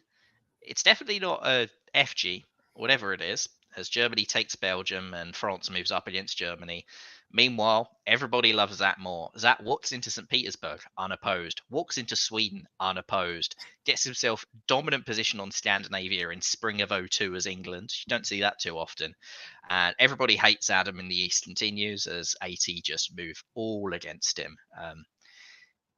Unfortunately for Keith, this doesn't work out so well as Matt Shields decides, maybe Adam's not so bad, or maybe I just need to get some out of this, and does a pretty devastating 2-dot stab for Vienna and Trieste. David Maletsky takes Greece. I presume that's actually by arrangement, which is why it was pulled. It was probably a plan to piff the Austrian unit without expecting Italy to do that, but Austria, I guess, made the calculation that they should follow through anyway. Pretty bad turn for Keith. He does get Sevastopol, but he doesn't get Romania. And Zach Moore, the notoriously honest Zach Moore, as he supposedly was in this game, takes Denmark from Germany. I'm guessing he must have just told Germany up front that he was going to do it. Yeah, neutral Romania after 2 years. You don't see that too often. So you go to 1903, and Austria is fighting back. He's not happy about the stab, obviously, and it looks like he's kept Dave Miletsky on side. So Austria's into Rum now, back into Vienna. The remnants of Adam Silverman are just moving all against Germany. It appears that Haj is the person he's decided he's most angry at. Everybody still loves that more as he convoys into Belgium with French support. So now it's definitely an EF. You can go to the full. We've got a delightful move here. You put a little spotlight over Belgium and Holland. Let me do the orders first, and then we'll do it. Yeah. So Zach realised that Belgium couldn't be held with the orders that Sabi was doing. So Zach convoys Belgium to Holland and just swaps position. So Zach takes Holland with no support whatsoever and gets to actually keep the position. Gotta give credit to Zach. That was my favourite move of the tournament that I've seen thus far. Meanwhile, Dave Miletsky gets Sevastopol, probably by agreement, maybe. Who knows? He's still helping helping Austria in Serbia. Russia gets Romania and Berlin, and is somehow building despite losing Sweden, as everybody still loves that. He's now got Sweden as well. This is looking very good for Zatmore and very bad for everyone that isn't Zatmore. We'll go into 1904. Miletsky keeps moving forwards, gets a nice convoy into Naples, which was unopposed. Everybody loves that more as Russia now supports him into Kiel, and he gets into Belgium for free. All coming up Zach still. Austria's back into Trieste as Matt Shield's position is completely collapsing with all three neighbours attacking him. But Miletsky isn't getting quite as much love as Zach, as Miletsky is kicked back out of Naples and his unit is piffed there in autumn. Austria now gets Venice as well. And Zach, well, he gets to get the Baltic Sea Fleet off the board. He's on 10 centres. That looked like a really costly set of decisions from Miletsky. He could have put the army in Sevastopol and rounded down on Austria and the Balkans. Instead, he's made the big play for Italy, and he's found that's backfired. So I think he could be sitting pretty with Romania and Serbia now, and Austria in trouble, but he's not. So sorry, I'm focusing on my horse. Well, this is where it ends. This is the end after 4 years. Oh. Everybody loves Zatmore so much that we're like, yeah, no, he's won. That's enough diplomacy for us. No, it's a good story. It's let Zach. And yep, that English line is about as steep as you'll ever see an English line. Everybody else, their lines are about as messy as it gets. Adam Silverman finally ended on more than 4 centres in the final year, the first time Russia had ever got above 4 centres. But yeah, it's all sort of scrabbling around for the scraps that Zach hasn't taken. And they've all decided that maybe if this game goes on, and this isn't even halfway, this is potentially a solo for Zach if he can get a stab on Sabiyov here. So everyone on the board has gone, you know what, we'll just end it now. Dan, any thoughts on that? Definitely. 33 points is not enough for a position this dominant. This is the same number of points that a Fogel gets you. You've got till 1909. Rack up the centres, more points. This is the one. This is the one. It's in your lap. You can win the tournament with this result. Just keep going. Just keep going. Right?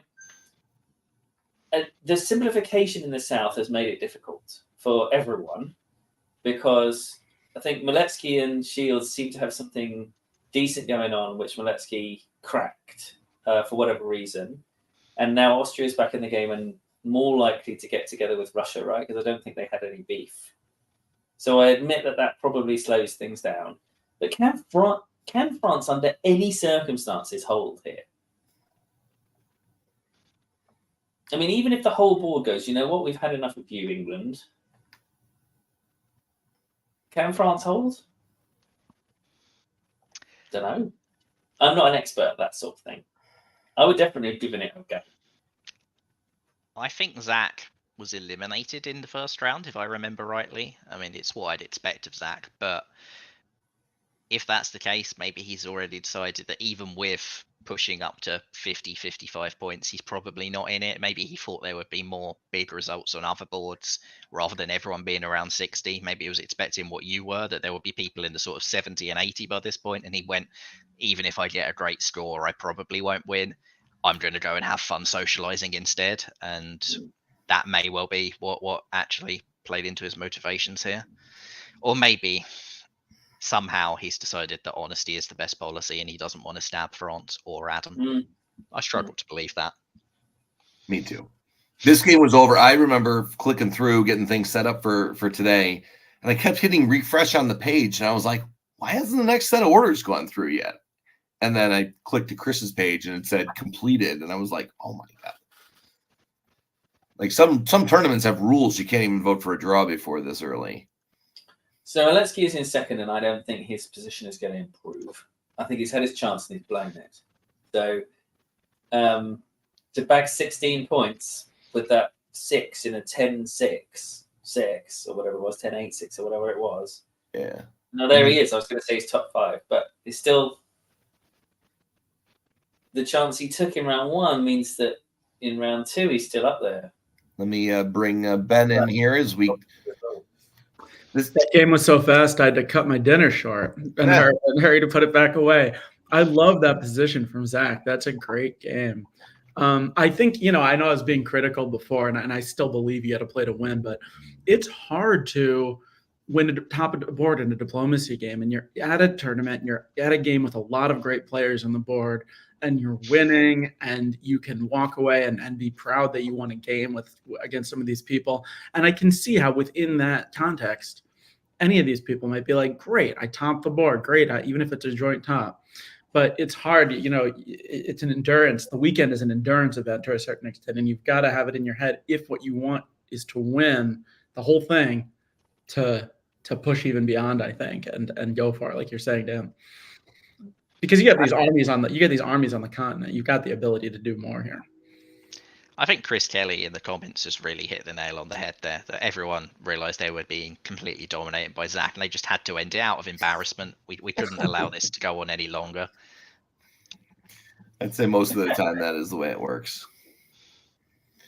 All right, so that is what it is. It ended. I remember a game that Jim O'Kelly, no relation, we had it at Carnage 10 some odd years ago, and he had 7 or 8 centers and was topping the board, and we all decided we just wanted a draw vote, and no one voted against it because we all thought someone else was going to vote against it, and the game ended. And Matt Shields looked around and goes, how did this just happen?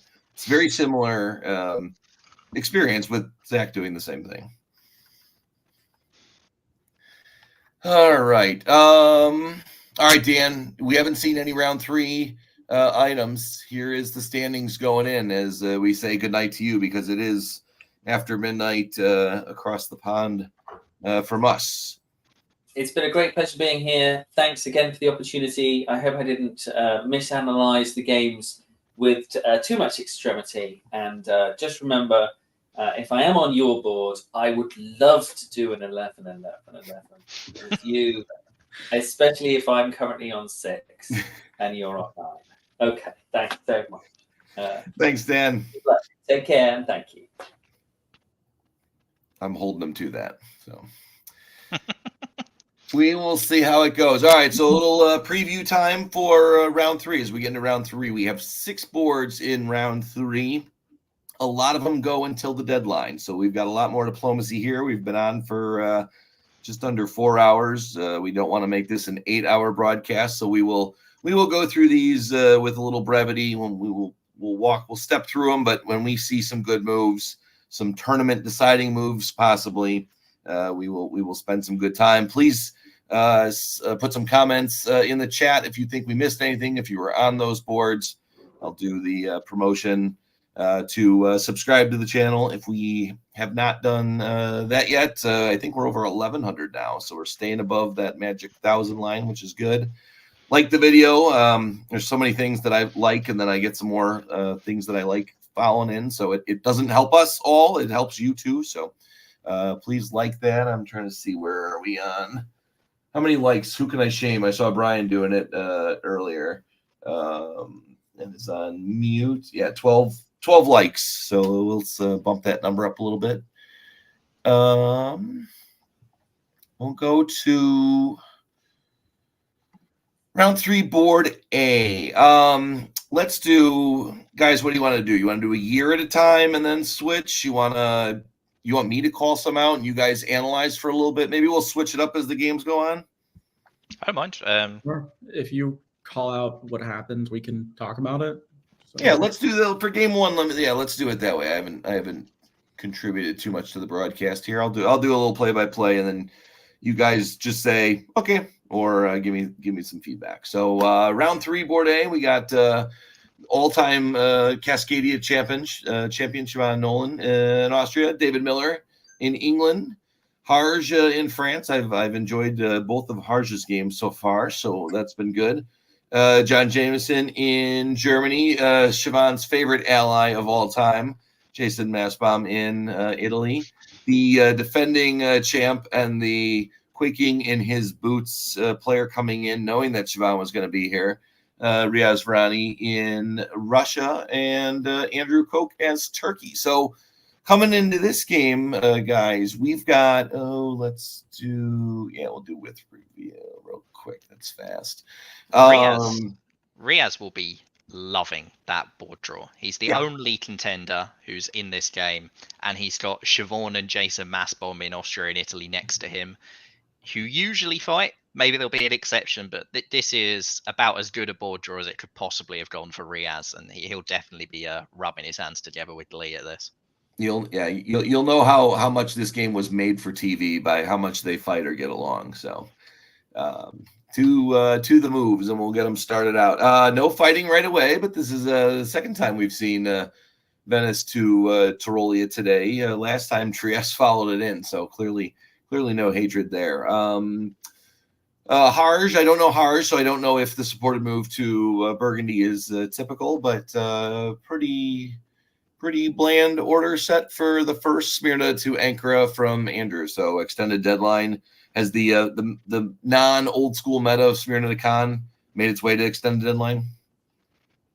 Yeah, and it looks like pretty apparent friendliness between Russia and Turkey here, with Turkey bringing the fleet straight out. I think that's the only real noteworthy thing we've seen so far, but a lot of the time we've seen fleet Romania so far in this tournament.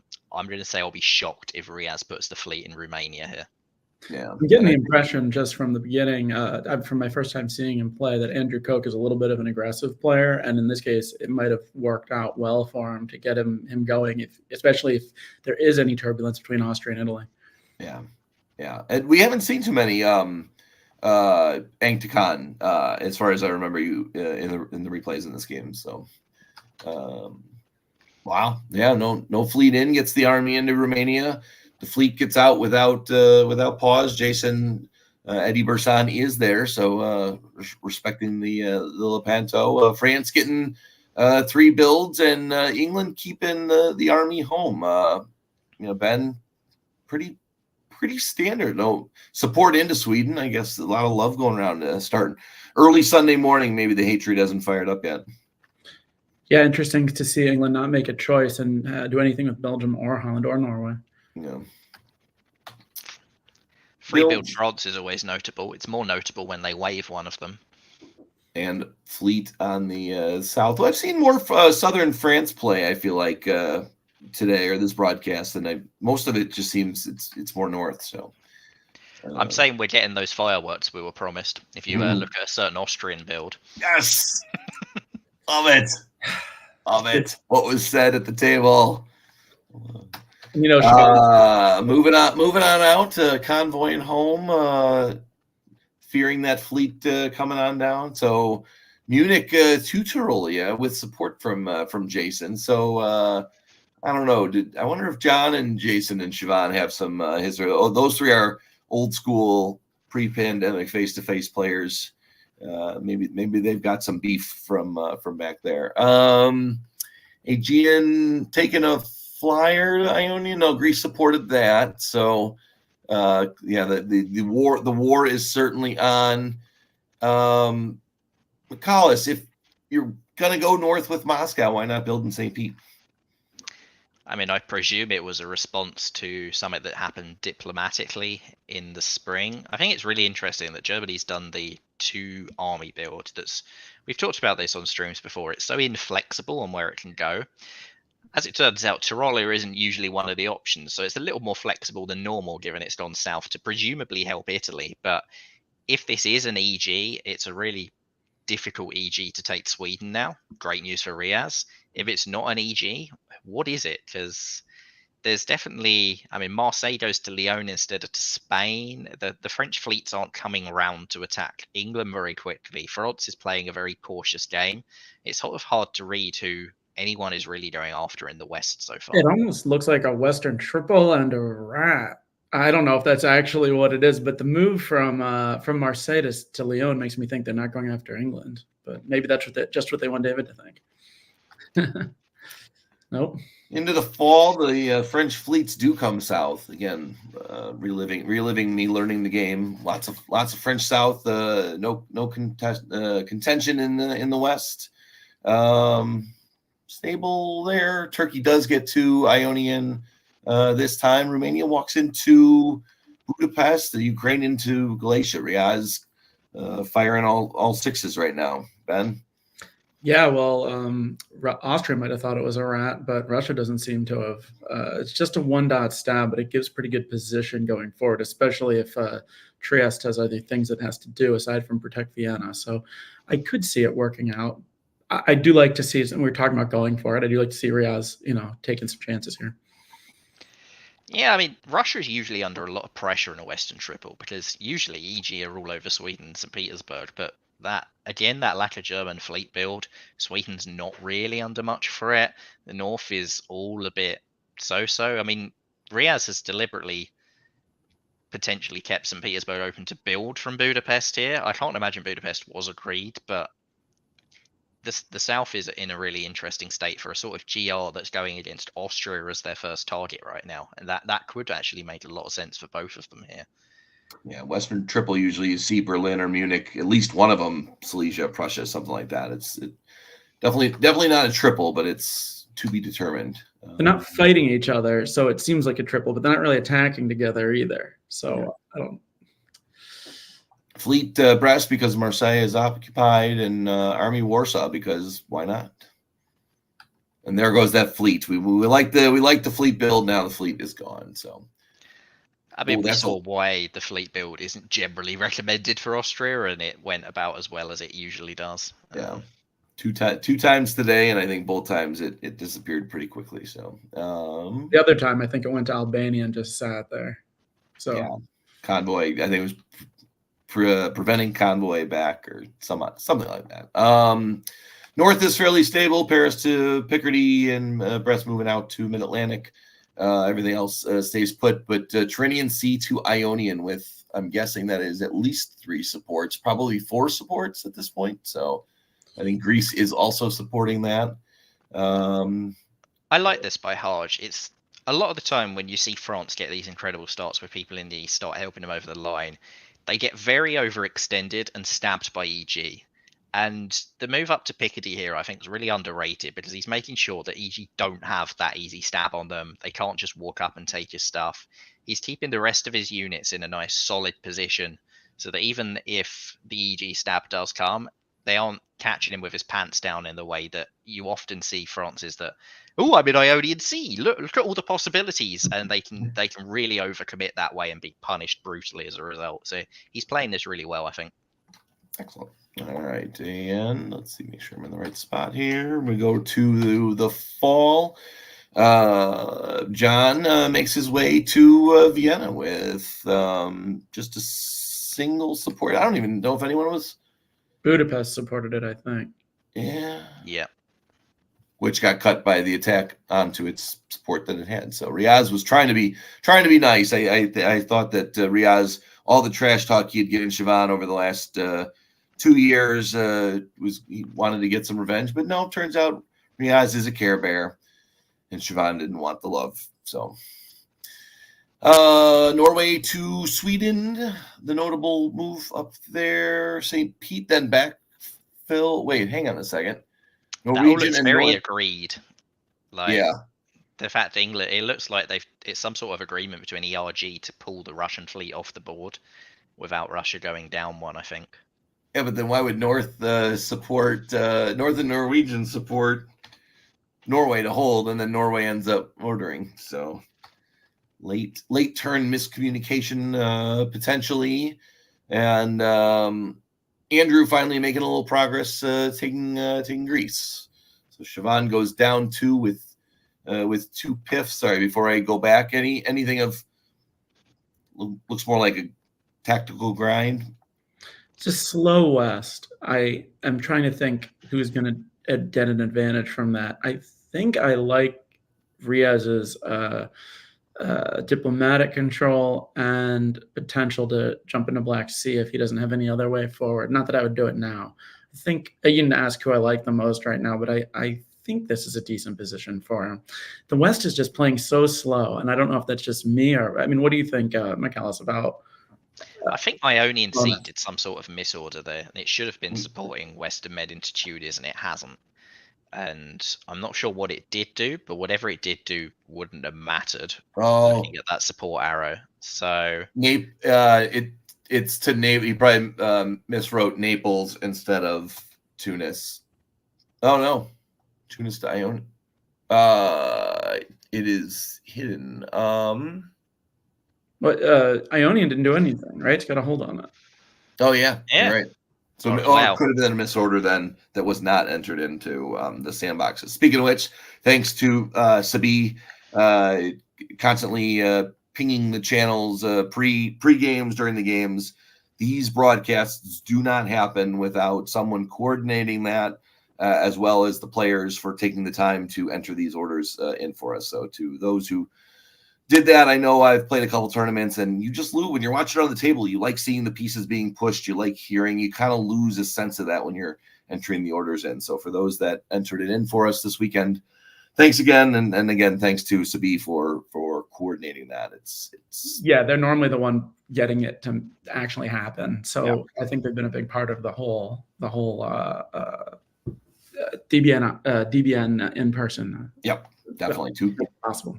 2 years running now with back to in person, which is great. So, see, to go back to the previous point, I think that France is the one who should be worried because they haven't had that build. They're not easily stabbable, but EG are not. I mean, Germany is in no position whatsoever to stab England now, and yeah, England could stab Germany, but you could also easily see Germany and England just put together and go after France right now. Yeah. And I think if England was going to go after Russia, they would have gone to Norway with the army in the last turn. I think something else is going to happen. Yep. And these builds are showing that. Fleet London, Army Munich, and then Fleet Con for Andrew. On to the spring, and there is your turn. So you wonder if Tunis does get taken there, the plans change what it was. Mid-Atlantic holding there. London didn't even support it, or maybe at this point. So just for folks watching, this is about the time when Backstabber went on hiatus for a few minutes. I think it was back reloading within 10 minutes. But in case there might have been some orders just in the convenience of time. So you know that Mid-Atlantic can't fight against London and North Sea. So maybe they just skip the supports. Any orders for this, so this might not be a full representation of all the orders, but the end results, we've gotten some feedback from players there that the results that we'll see here in Backstabber do match what happened out in Vancouver. So anyway, back to the orders here.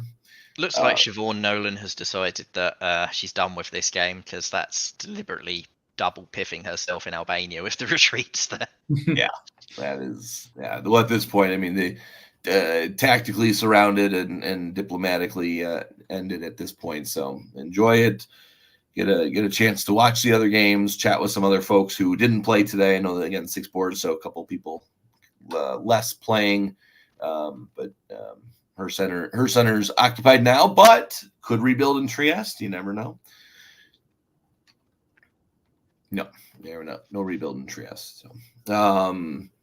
France, didn't Harj have some good tactical guesses in round 1, right? England, I think played England in that one. So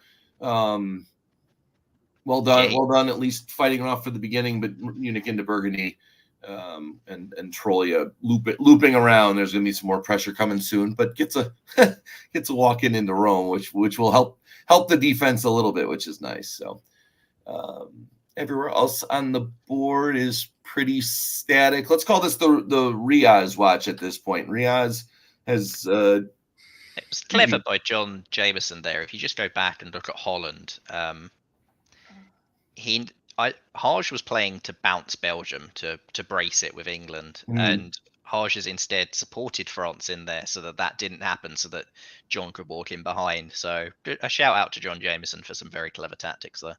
Yes, excellent. It is really a good move. He hasn't decided to do anything with Vienna though, and Tyrolia he seems to prioritize moving to Piedmont. So it's really the attack on France that's getting prioritized rather than influencing the East.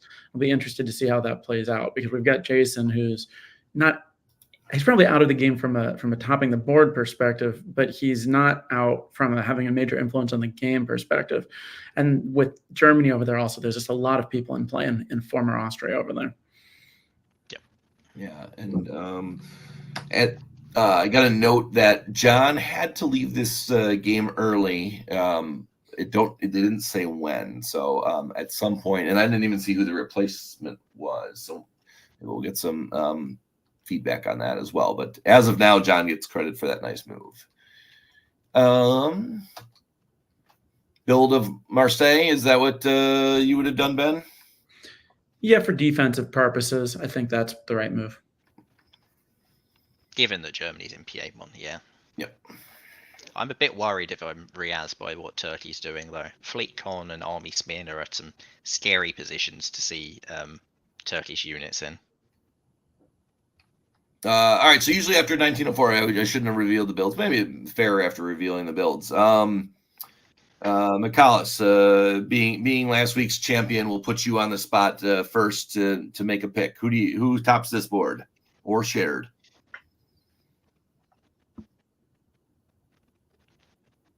I think Riaz is in the best position diplomatically if he keeps Turkey on side. If he doesn't have Turkey on side and Turkey has Italy on side, I think Turkey's in a really good position as well.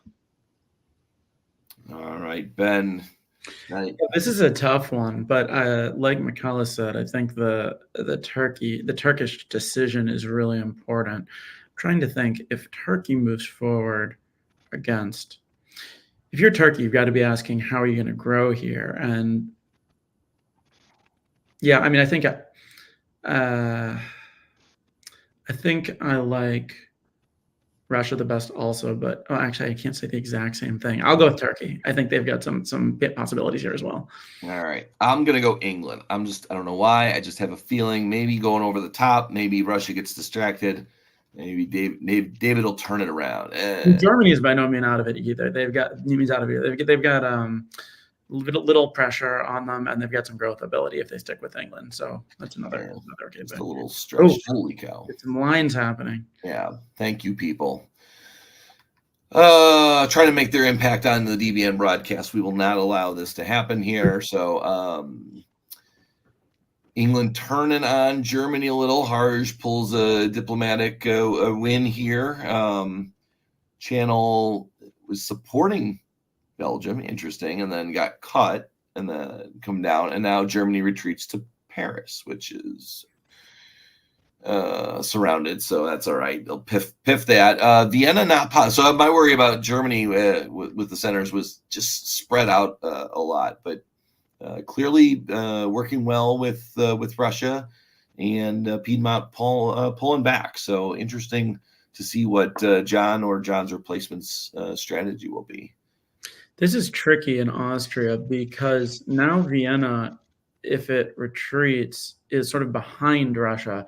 Now, I'm not sure Germany's going to have the extra units to do that if it does get retreated, to keep the unit on the board without building and not take it back towards Munich. But I'm not sure I wouldn't have gone for Vienna before Trieste. I mean, the retreat to Paris also, given how easy it is for France to retake, is quite a surprise to me. I think that Munich, so you can cover Kiel, would have probably been a lot stronger. But there's also a lot of reason for people in the East to put Germany into Venice right now. Mm-hmm. balance out England. And well, interesting. Going to save it, not to get piffed, to keep it on the board to Picardy. France does retake. Paris walks out of Vienna. Interesting. And no follow-up attack from behind. I guess Riaz against, maybe at this point, slow and steady wins the race. Just get me to 10. There's no center topping, or there's no board topping bonus. So all you got to do is continue to grow, or maybe there's a small bonus, but I think it's mostly center based. So little by little, Turkey does not build this time. So stays where they're at. Russia does grow, France does fall. So Russia in the lead with the build here, McCallus. So on a strategy wise, you're at 20.7. You need to get minimum 3, probably minimum 4 more centers in 4 years. Where are your centers coming from at this point? I mean, Riaz is in a delicious position diplomatically. He's got Turkey has committed into the Med. He's got Germany walking in the opposite direction, and he's got England putting no pressure on him. So Riaz can just pick and choose. I don't think there's any one path to dots he can take. Like, you could see Vienna, Munich, Berlin before the end of this game. You could see a stab on Turkey getting him dots before the end of this game. There's a lot of different things that Riaz could do right now that could get him a path to a win. You could open St. Petersburg at some point and take Scandinavia, because Germany is probably going to help you up there. He's definitely got room in it. It's only 1905. He doesn't even have to commit yet. Just tick up one every year. I wouldn't be shocked if he's the one who's in Venice at the end of next year if he keeps Turkey on board. And Ben, from a defensive standpoint, no one else is really playing for anything here. How do you rally the troops to say, I really don't want to just crown a winner. I don't want the winner to come from my board. I don't want him, take my dots in order to win a championship. Yeah, you got to try to get them focused on the game instead of on the tournament. It's kind of the opposite of what we've been talking about. If the motivation can't come from winning the tournament, it's got to be on getting the best score you can and not letting someone overrun you. I mean, some of these people are pretty experienced players. You think that if they're on a diplomacy board, they're going to try to play diplomacy and not cave. Army Moscow is the ultimate slow play build as well. That is keeping his options on the table. Ben, what do you make of Army London here, given that it looked like England was about to switch and then didn't? Yeah, well, it's going to be you would think it's going to be convoyed, except maybe they've got to play. The diplomatic situation with France is very hard to discern. Yep. So either they sit there and they're saying to France, you're not getting anything from me with that fleet, go away. Or maybe they're doing that and then they're planning to convoy somewhere. If Russia's the threat, then that's somewhere they could get convoyed or it could go in towards Germany. There's your convoy out to Denmark, which was nearly guaranteed, and Denmark does make it all the way through to Baltic. So nice set of tactics for David Miller here. France, double piff on Germany. That is a big explosion over there. John's replacement. Those weren't piffs. Both of them were voluntary. Is that right? Oh, yeah, Picardy could have gone to Burgundy and Belgium to Holland. Yeah. Both of them had open retreats and were pulled deliberately. Possibly this is John's replacement wanting a fleet, and that may be why you do that. You try and rebuild one of them as a fleet to defend from England. Yep. All right, and then to the middle of the board, so Riaz does not get Venice first. It is Germany. And then let's see, Ione gets to retreat to Tunis. Always fun to be able to retreat forward behind the line. That's just fun. Yeah. I think it's coming up to the point where Riaz has to make a decision on where he's going, though. He can't just sit here and hold at 7. He needs to be a bit more than this. Yeah. Unless he's playing nice host this year. There we go. Well, takes Vienna, not unsurprised. Germany loses Kiel, Berlin, Holland, and Belgium. Everything just held there. So maybe this is when the transition was holding. Yeah, and you get France taking advantage of it. Michalis, do you have a comment on Riaz? You were saying, there we go. Yeah, Riaz has taken Vienna. He's moved up in position in the north, and he's moving towards Germany. I think he's expecting a war with England and is going to fight for the scraps in Germany. Alrighty. We are to winter with some builds.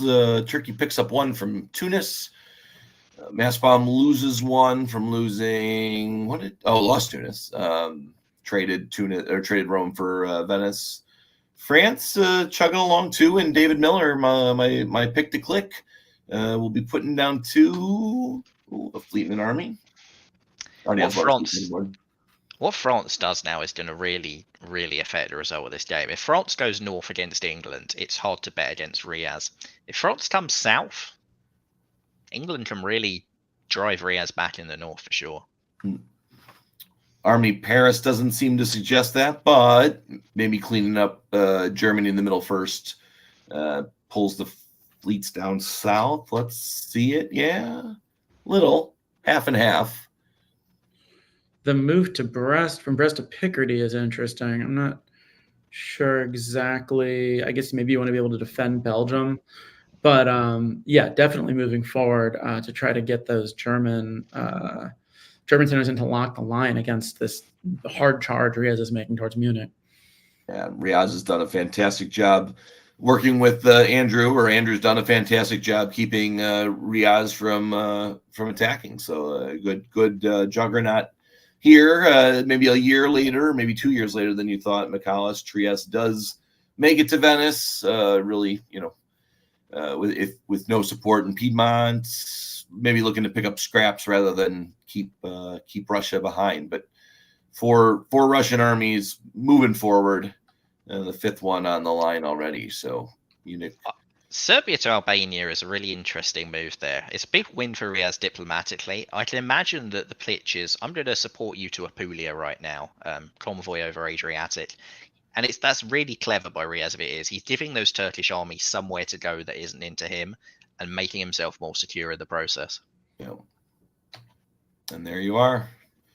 Didn't even need the support because nothing could have stopped it anyway. So that was perfect. And then with the backfilled Ionian, as Dan said earlier, one side gets 3, one side gets 1. So it's or 4 or none, but never 2 and 2. So the juggernaut will be claiming the 3. And Turkey's in the mid-Atlantic here. That move from Brest to Picardy was a mistake. Yeah. Oh, that's awesome. And you can only imagine that Turkey's going to pull one of Cod or Aegean as well. I think they've committed to the juggernaut now. Yeah. So the disband, I don't think is good for EF either. Oh man! All right. So now, So let's say he does pull Khan and Riaz puts down Armisev. Right. That's a +2 immediately. I think Riaz has to build Moscow to defend St. Pete at this point. St. Pete is now really at risk. Maybe Warsaw to go to Livonia. Either way, he's pulling out of the north. He's not going to get anything more there. But I mean, it's too early, I think. You've got 2 more years. I think that's sort of a final year. And who knows? Turkey might be willing to give you a dot or 2 in the final year if you stick with them, if it's to win the tournament. Fair. And you are a much better player than I am. So good analysis there. Khan does go. Jason builds the army back home to defend, and I want to see what Mid-Atlantic does. Spain South Coast. Interesting. So clearly not trying to help against England, Borta. You think, well, I don't know. I'd have gone to just have been a nag to go on to Channel unless, who knows. That's the guaranteed center.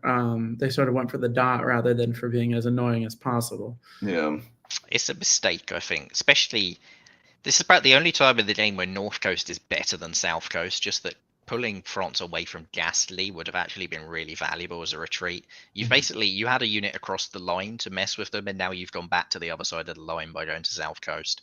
North Coast at least keeps you on that other side still. And I think Riaz has made an error here. He should have pulled out of St. Petersburg. It's not defensible from this, and he's going to lose both Finland and St. Pete, probably to PIFs. Yeah, maybe he figured he knew Kiel couldn't convoy over, so he was buying time. didn't want to lose it the first time, but yeah. Trying to think if you make Turkey's building here, so I guess it's not a great moment to stab regardless. Trying to think if you make the stab, if you go Romania to Bulgaria and you go to Black Sea, you move Moscow down, you can convoy, but does that get you more than you lose out of St. Petersburg is the question, I think. And yeah, but Turkey's not building. Turkey's going to lose Spain. Oh, yes, and they're not going to be able to retreat to Portugal. I missed the yeah. Yeah. Although if Portugal's blocked, they do get to retreat back to Mid-Atlantic and do this dance again. So at least for this turn though, and they didn't. To go to Bulgaria, whether that was allowed or not. I would suspect that was by agreement. I suspect that Riaz is making his pitch to Andrew at this point. You see Riaz is still trying to support Andrew into Rome there with Venice. I think that this is Riaz has got him on side. And somehow Riaz has diplomatically not lost St. Petersburg and convinced England to make some very suboptimal moves up in the north as well. Yeah. I don't know what. Well, I mean, it's certainly gone this turn unless Warsaw to Livonia to really stop it down. Well, Bulgaria is definitely by agreement with that build and that disband. Oh, and that's how it ends. So Riaz gets to 10. We thought he needed 11, so one short. It depends where the other boards are going, and he's obviously going to have been looking at the other boards while this went on. So you would imagine he has an idea that this is close to good enough or nowhere near good enough, one or the other. Yeah, maybe that's a good sign. Maybe we've got some exciting boards to get to, because last year that's how Riaz won. He knew he needed a certain amount of centers. I did the broadcast last year, and we were counting down. We think he needs one more. We think he needs one more, and he had one more ahead of him. He could have taken, but he didn't need it, and so. It was a race. It ends a year before the end, though, so you would think that there would be other boards that wouldn't be concluded yet. So he gave up the opportunity to know maximal information. Yeah, but it's also possible that Andrew has said, right, you can have that one, but no more, and I'm not going to throw you any other dots. And if that's the case, Trieste is really at risk, Venice at risk. You can't actually risk a war with Turkey here. So it may have been that Andrew said, right, you've had one. Either that's enough or it isn't, but you're done now. Yeah, and especially, and I'm not criticizing a win, because a win is a win, and you negotiate any way you can. But last year, I know he said he had to ask for centers, and someone said they would give him just one more, and so maybe it was the same situation this year. So 88.7. Let's just say Katie or Karthik or anyone in the top 7 has over 30 points, which is what he had. I think he had 31, right? Yeah, 31. So 10 centers, 31.5. Any one of those at 10 or above is already ahead of him. So he sees, 7 other contenders having a chance just to, it's easier to read the other boards and the scores. You're not worried about who has how many differential and who has, tribute or whatever it is. Oh, shoot. Katie's got 12. Yeah, I can't catch Katie then. So. And Chris always keeps live updating standings of his tournament, so everybody who is attending knows exactly what's going on scoring wise. You don't need to actually physically go and look at every board and go, oh, not sure about that. Yeah, we had a projector. Weasel Move, because we use Chris's software for it, we have a projector with the standings as they go. Now, they are about a year behind. There is a little bit of a lag, because I was tracking it last night as we were going along. So you can't just rely on that. But you can get a sense. Let's say it's 1908. And you see that someone's racing up at 1906, you can go check that one board you need to go check. So. You don't need to go look at 5 other boards. How many boards are there in this round? 6. 6.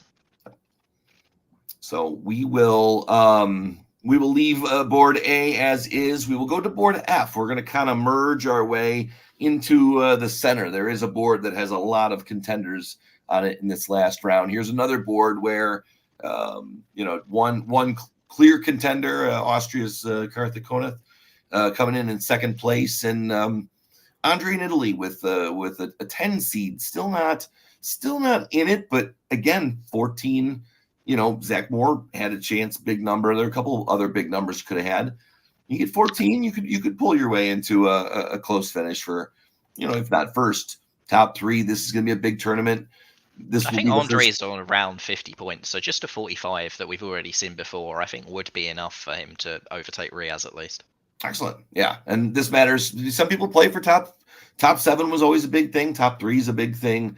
DBNI points are very valuable. So even going into next year's competition, starting early already. So Andre's got a lot to play for, even if he's just too far outside the board. Austria, when you're coming into this as a contender, when the other people aren't, I'll be very curious to see how his neighbors, if they react to him being in the lead, or especially how Andre plays this. Yeah, and Karthik loves playing. They're next. A good point in being next to each other. I think Karthik likes playing Austria too, so this won't be. If Andre's playing for the win, he's got to take Karthik out, though. That's a problem for Karthik. That if Andre being an outsider in Italy when you're Austria, that's not good news for Karthik that Andre's there. Yeah. All right, I'll do one more as my voice is starting to give way a little bit. I'll do one more, and then we'll let you guys trade back and forth. So spring 1901. Let's see. Let's take a look down in the central area. Venice to Trieste. All right. We think that's, going to Apulia. We think that's planned. We think it's planned. We'll see if it is. I don't think Galicia's planned. Nope. Or it was, and he couldn't stop. It couldn't stop everything. Smyrna to Khan. So old school. Eric Silverman is old school, and he's going old school opening, and then bouncing channel. Pixie and Eddie of new school and old school for sure. I've seen more of those channel bounces in these tournaments than I normally do by a large margin. I don't know if those are more common in other formats than the virtual that I play more commonly. But yeah, I almost think. Wait, what? Why is England now in North Sea? Oh. We must have missed a set of orders. Yeah, they must have entered it wrong on the.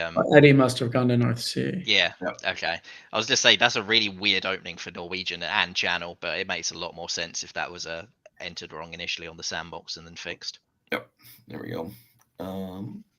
Okay. So to the fall. Wow, it's simple bounce in Belgium. So Ruby's a new player.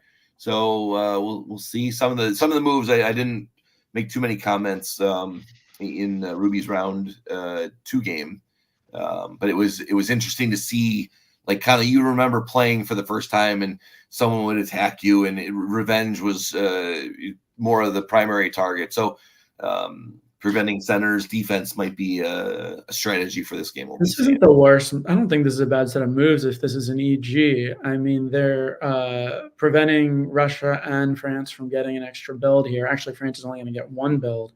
It's a decent start for an EG, I think. Yep.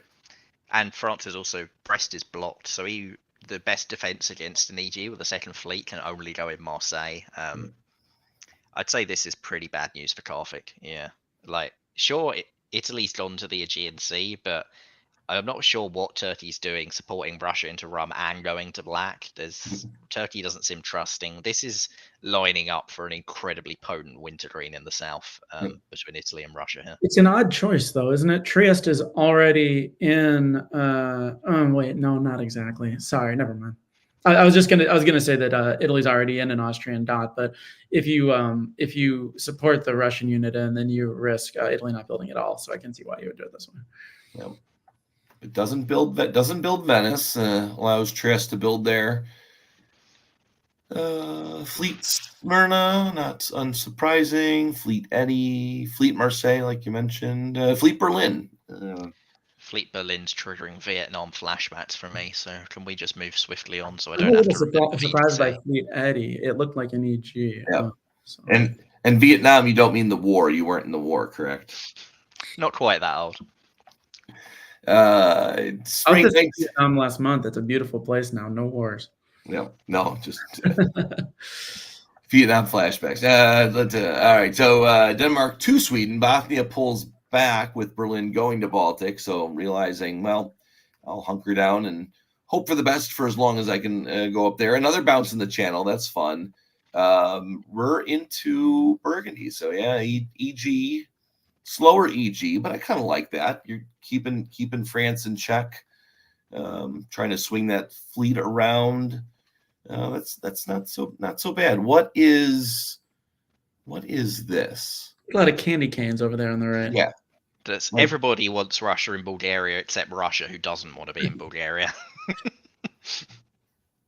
That's pretty awesome. But this is more good news for EG in that now France has had to pull the army up to Gascony to defend from Germany. It means that although Portugal is there open to be taken, if they're doing that, it's got to be with the fleet, which means that fleet's not going to Mao. So there's a lot of hard decisions every turn that Eddie's having to choose in France right now because of this concerted EF bouncing of him. Yep. EG rather. Yeah, good slow playing. You don't have to be as aggressive all the time. Just make your opponent have to do a lot more work with the few units that he has. 4 is not a death knell for France in the beginning, but it slows the growth for sure. So, Burgundy. Russia makes a choice there. Now they're in Bulgaria. So EG finally gets the fleets moving on through. Probably figured it would be a support and to get their way out there. It does take fleet, so we'll get to build fleet breast. So still no progress, but the German army's moving, put some pressure. But that's not where the focus should be. Pixie picks up Sweden. Interestingly, not sure how he negotiated that, but he did. Maybe a build, maybe to get Liverpool. So 3v3 fleets there. Good set of negotiations. And again, for Ruby, if being a new player to be able to accept that, I want my builds. So well played there. Russia Ruby does still take gets Belgium, so it's yes, good point. because of that. Good point. And was he really the only one who could take it? Perfect. I missed that one. Thank you. And Romania does make it to Bulgaria this time. Yeah, it's interesting that EG, those German fleets have gone to Berlin and Baltic rather than to Bothnia and Livonia or something. Like they could have put pressure on Russia here. So not for the first time, we've seen a lot of games this tournament of EGs that are sort of working with Russia. It's been a bit of a recurring theme that we're not really used to seeing. Usually EG just crush Russia in the north very quickly, but that hasn't been happening. Andre picked up Tunis, which he forgone for whatever, passed up last time. And that is, do we miss the builds? Were there no builds? There were no. Couldn't have been no builds. Germany picked up one. England picked up one. No, we got a fleet in Liverpool, and we've got another German army, I think. Here, so that was the build. Yeah. That was a build. That was a build. This might have been when this backstabber went down and they had to add him afterwards or something. Yep, and Brest, and then nothing for Turkey got piffed, and Russia built Moscow there. So those were the builds, as we're keeping track of there. Into the spring, we've got, let's see, I'll start in the west every time. So Picardy retreats to Belgium. Belgium makes its way. So this is like one of the earlier games where it was back and forth. They're just keeping pressure on Eddie. I do like that. So, it was a convoy. So Channel convoyed. Tried to sneak around Brest. That did not work on that. Good thought. Portugal to Spain south coast. I guess it's, if you're gonna be held, you might as well be held a little better there. Andre repositioning. He and Karthik working together. So let's get to the end scene here. What Vienna to Silesia is quite an entertaining move there. Yeah. Andre's supposed to move out of Vienna, but doesn't actually want to, possibly. That is good. That's the context you need when hearing it. Just to, did you mean that? Oh yeah, sorry. You want to see their face when the orders are read, like, and they get a fake that they were upset about it. No. They do seem to be working well still together, though. A and I. Yeah. Yep. Starting in the west, the 3 English fleets finally using their power to move into Mid-Atlantic. Andre there to help, kind of like Ed did earlier. Maybe help is on the way. And Andre and Karthik pick off Smyrna. That seems to be the only other thing in the southeast. And in Germany finally, so Germany does get St. Pete this time. Yeah, I mean, this is just EG and AI, and the other powers on this board getting cut out between the two of them at the moment. I think Turkey was right the first time. I mean, Russia was right the first time when they didn't take Bulgaria from Turkey. They had play on Budapest then, and they don't so much anymore. Yeah.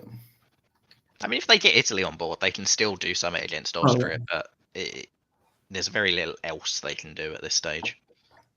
Well, at some point, Karthik is going to ask Andre, "Hey, we got to keep our growth more in line," and Andre's got to answer him, "Well, sure, but not yet." Like, at what point maybe he does go to Russia and they form something, but at this point, it's pretty hard. Oops, did I miss the builds? Fleet, Naples, Army Kiel, pulled Livonia. Makes sense. That's it this turn. Army Kiel's interesting. Not following up against Russia in any way. Convoy, maybe convoy. Maybe. Nope. More into France. Teach Eddie a lesson. Look, Eddie, you've been playing this game for some time. Show us what the kids can do here. Making progress against Brest, retreats to Picardy, Belgium, Ruhr, Munich, all in a line there. Eddie is quite surrounded. To the east, Bulgaria fights back, and nothing else happens.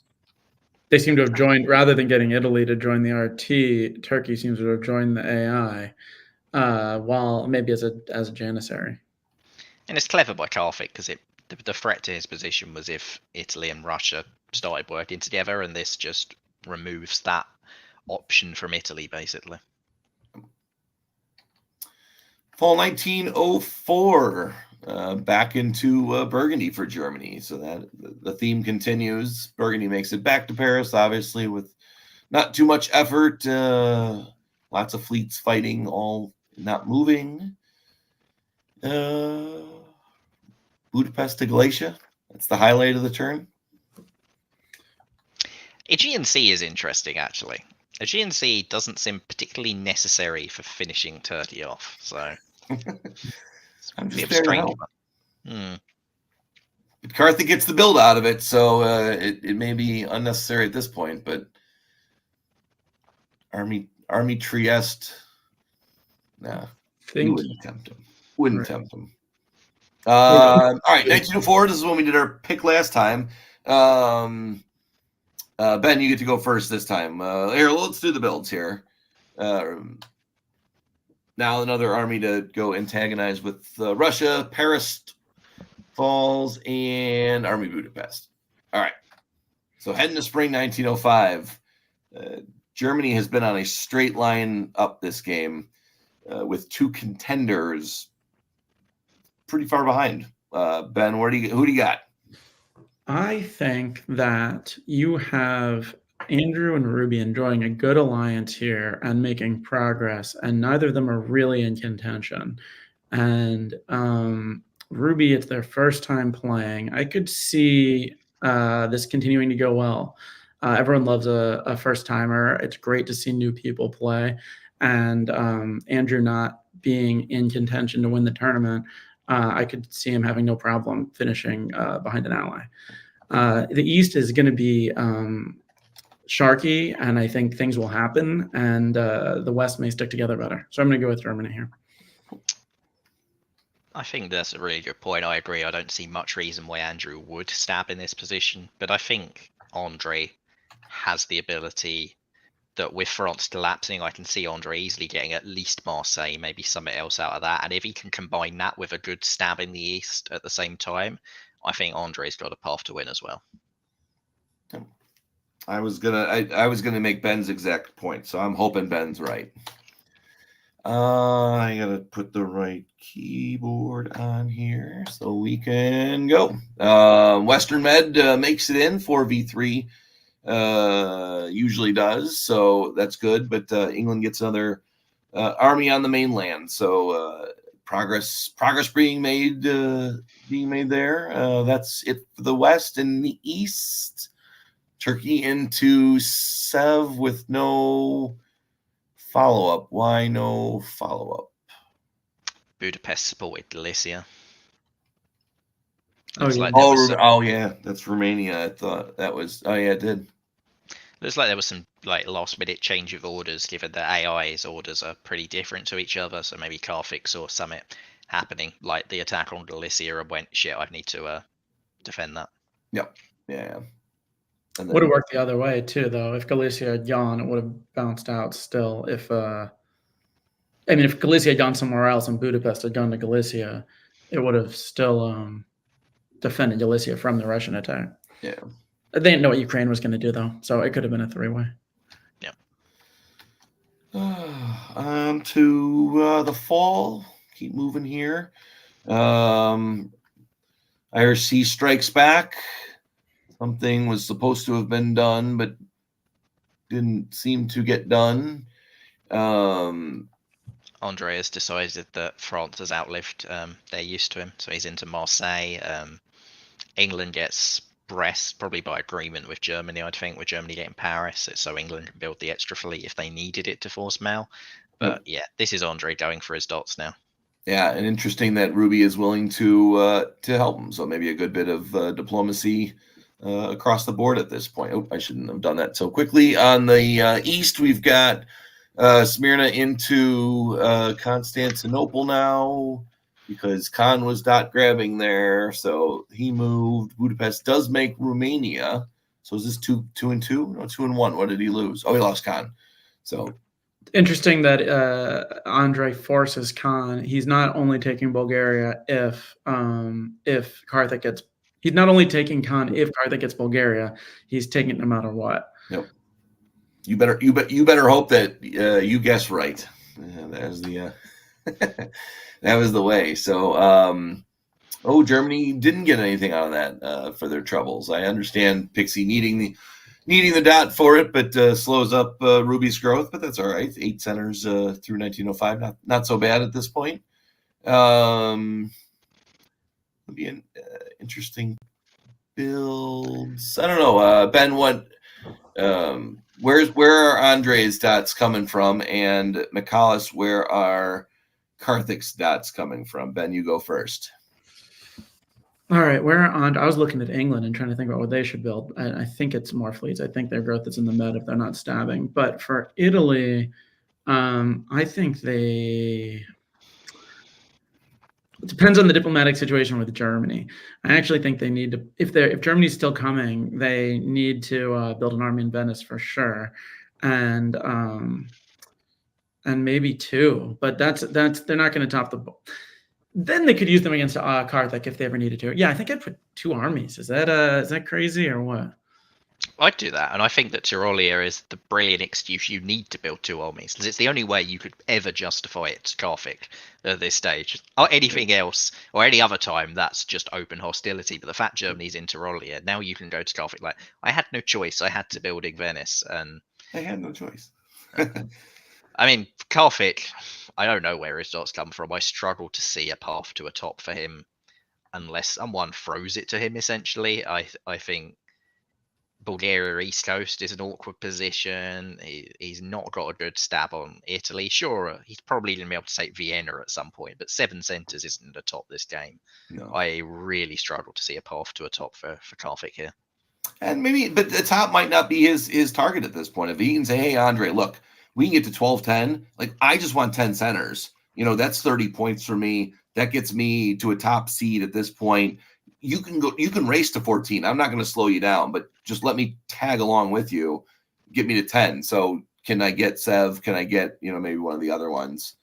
Unless EG fight, I don't see a path to 22 dots between A and I at all in this game. They'd better be trying to get either Germany or England on side at this point. Yeah. I think that they're essentially squabbling for 12 centers between them more rather than 12-10 at this stage of the game. Yeah, I'm trying to make the pitch. Karthik's just got to come up with something reasonable to Andre at this point. So, but we do get the army fleet. So for Italy, we'll keep our eye on the West, but let's focus here. We got potentially 4 years left in the East. So Italy and Austria stay together at this point. Bulgaria makes Black Sea, so Ank will die. Sev makes it up to Moscow. So that's kind of good. So there's the one, potentially for two. All right, now to the west. Liverpool makes it to Irish, and it's 4 on. What happened there? Oh, because Marseille's there, so Portugal's got to support Spain and does not get in there. I see. There's also Denmark is an interesting move. Picardy is an interesting move. Is this the first sign of a bit of tension between EG? Also, Yeah, you would think they'd be bound. No, I don't know. You think they'd be bouncing Denmark, but Baltic's just as bad for Germany, so it's tricky. Yeah, maybe just a few nerves, and of course, yes. So rather than going to Mid-Atlantic, in England, wow. So first Andre got help from Ruby. Now Andre's getting help from a tap from Pixie. So interesting. Karthik's helping to Warsaw as well from Germany, which is I didn't see that coming. Just great news for Karthik because now Warsaw, Moscow, Sevastopol, Ankara are there. He does actually have a path to a win this way if Germany's going to help him into Warsaw and Moscow. Ankara is really weird. It looks like Andre and Karthik supported each other into Ankara rather than either of them take it. I wonder if there's some sort of agreement among the 4 stronger powers on this board about how this game is going to end. And if there is, I wonder if Karthik, who's in contention to win the tournament, keeps it. I mean, Karthik has 2 builds and can't put them down, which is never ideal. Oof, yeah. Thanks to David for playing. I enjoyed David's games this tournament. So good fight in this game, but ran up against a buzzsaw. So Eddie, who also we don't have to thank him for playing and enjoy his games, is also running into a buzzsaw and has been completely buzzsawed. Andre repays the favor, gets Pixie into Portugal, moves the other fleets down. Everything else in the west is kind of just keep everyone happy. Venice to Piedmont, Rome to Venice, Rome to Galatia. They finally figured out Ankara. Silesia to Warsaw. All right. Warsaw in. That's what I'm saying. That sounds like something agreed. But Austria is going to have the ability to take back Warsaw later if they'd like to.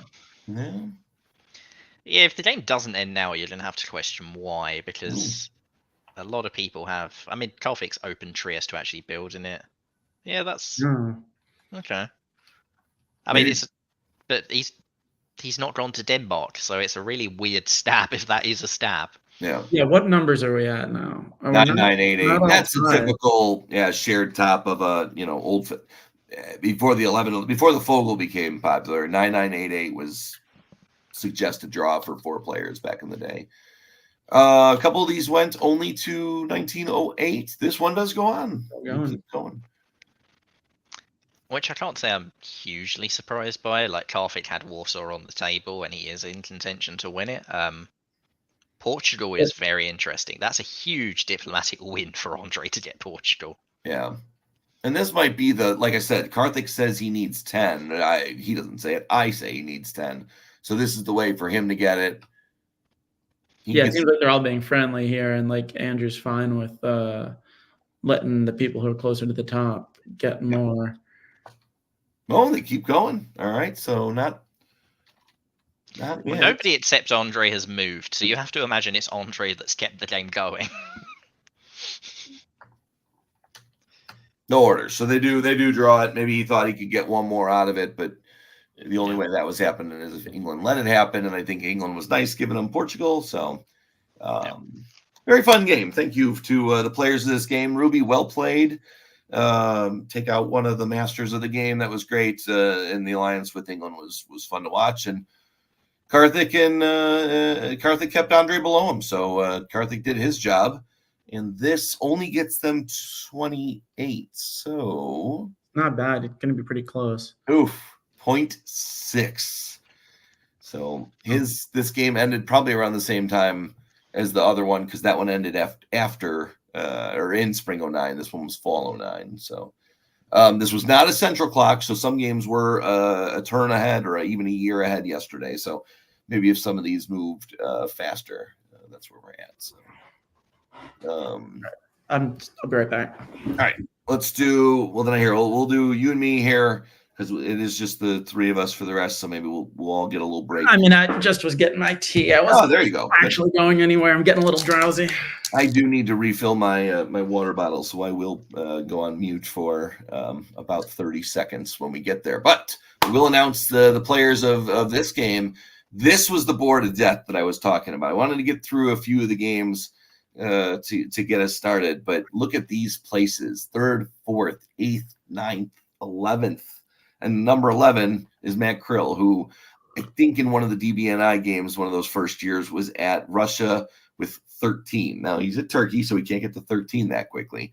But 4 years in, Krill can certainly put on a fight. So, and then by the way, Germany number 16, Saren, and then my favorite former NADF president Zach Moore being number 29. Has he been demoted from president when I wasn't looking? Yeah, I thought he was still president. As far as I'm aware, Zach is still president of the NADF, unless this is where you're launching your coup against him. No one else on the board is on stream tonight, so I got full power until the broadcast goes out. So it is disappointing to see him only at 17 after such a great game. I don't remember what happened in his first game. He got fogled, or he was Austria, and he was eliminated by about 1903, maybe 04 if he got lucky. So he got that board. Yeah. All right, here. McCullough, give me a rundown, and Ben do some analysis. I'm gonna show you spring quickly, and then I'm gonna move on to fall and maybe talk about them both together here. I need to. So here is the openers. You can kind of see the position, and you'll see clearly where they landed as we get to the fall. But here is the fall. So who was it? Nicola. So Austria, England, France, and Italy. So IA again, another IA, and an E and an F next to each other here too. So this is spring, and then where they land here is the fall, and let you guys chat about it for a few minutes here. All right, so Matt Krill, he needs a big score, and he's gone aggressive. He's gone straight for the Sundstrom, Armenia. Tried to do the clever play where he gets to walk into Sevastopol, and instead it's Romania he's got into. Zach Moore has done my patented defense against the Sundstrom, where you don't block Romania because actually Turkey being in run but not ball is really bad for Turkey generally. So Zach obviously learning from me there. He couldn't have come up with that by himself. In the West, we saw another bounce in the channel, not for the first time. And this time, France does get in full, as Jason prioritizes keeping North Sea. So Jason may be a little worried about early FG. Jason and Noam will both be, I think, quite happy with this board draw as well, in that Germany and Russia are not in contention to win. So if they can win the West, they've got a really good chance of winning this game and therefore the tournament. Yeah, it's true that it is not great for Turkey to be in Romania, but it's going to be difficult for Austria to take advantage of it in this situation, as we've got to move from Venice to Trieste and Apulia to Venice, indicating some aggression from Italy towards Austria here. Maybe a IT looking start with Ionian going to Tunis. We'll see how that plays out. Lucky for Noam to get into English and also get Belgium, wins that sort of a guess with Germany there. I will be curious to see whether this is the start of a I don't know. Maybe it's an FG, and that's all agreed between Germany and France. So we'll have to see as we go, I guess. Yeah, Sarah definitely pick and choose. Like, her builds are going to be presumably Fleet Kiel, Army Berlin, no matter what here. She doesn't have to make a decision until spring, whereas France and England are essentially locked at war already. So it's always nice for Sarah there. And yeah, this is what in the East I kind of expected to see last game, with Italy making the aggressive early attack on Austria. And Doug Moore knows he needs to beat Nicola to win this tournament. So he's gone straight for Nicola. Like, let's not mess around and pretend we'll work together and then stab each other in 3 or 4 years' time. Like, nah, Nicola, you've got to die. I'm coming straight for you. we'll see whether it pays off. I think actually an IT is doable in this position for sure, but with Russia already in the Black Sea, Fleet Con is kind of needed for Matt. So I think it actually lends itself to an 80 really well here as well. Yeah, that makes sense. Build the fleet, force Black Sea, and Bulgaria can be played out however you want it to. It's not a source of tension anymore. Yeah. And in that situation, it actually is good for Turkey to be in Romania right away, because you can do things with Sevastopol or Galicia. Well, not right away because of the Trieste problem, but that can get worked out. Yeah, there's definitely room for Turkey to do a few different things. I think that there's an argument that nothing moves to Bull in spring. So if you're dislodged from Rum, you can retreat to Bull. And if not, then you're still in a forward position in Rum, whilst in black as well, presumably, if you do build Fleet Con here. Yeah. I'm assuming you have fully described that first turn longer than we needed to, so we will move on, and I won't pretend to even ask what happened yet. So, winter, England 1, France 2. What did I miss? Italy 2. All right. So, poor Nicolas. Matthew Krill with the Russian fleet in the Black Sea. All right, interesting. 2 fleets, 1 fleet. Army Sev. Seems like there's probably agreement on an FG, or at least the France thinks there is. And then also interested to see the army and con rather than a fleet to kick Black Sea out. See how that progresses. Yeah, that definitely suggests more IT than AT from Matt, building the army there. All right, let's continue with that. McCallus, let's have you read this game. Or we could know nothing at all. It's actually arty, and this was all a very clever ploy to get 2 armies straight against Austria.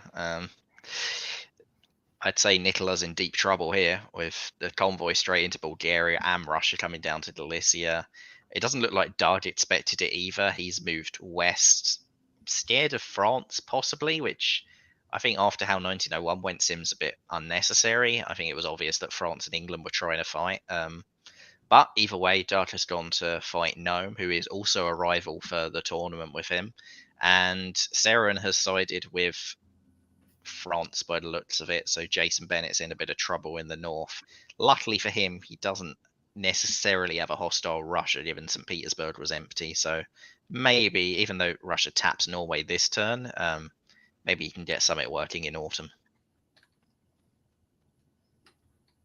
All right. And into autumn.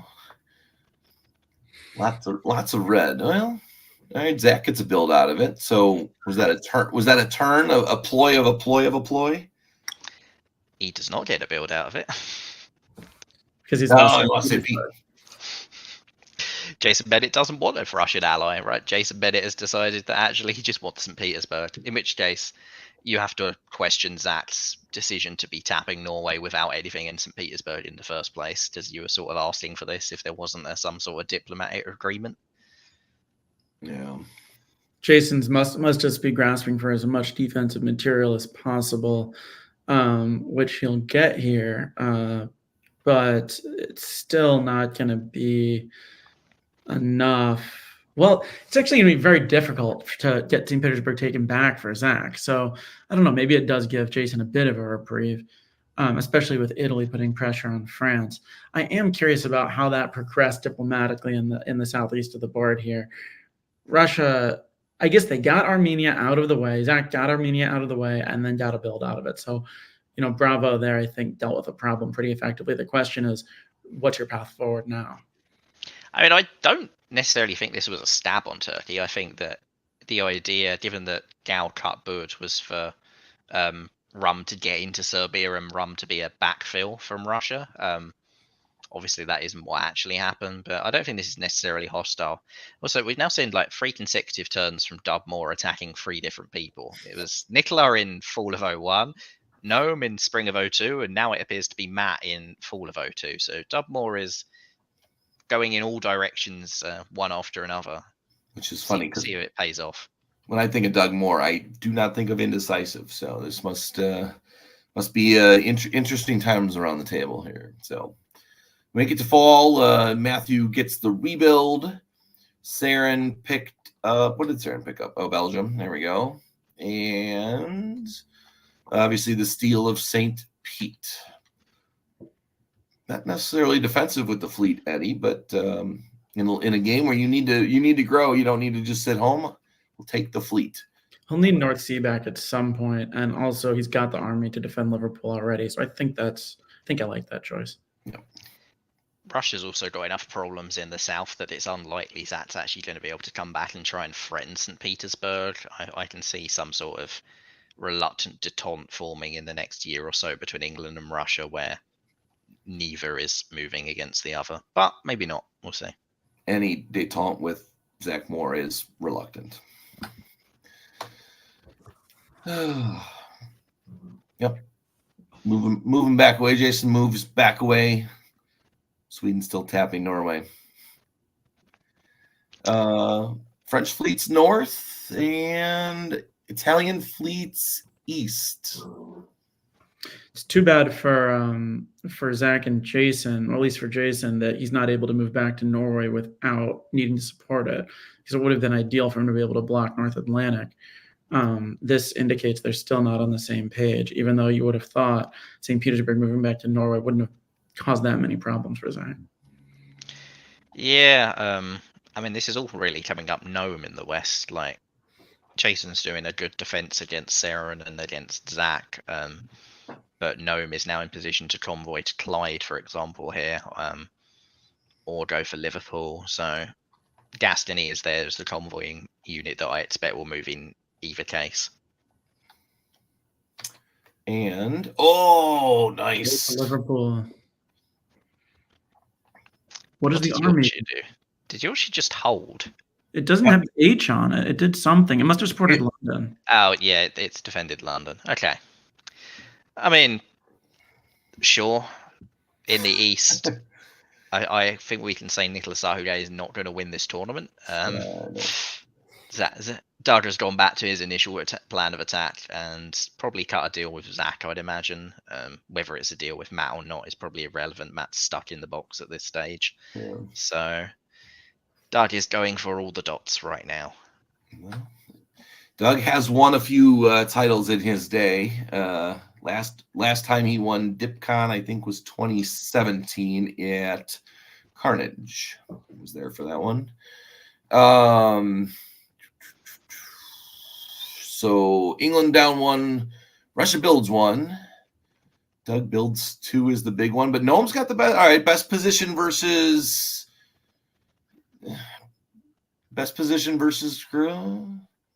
Who would you pick right now? If you not Doug or Noam, but Ben, if you had to pick a country at this point, which one would you take over? You mean I'm not talking about Doug Moore and Noam Brown. I'm saying if I were going to take over a position. If one of those magically fell off the edge of the ledge of whatever place they're playing at today and they called you to substitute, who would you push off the ledge? I mean, replace. Yeah, I think I like Noam's position in France here. He's got more options. There's still some diplomatic flexibility. And I'm just not sure what Zach's going to do next. And there's enough pressure that could happen from Russia and Turkey together that I don't feel as sure about Doug's position. But they're both great positions. Yeah. See, I'd take Doug just because I like Italy more, and I think that there's a lot of potential for Italy in this position. But it is a case of you have to manage it diplomatically for sure. If you're going to take Italy, are those your builds? Yeah. I'm quite worried by Army Marseille, though. Yeah. Noam playing on the supercomputer strategy here. Throws a lot south. Well, I guess if you have Saren helping you clean up Jason in the north, you can get away with that. FG for life. Thank you, Nicola, for playing. Noam is playing this as a tournament game. No, he gone after one rival in Jason, eliminated him. Now he's going after another rival in Doug.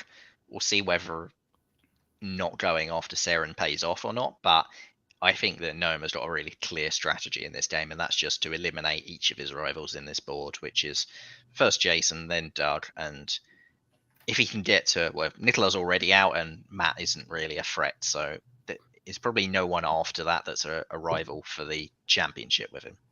No, Saren and Zach were the two lowest on the board, so I think partnering with Saren works out perfectly for him. I'm very curious to see what Saren chooses to do next in this game. You know, she may not be in contention, but she's still a great player, and she's got choices. There's not a ton of pressure dictating that you do any one particular thing. Yeah, I don't know if that was your internet or mine, but it froze up a little bit there. Maybe keep an eye on that. Saren, I think, had a monster result at Weasel Moot last year too. In a last, I think it was last year. There was one where he won Weasel Moot. Yeah. I was there. That was last year. Yeah. Yeah. But Adam Silverman won Weasel Moot, but she came second with a great final Really? round one. Yeah, Silverman won last year when she won 2 years ago. Yeah, there was. I was at one that she won. I don't know what year things happened in. Yeah, it was 2022. 2022, right? Yeah, you didn't show up last year because after you attacked me all game long in our game, you decided to stay out of Chicago, which was probably good for the both of us. Chris is still talking about that game. Also, I didn't even win. Come on. we hold grudges here in the Windy City. So anyway, back to a much more important game here. We're in fall 1904. You were asking what Saren's going to do next. Saren makes her way into Norway. Zach takes St. Petersburg, and Gnome takes Edinburgh. Norwegian went to North. I'm assuming to try and actually, what did Skagerrak? I think Jason wished his game goodbye at this point. So he tried to take Denmark. There he is. Yeah. Right. He's trying to cut this apart from North, but it's not happening. Yeah. I think Skagerrak supporting. Yeah. Right. Yeah. Not happening. Oh yeah. There's so many arrows going through Skagerrak, but yes, that makes sense. Looks like we have Russia-Turkey cooperation in the east here, right? They've got this convoy going forward. They've taken Vienna now, and they actually have help from Saren as well. I mean, this is what I said about Gnome at the start. Like, whoever in the West won the West out of him and Jason would be really happy with the board state because Zach and Saren aren't rivals. So, yeah, I'm sure if you give Saren or Zach incredible stabs, or in Zach's case, if you give Zach even the slightest hint of a stab, they'll probably take it. But Gnome just has to play a reasonably defensive game against them and win against his rivals elsewhere. He doesn't have to worry as much as someone who had no reason to work with him at all. And Krill not dead in the corner doesn't, he just slow and steady. He builds an army, so I'd say that's not going to be a juggernaut any longer. Yeah, builds an army and Zach builds a fleet. It's like they agreed. Let's work together one more turn, and then we'll fight. There it is. Come on, Zach, you're making me look bad. I'm trying to root for you here. Although I did call you the former president, so yeah. Spring 1905. That Trieste supporting Serbia into Budapest, I think. So for IT. I think Doug is recognizing that he can't win this game anymore and is therefore potentially trying to help Matt, who needs a huge result. Maybe as punishment for Gnome. I feel like that's the last ball he's got in his court at this stage of the game. Yeah, because Ionian to Puglia and Tyrrhenian back into Naples. Without yeah, I mean, France is going to have Tyrrhenian now, and eventually the other two Roman Naples, right? Or no? Oh no. It's just pretty clever moves from Dark to Piff Tuscany there. Sweden, I presume, is by agreement. A bit weird that it's an agreement in a full phase, but it's an agreement either way. This hasn't gone quite as well for Gnome. Why would no one think you could get into Ionian? Yeah, I don't know about that. Not going for Tyrrhenian Sea and Tyrolia just holding. There's some very suboptimal moves there from FG. Picks up 2. Did he wave one last time? No, it's rebuild. Oh, rebuild from Tuscany. Yep. Oh yeah. There we go. 2 armies. Mackerel still doesn't want a fleet.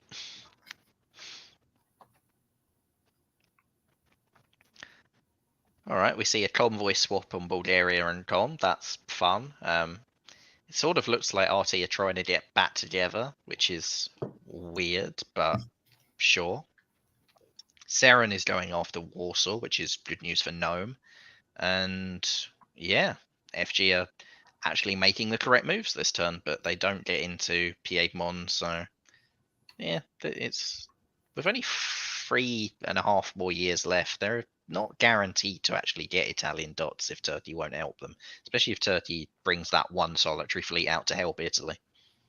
No, I think they've fallen behind a little bit here, where they could have been. Oops, wrong button. There we go. So the fleet does come out. All the other armies progress forward, not into supply centers into the fall, positioning for next year. And we seem to now have a sort of RIT where they're all working together to stop the FG. And like Gnome, he achieved his objective of taking Jason out. That's a tick. He's achieved his objective of Nicola being taken out. Wasn't him, but it was objective accomplished.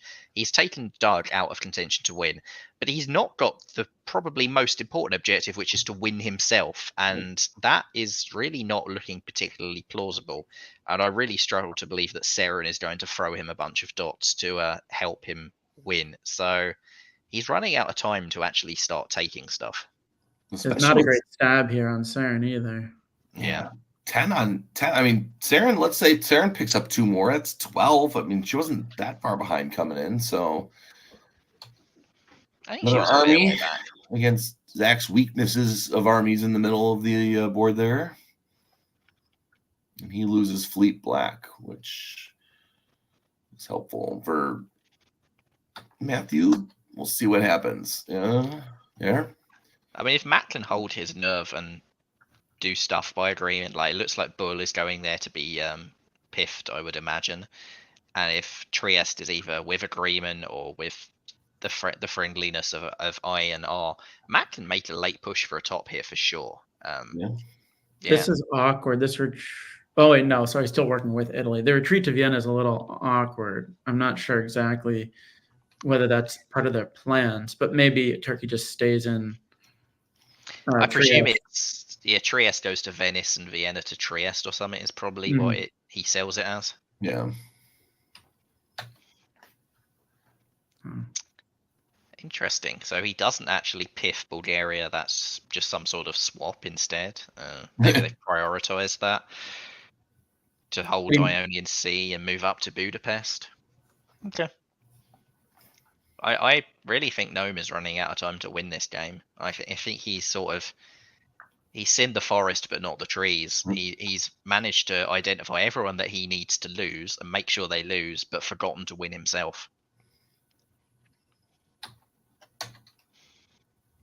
Builds a fleet, which maybe goes for the last minute stab. Was Seren going to move into North Sea? Yeah, so that's going to make it a lot harder for the stab to happen. Seren's not going to let him make a last minute stab that's actually at all good. I mean, he may be able to take London, but I don't think he'll get more than that. Yeah, and that's not enough by itself.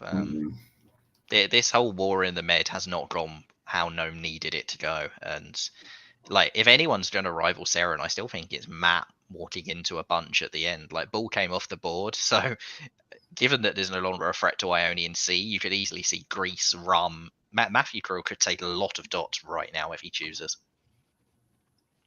He did. Gets Romania, gets Bulgaria. Does not get to keep Sev, though, so Zach saw it coming. Credit to him, I guess. Yeah. This is clever by Gnome, given that there's one more year. Like, he doesn't need to take London this year. That's a unit you can take in the final year on the final turn. So why worry about Yorkshire and Liverpool and all of that? Just hold off and wait until the final turn. Make sure that Norway doesn't get out into a good position. I think that's much better play from him. And then Seren gets to Burgundy, so just enough to hold up some. It's holding up 2 units. Yeah, he's not in Lyon, so it's actually pretty awkward around there against Seren's armies. Yeah, because if he walks to Marseille and she lets him, he's going to have trouble defending Paris. It's a really weird build by Mackerel as well. Fleet Smyrna with only 1 year to go. Where's that going? Like, Ankara, Blatzy, Sev makes a lot of sense. Smyrna, You forget maybe sometimes you forget what year it's in. You forget when the deadlines are in. So Well, and Matt yeah. loses Romania, picks back up Sev. loses Losers Rub root Amber themselves. to Piff. Yeah, Yeah. Matt's not winning this game. No. I mean, Seren is getting a lot of growth because she's got the correct guess to walk into Marseille. That's a mistake on Gnome's part. Gnome's got to walk Gnome's into gonna- Rome, but yeah, Seren's in Moscow as well. Dow could take something. So shame on me for not offering I said, which position would you rather have? We should have said C, whatever Saren's position is, because playing against, I mean, this board is a top board at many tournaments, and then that even undercuts this board a little bit because two former She made the world right guess champs. to defend from North Sea there as well, just Belgium, Holland. That was a 50-50 with 1/3 with Denmark as well. So It's funny because someone said earlier how Saren arranges board states a lot of the time, and she does, but you should never forget that she's also great in any game.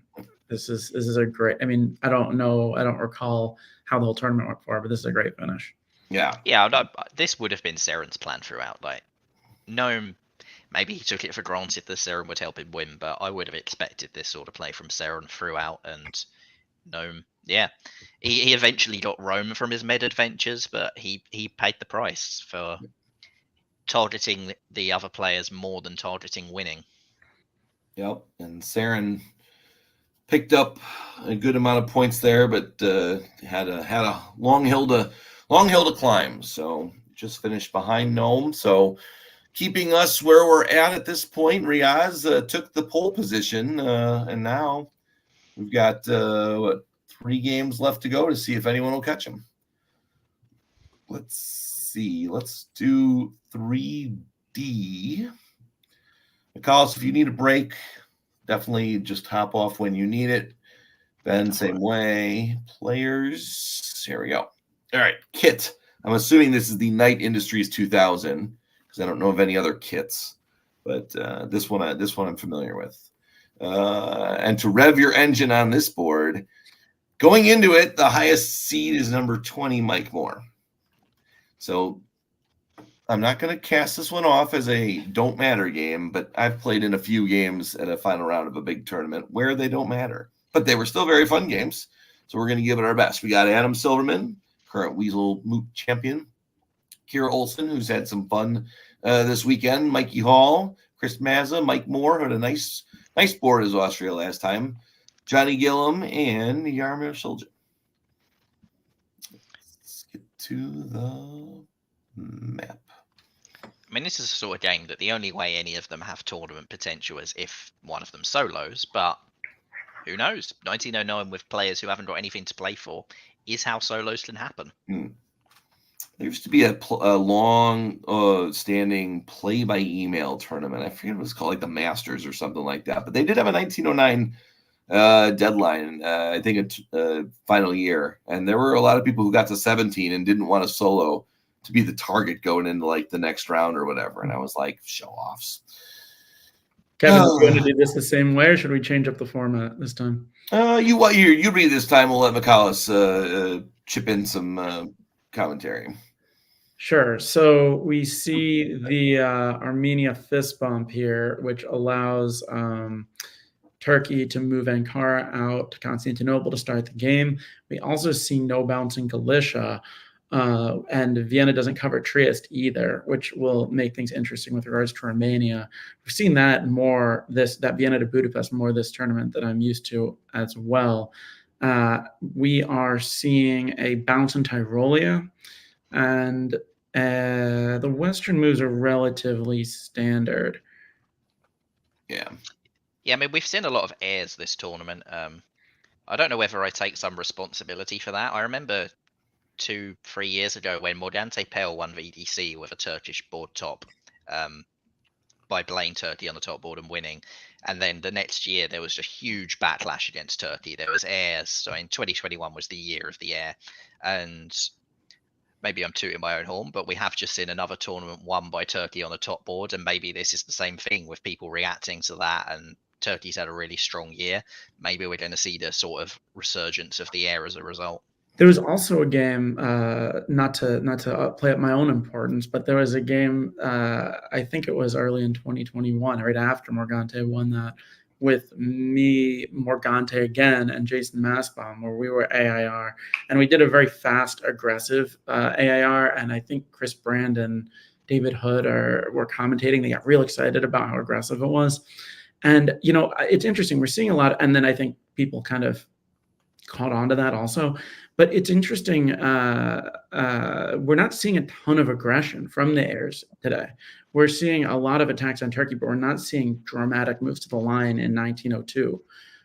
So it's a different style, a very anti-Turkey, more than a very trying to break the line kind of an air.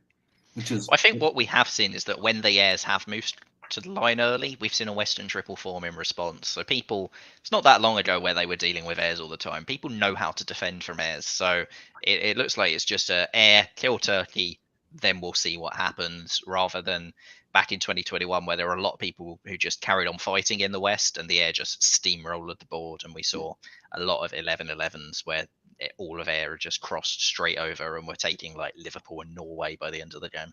you know, Mm-hmm.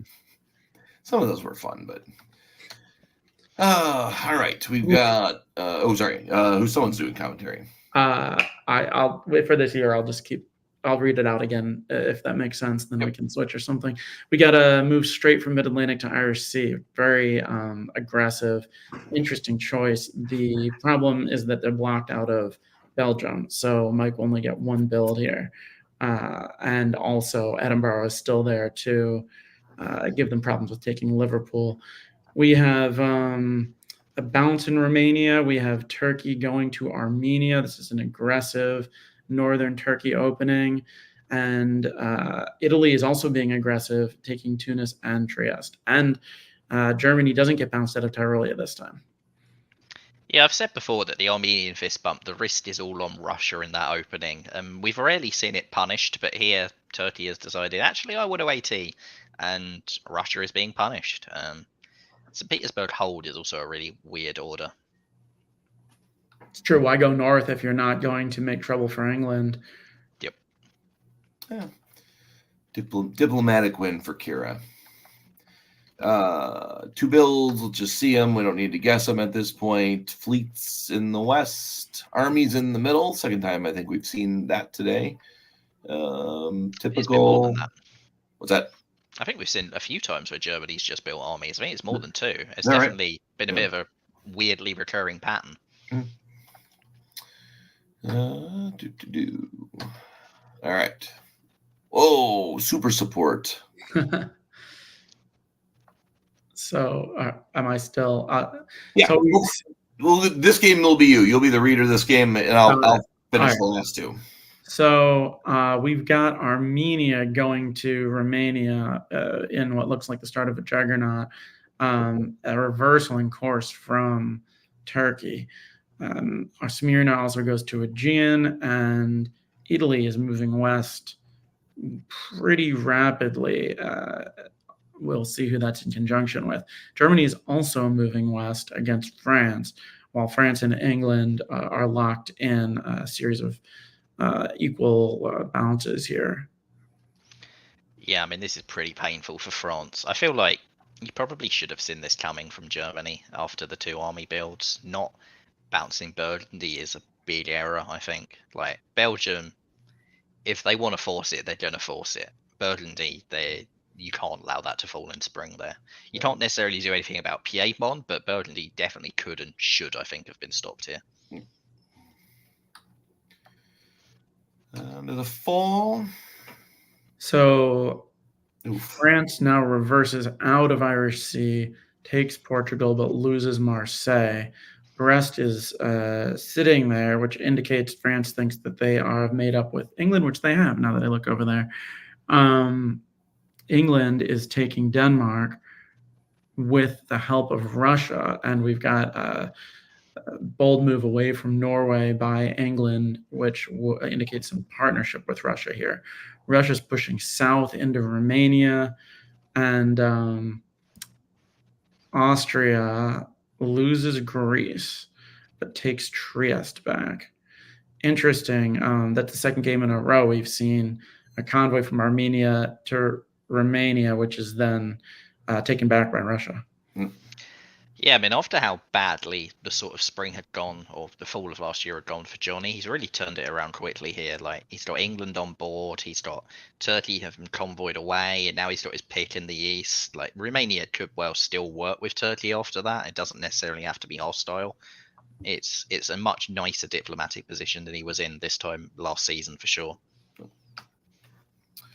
To the winter, I'm trying to think.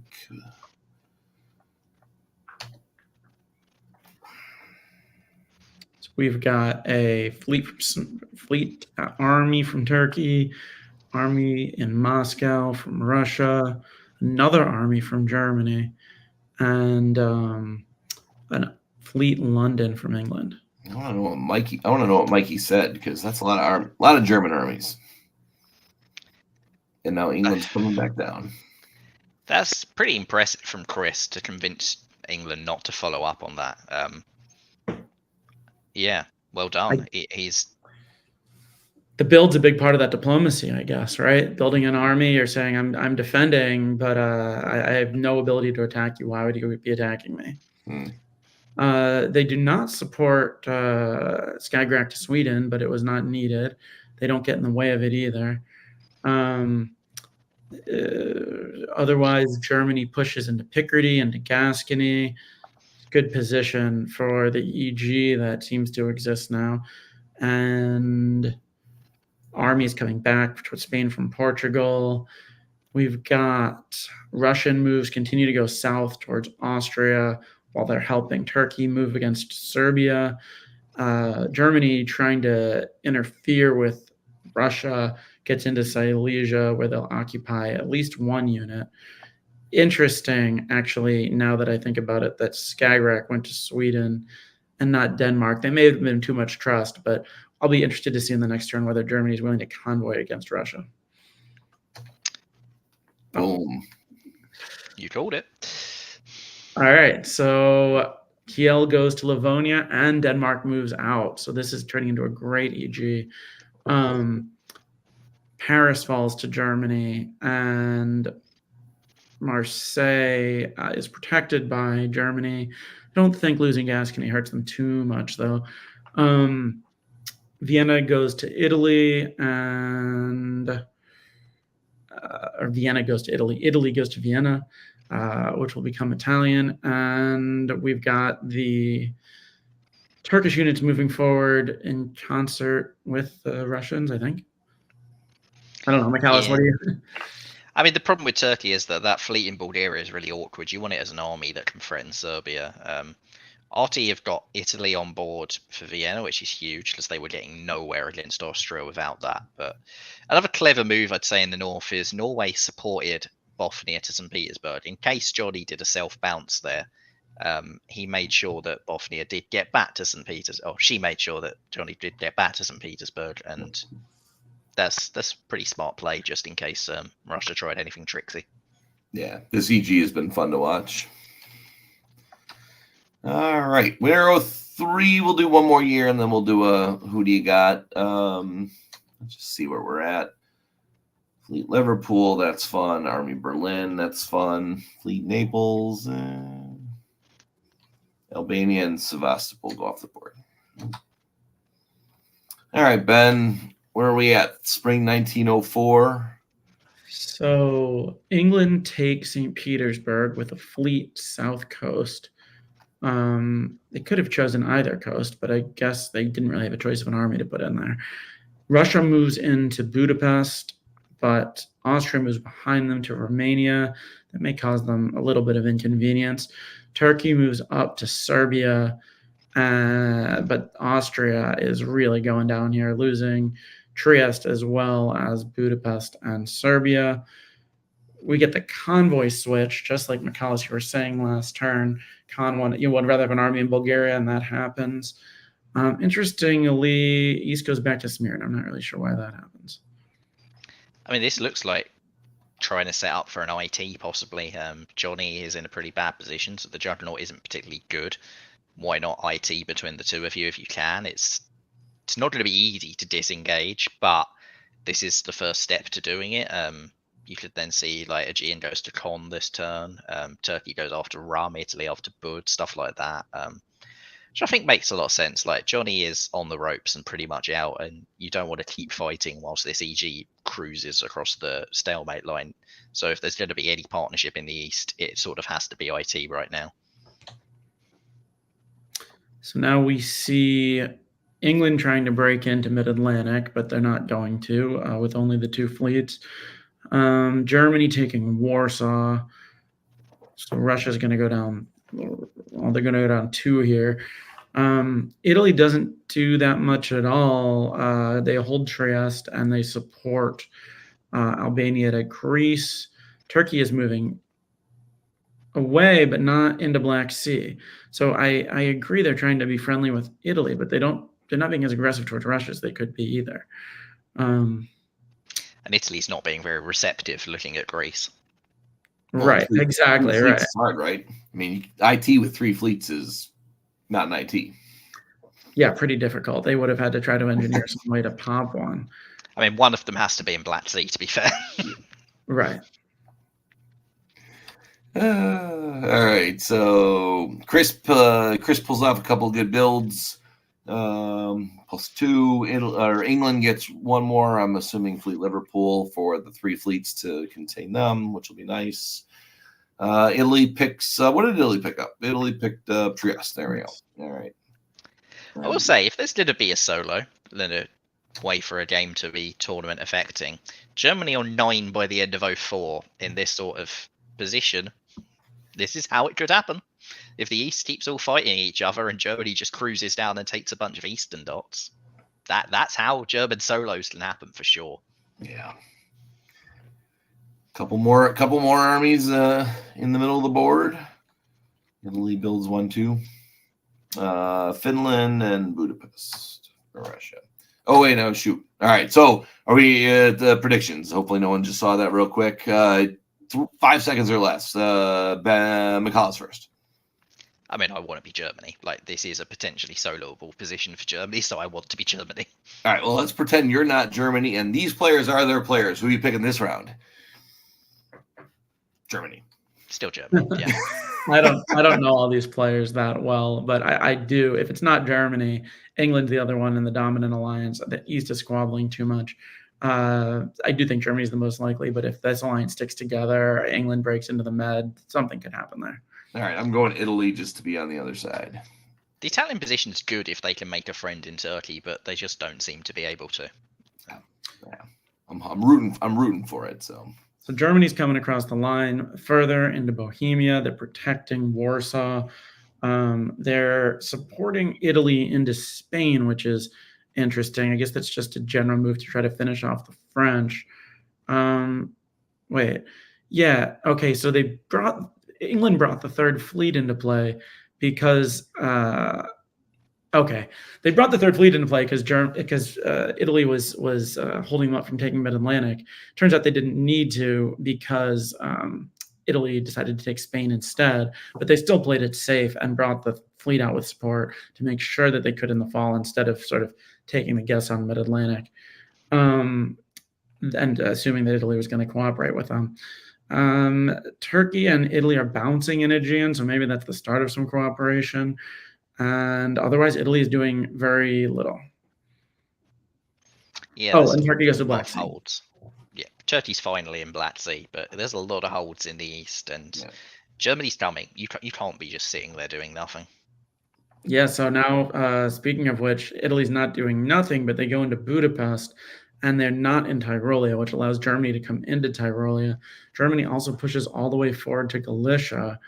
And I don't know what happens. Baltic goes to Kiel. Oh, that's just, I guess, to be less threatening to England. Not exactly. So then Turkey makes the move to take Romania.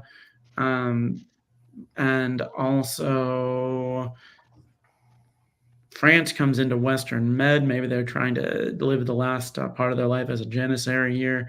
England is finally in mid-Atlantic, and there's a convoy of Clyde to Norway, which will allow England to get an army into St. Petersburg and put some pressure from the north. This is still solo watch. This is Germany's vulnerable. Like, England could stab and ruin that immediately. I don't think England's in a position where they have enough armies on the board to go for a solo themselves. But if England's passive, this is potential solo. Like, Galicia is a pretty big place for Germany to have got to there. Do we know how many points for a solo? Is it 100 or is it more than 100? Yeah, 100. And everyone else gets 0.1 for every year they survive. Well, 100's enough to win the tournament. For sure. Yeah. I mean, all right, so Italy picks up the big builds on this time, picks up 2.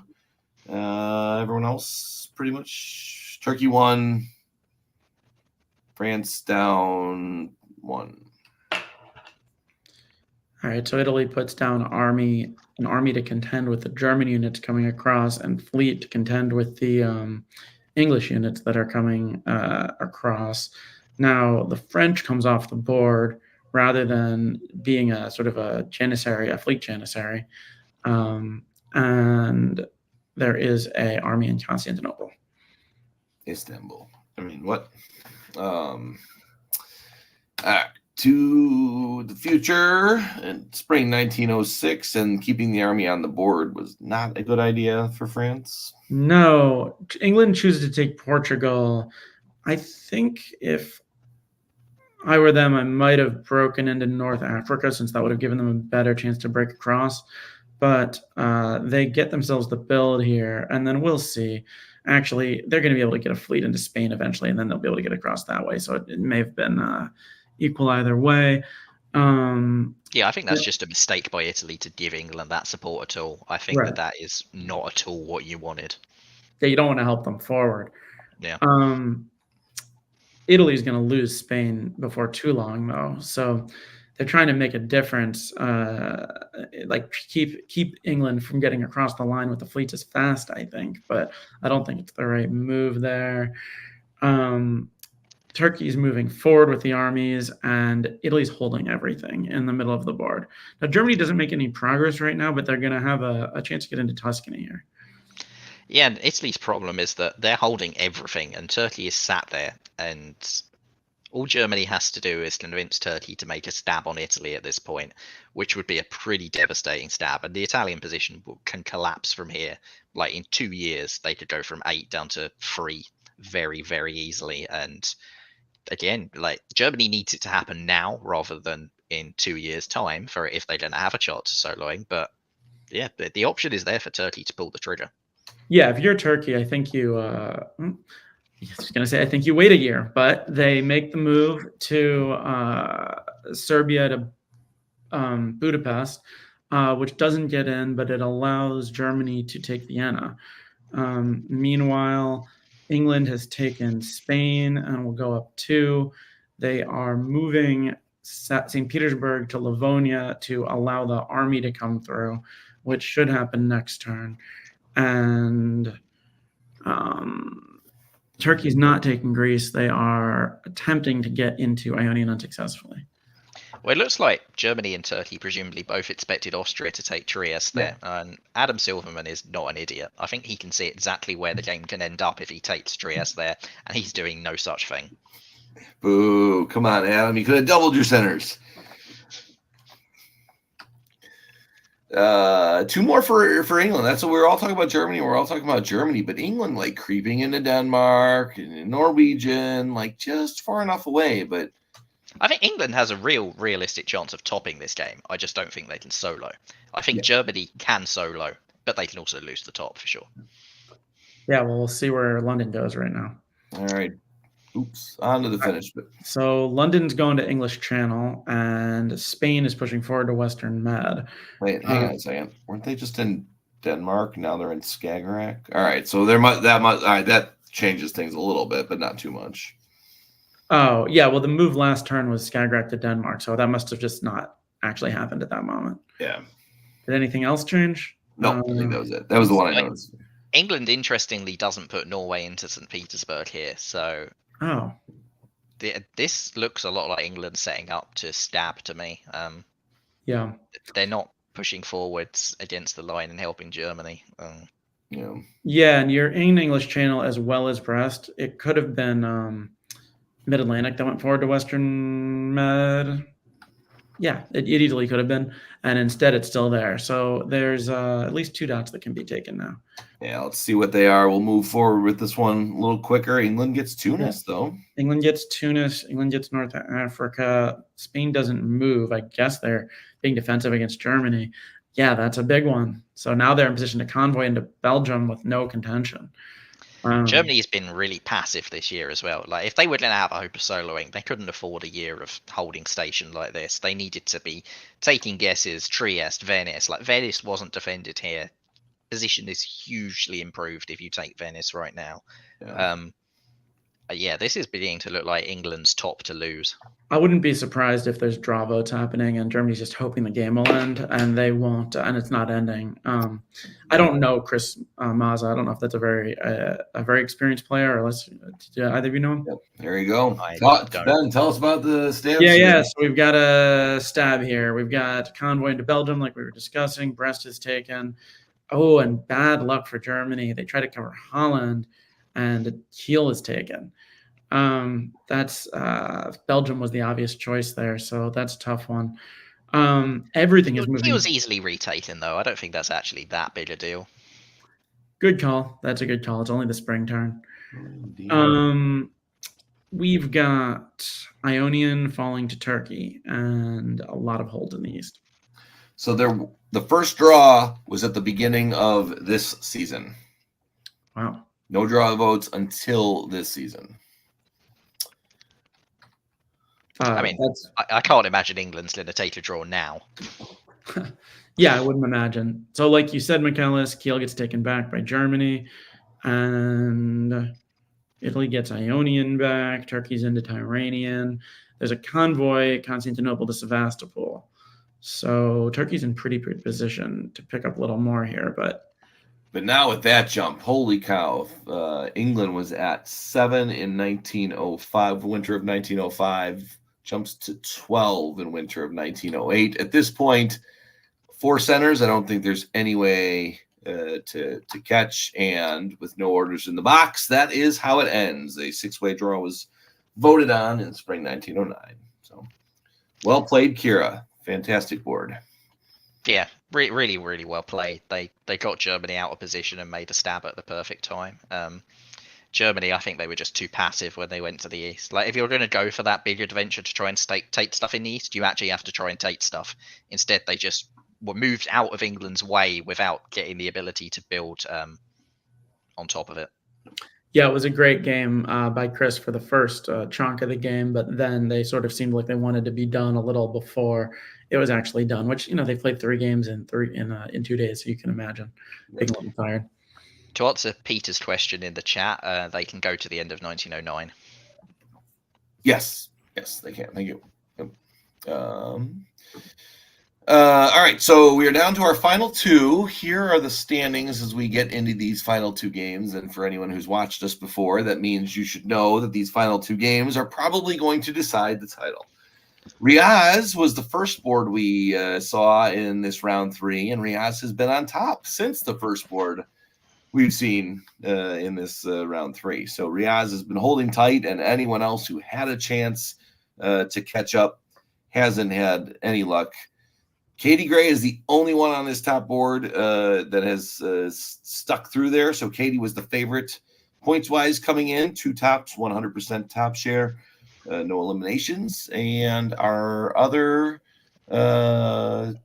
participants who were 2 boards Brandon, 2 boards Maletsky, and 2 boards Alex Amon. And we gave Alex a hard time for, I think, accepting one of those draws, but 44 points is not that far away. Pretty far behind, right? Isn't Riaz at like 88? He needs a big top, yeah. He needs something like 45 to 50 points to take it, but it's doable for sure. Yeah, it seems like it's the favorites here are Kate, or either Riaz or Katie, Maletsky, or Brandon. Yeah, Yeah. so we got 12 here gets us 38, but Miletsky had 12 and got 41, I think. So 13 or 14 is the magic number for Alex.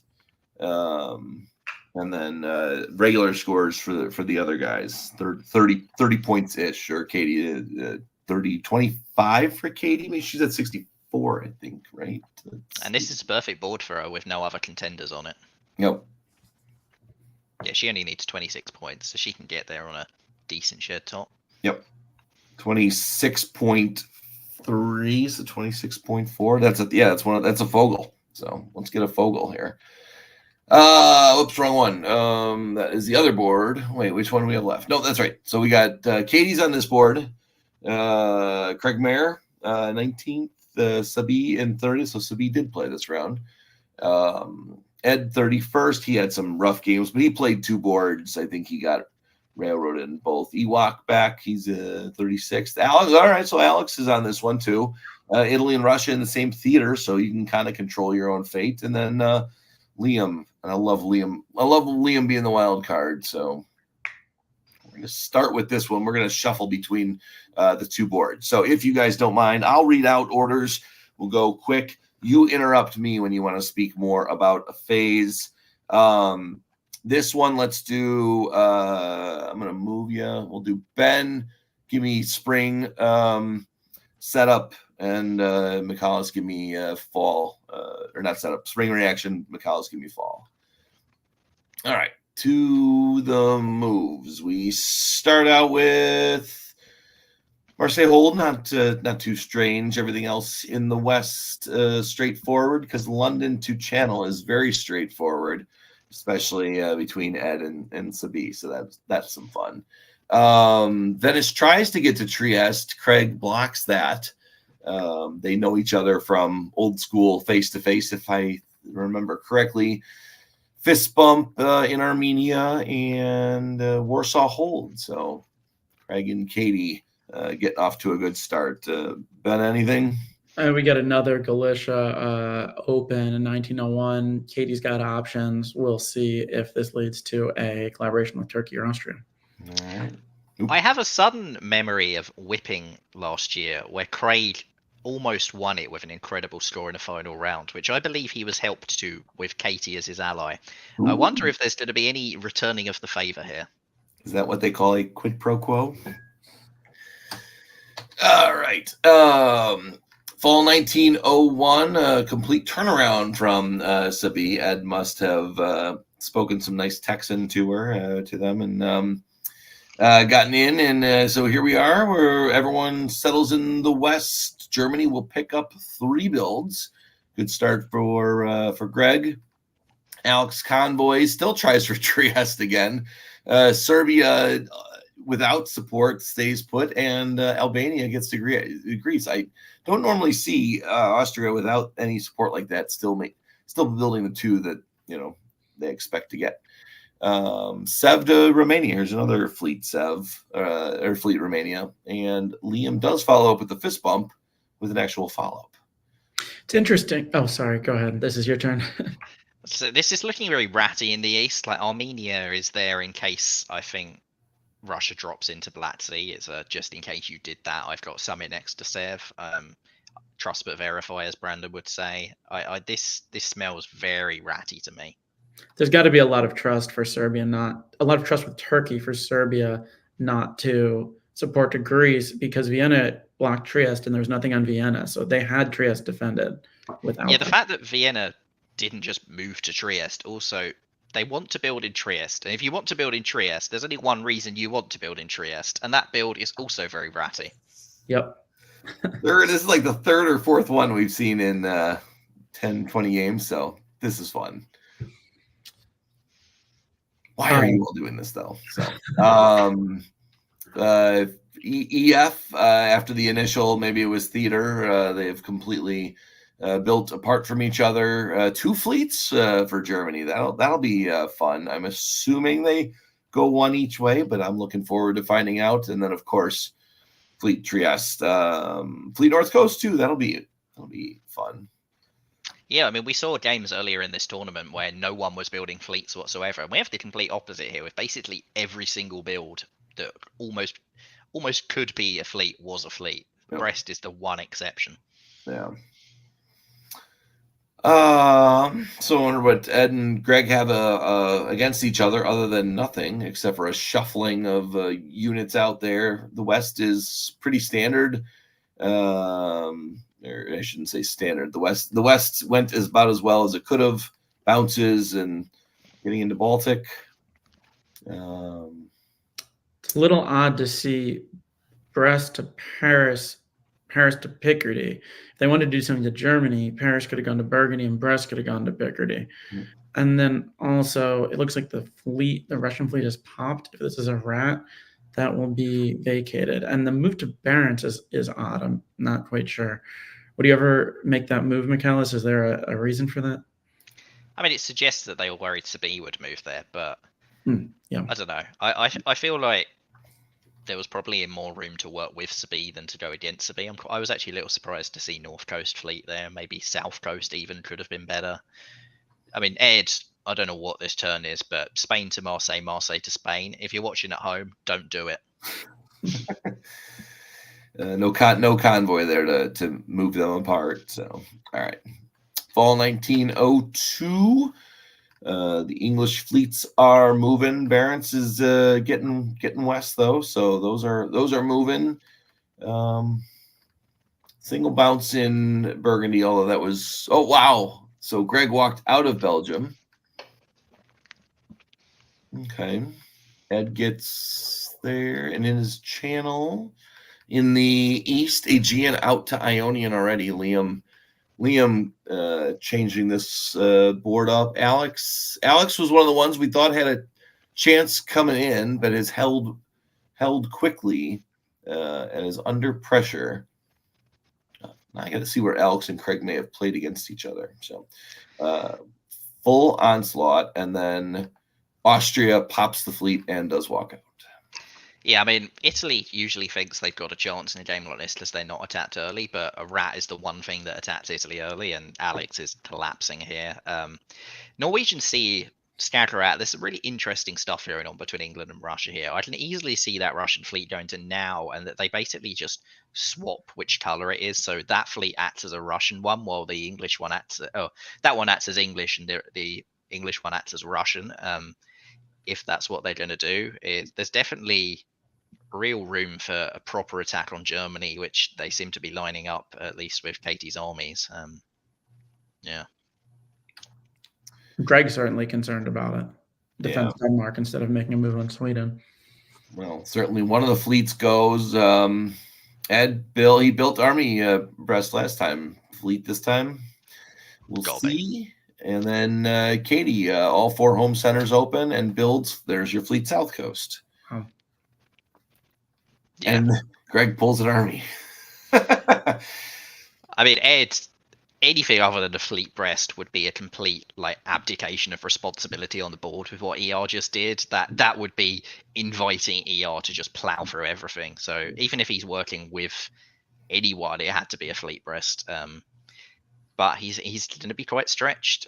Greg, I think, actually made this move correctly, because if Ed attacks Greg anyway, Greg is screwed. The fleets keep him alive against the ER. Well, it doesn't mean he's not screwed anyway, but just the luck you might. Yeah, less screwed. Ed picks the wrong spot to convoy too. Sabine with a nice job defending.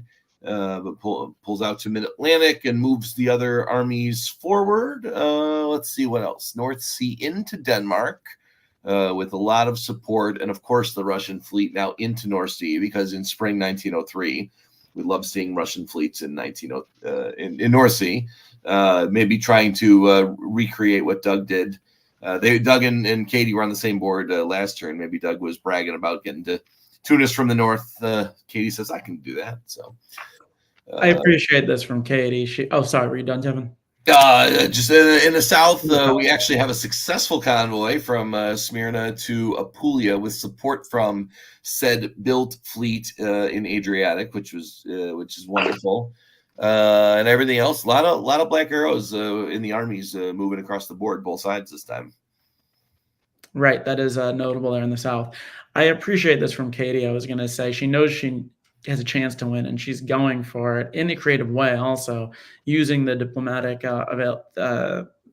tactics that are available to her has convinced Sabi that this would be a fun thing to do and an interesting thing to do, and it certainly is. And it is, it doesn't guarantee Katie anything, but it certainly gives her a chance to have a big score that she needs here. Walking out of Rum is, I'm a little scared on that, because I'm looking at, if I'm Liam right now, seeing a Russia that's this big, I'm very, very tempted to just walk into Romania here. That's going to be key in this fall, I think. Got to find something else for Bulgaria to do. I mean, it could go back. This is a decisive turn for that unit. Nice. It does go back. Liam is a fun ally. Liam has gotten me when I've been on the other side of the alliance. He and Brandon love to work together. I'm not saying against me all the time, but every time I am against them, they find a way to work against me. So Liam can be quite creative. Like when he has some freedom to come up with some moves, that's the move to Apulia. Not surprising. So this might be a game, he lives for, so which is good. So other than the move back, not a whole lot else. Although, does he make? Oh, Trinia makes Tunis with the support from Ionian. Ed is, I think, banking on his past relationship with Liam. Like, we've seen a lot of games where Ed and Liam have worked well together, and I think Ed will be horrified to see Bull walking back to Constantinople, though. I think there's no way you join in this killing of Italy unless you're pretty convinced that Turkey is going to flip on the rat. And if Liam doesn't flip on the rat here, Ed's in real trouble. He's guessed wrong on the convoy both times. Sabi has blocked it. Sabi's getting a build from Denmark, so Irish Sea is actually almost worthless as well. Yes, Ed's getting a build from Tunis, but if he has a hostile problem in the Med and he's now upset Italy to go with it, this could get very nasty for Ed. It's very good defense by Sabi here this year. I believe Ed does call Liam his son, so no familiar relationship, but brotherly love. I've seen Liam attack Ed quite a few times without seeing it happen the other way around, so it may be a little more one-sided than Ed likes to believe. So Sabi does get the build, as mentioned. Ed gets 2 from Tunis. Alex is Bay City, as Peter mentioned, is not a city, but neither is Big Sombrero, which you'll see in a second as well. So down 2 for Alex, so his chances are fading quickly. Craig walks into Venice, gets one there, and Liam doesn't get the build, but is moving forward.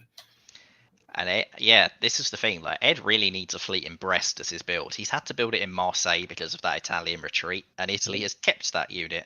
And now he's only got 2 fleets in the north against 1, 2, 3, 4, 5, 6, 7 potential ER fleets. And yes, Germany's got some fleets there, but those fleets are busy defending the German dots. Yeah, and that doesn't mean Germany can't flip at any point anyway, too. So although pulls Munich, so more faith in Ed, which is more faith than most of us have in Ed. So. Well, he's also got a lot of faith that Austria isn't going to come straight for Munich, because that's what I would expect to happen here. And that is pretty close to what happens there. We got Russia and Austria running straight from Munich, although Burgundy figures, I'll get there first with my 1 dot, and then trying to negotiate out of that. Italy retakes, so clearly Marseille didn't even have to think about it. Good negotiations there between Ed and Alex. Ed is out of there. Turkey walks right into Naples, which is was one unstoppable, although could have gone to Rome and then walked into Naples in the fall. That would have been good. And then, like you mentioned, most armies running to the middle of the board. Sabi seems amenable to Katie being ahead in this. Katie's going to London. I assume that's defensively, but it may be tricky to get out here. But if they're working together in lockstep, the English fleet in Norway isn't necessarily critical. So we'll see what happens going forward with that. They sort of are working as one here. currently. I mean, Ed is paying the price for tuners as well. Like Italy's now back in with Turkish support. Yeah, maybe he can cut some deal on Rome or whatever, but Liam's not making any anti-Katie or anti-Austrian move, and this isn't looking good for Ed. Ed was very low in the standings, so we're not from a tournament perspective, but just this board. This board is not looking good. Katie walks through from London to Wales, which is fun. Ed does move Munich to Silesia with support. That's kind of fun. But then, I'll take Holland while I'm at it. So, and I don't think that's good for Ed. Like Silesia, what are you doing there? It doesn't get you anything. Holland, you're pulling one of those German fleets probably off of this board. Neither of those things are actually good for Ed. Not having a disband because of you is maybe Holland. You have to go okay, but I think Silesia is a horrible place to have a French army right now because he's not building and there's nothing next to Burgundy. Nope. He's got to have decided on some other objective at this point. He's not going for England, and he can't just ignore the fleets in Liverpool and Wales. So, we'll see. I mean, I see no reason whatsoever why Craig isn't going to walk straight into Paris next year. Ed's position is torched almost. Like, yes, Liam's got Rome and Naples and is building too, but yeah, Liam pulled his fleet forward from behind. Maybe Liam stabs both of them. Maybe AT stab Russia. Yeah. Yeah, I was about to say, I'm very curious what Liam does with these builds, and this looks like maybe a stab on Russia. Yeah. But even if that happens, I still think Craig walks to Paris. Because how often do you get the chance to do that? Yeah. I mean, Liam could easily stab Katie without stabbing Craig here, but doesn't seem to. This is wonderful. Yeah, Ed, I'm going to stab her. I swear I'm going to stab her. Oops. Everything is not coming up Ed Sullivan. No. Oh, but could you imagine? Hey, I'll give you this build if you build against Katie. Okay, I'll build against Katie. I'm just not going to attack her afterwards. So, that's rough. We shouldn't have this much fun with it. Yes, we should. This is a fun game. Yeah. Austria is walking into Paris in 1905. We should enjoy this. You don't get the opportunity to see that very often. Yeah, and Craig's position is getting better and better. I'm trying to think how he'll follow it up effectively, but he could have a number of units coming towards France here. Very curious to see how this progresses. I mean, we talked about Liam and whether he had a stab. Like, Craig has a stab for Bulgaria right now and could possibly go like Apulia and Venice and actually move pretty heavily anti-Turkish right this second. Or he could go to Rum and Warsaw. Craig has been playing this game a lot longer than me, and I get the sense that he's the type of old school player who is thinking about solos. I don't know that this isn't a solo position, but who is playing to win and sort of would be maybe stick with it. I don't know, but maybe stick with the ally a little longer in hopes of getting something bigger. I don't know. I mean, I've just about never seen Craig Mayer stick with an alliance for a full game. He is the player who dots at the end, and usually it doesn't actually work that well. He tends to just get a bit greedy at times, but it worked really well for him at whipping, and maybe he can do something here as well. Well, see, this is in a game that could decide the tournament. Stabbing at the end is what you need to do, maybe to get that last center. So we will continue We're on. closer to the end here than I realized, too. What's that? We're closer to the end than I realized. There's 4 more years. Yeah, 4.5 more, and we will get the walk into Paris, which is wonderful, as you mentioned. Austria keeps Munich in this case. So my question I pose, maybe I'll pose it here as we get through these orders, but the rat has stuck together. Like, there's no breakup of the rat. So as we go through the rest of these orders here, who's going to break up the rat? What are they going to get out of it? And who benefits the most maybe to run to the top of the tournament? So think about that. Khan to Bulgaria, South Coast, not Aegean. Interesting. And the armies kind of file back through. A lot of bounces. London trying to bounce Moscow, which apparently worked. Wales, the Irish Sea. So Katie is trying to get around to Tunis, like Doug did earlier.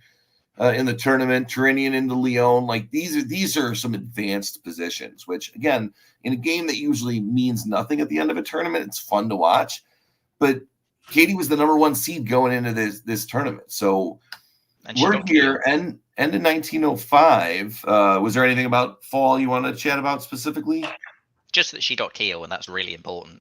Germany's got another disband, which essentially ends Germany as a player in this game, which in turn frees up more units for going after Ed Sullivan. I really struggle to believe that Sabi is going to turn on Katie in this game. So, yeah, I can believe that Craig or Liam or both might, but I don't see any reason whatsoever for Sabi to stab Katie in this position, because Sabi isn't going to get a top out of attacking Russia. So I think they will be lockstep for the rest of this game. And I think that Kiel is really important for that, because Berlin, Holland, there are so many potential places that Katie can pick up still. Ooh, I don't know what this, so I don't know if I could show this to the YouTube folks, but we got a comment from Twitch. We don't normally get too many comments from Twitch, so I'm going to celebrate this comment from Twitch, who quotes Ben Kelman. And I like old school. I don't know if he's disagreeing with me, like maybe, or if he's agreeing with me, but I know that's Stephen Hogue. I know that's his username. Yeah. Oh, even better, Hoger, like the everybody there. So either way, I like that he agrees with you. And since it's a Twitch comment, I'm going to put the Twitch comment. Thinking of him as an all or nothing player. Yeah. We'll see. I do like it. Old school, as Dan was saying. I will give thanks again to Robert and Dan for joining us earlier. Well, before they had to fall asleep for the evening. But the same thing. We root for these kinds of games because it's not the typical how do we get to unending? There's a lot of different types of endings we can get to, and so celebrating a game like this. We'll see though. I mean, it could end up that, I'm not saying it's going to, but when 3 people have a good alliance like this and only one of them's in contention, sometimes they do just end up splitting it, or they let Katie finish 1 ahead or something. Yeah. So Katie would, depending on the final game, Katie would win with a Fogel, and this is a 3-way alliance with everybody else collapsing that could turn into a Fogel. Well, see, that is a great segue that you just had there, is that depending on what happens in the other game. So we are going to switch to that other game before we get there, but we're going to do one more year on this one. So 2 armies, the fleet does come off the board, which is, it doesn't matter with either one came off the board, pretty useless for Greg at this point. But now we're getting to, will it end in a Fogel? Will it end in Katie? Again, even a second place with 10 centers turns out to be as many points as you might need. So Katie might be counting her dots. Let's go through one more year, and then we'll see where Katie needs to count her dots. And Berlin is certainly one of them. I mean, Army Budapest was a really interesting build. Still, Craig doesn't make the stab, but definitely looks like he's thinking about it. He's keeping Katie in check to some degree. Ed, I think, is diplomatically, he's tried working with Liam, and Liam has said no. He's tried doing things in the south. He's pulled Holland, and he's saying, right, ER are going to run away with it. I'm only going to defend from you guys. And he's trying to put the ball in the court of Craig and of Liam to do something about it. And if they don't do anything about it, ER will dominate. And so we shall see whether that pitch works any better than any of his previous pitches have. Yeah. And Craig might be fighting for a board top. I haven't been keeping good track of best country awards, but the best Austria might be on the line here. And Craig gets that while Katie gets a tournament win. There could be multiple benefits from a single game. So we're there. To answer the other Twitch question, I'm a big fan of Twitch tonight, so sorry YouTube, I know we're broadcasting with you guys too. I really don't even know how it became called a Fogel, because Brandon is anything but an alliance player. Like, I'm sorry, he's just not. Jamal put it in his Champions Corner after winning VDC, because Brandon played 2 games at VDC and did 11 ones in each of them. And Jamal just referred to it as the Fogel, and we have decided to use it as a horse to beat Brandon with forever now. So it's now the Fogel. Yes, love it. I like that. That is perfect. Beating Brandon, beating a dead horse for Brandon is fun. So. All right, so back to what we're here to do and analyze this game. We are getting here to fall 1906. Still no stab from Budapest. But it's not going anywhere either. What's that? It's not going anywhere either. It's not stabbing, but it's also just sitting there in Budapest. It could be going somewhere else. No, Did it's Ed there. NMR? Wow. There are that is a no great French question. orders.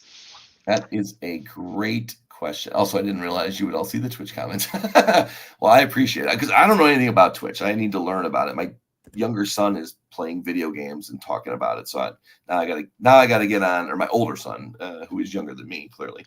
I have to learn some serious miscommunication between ER here. Like Holland was tapped. Presumably, Katie thought Holland was going to Belgium, and she was in a backfill.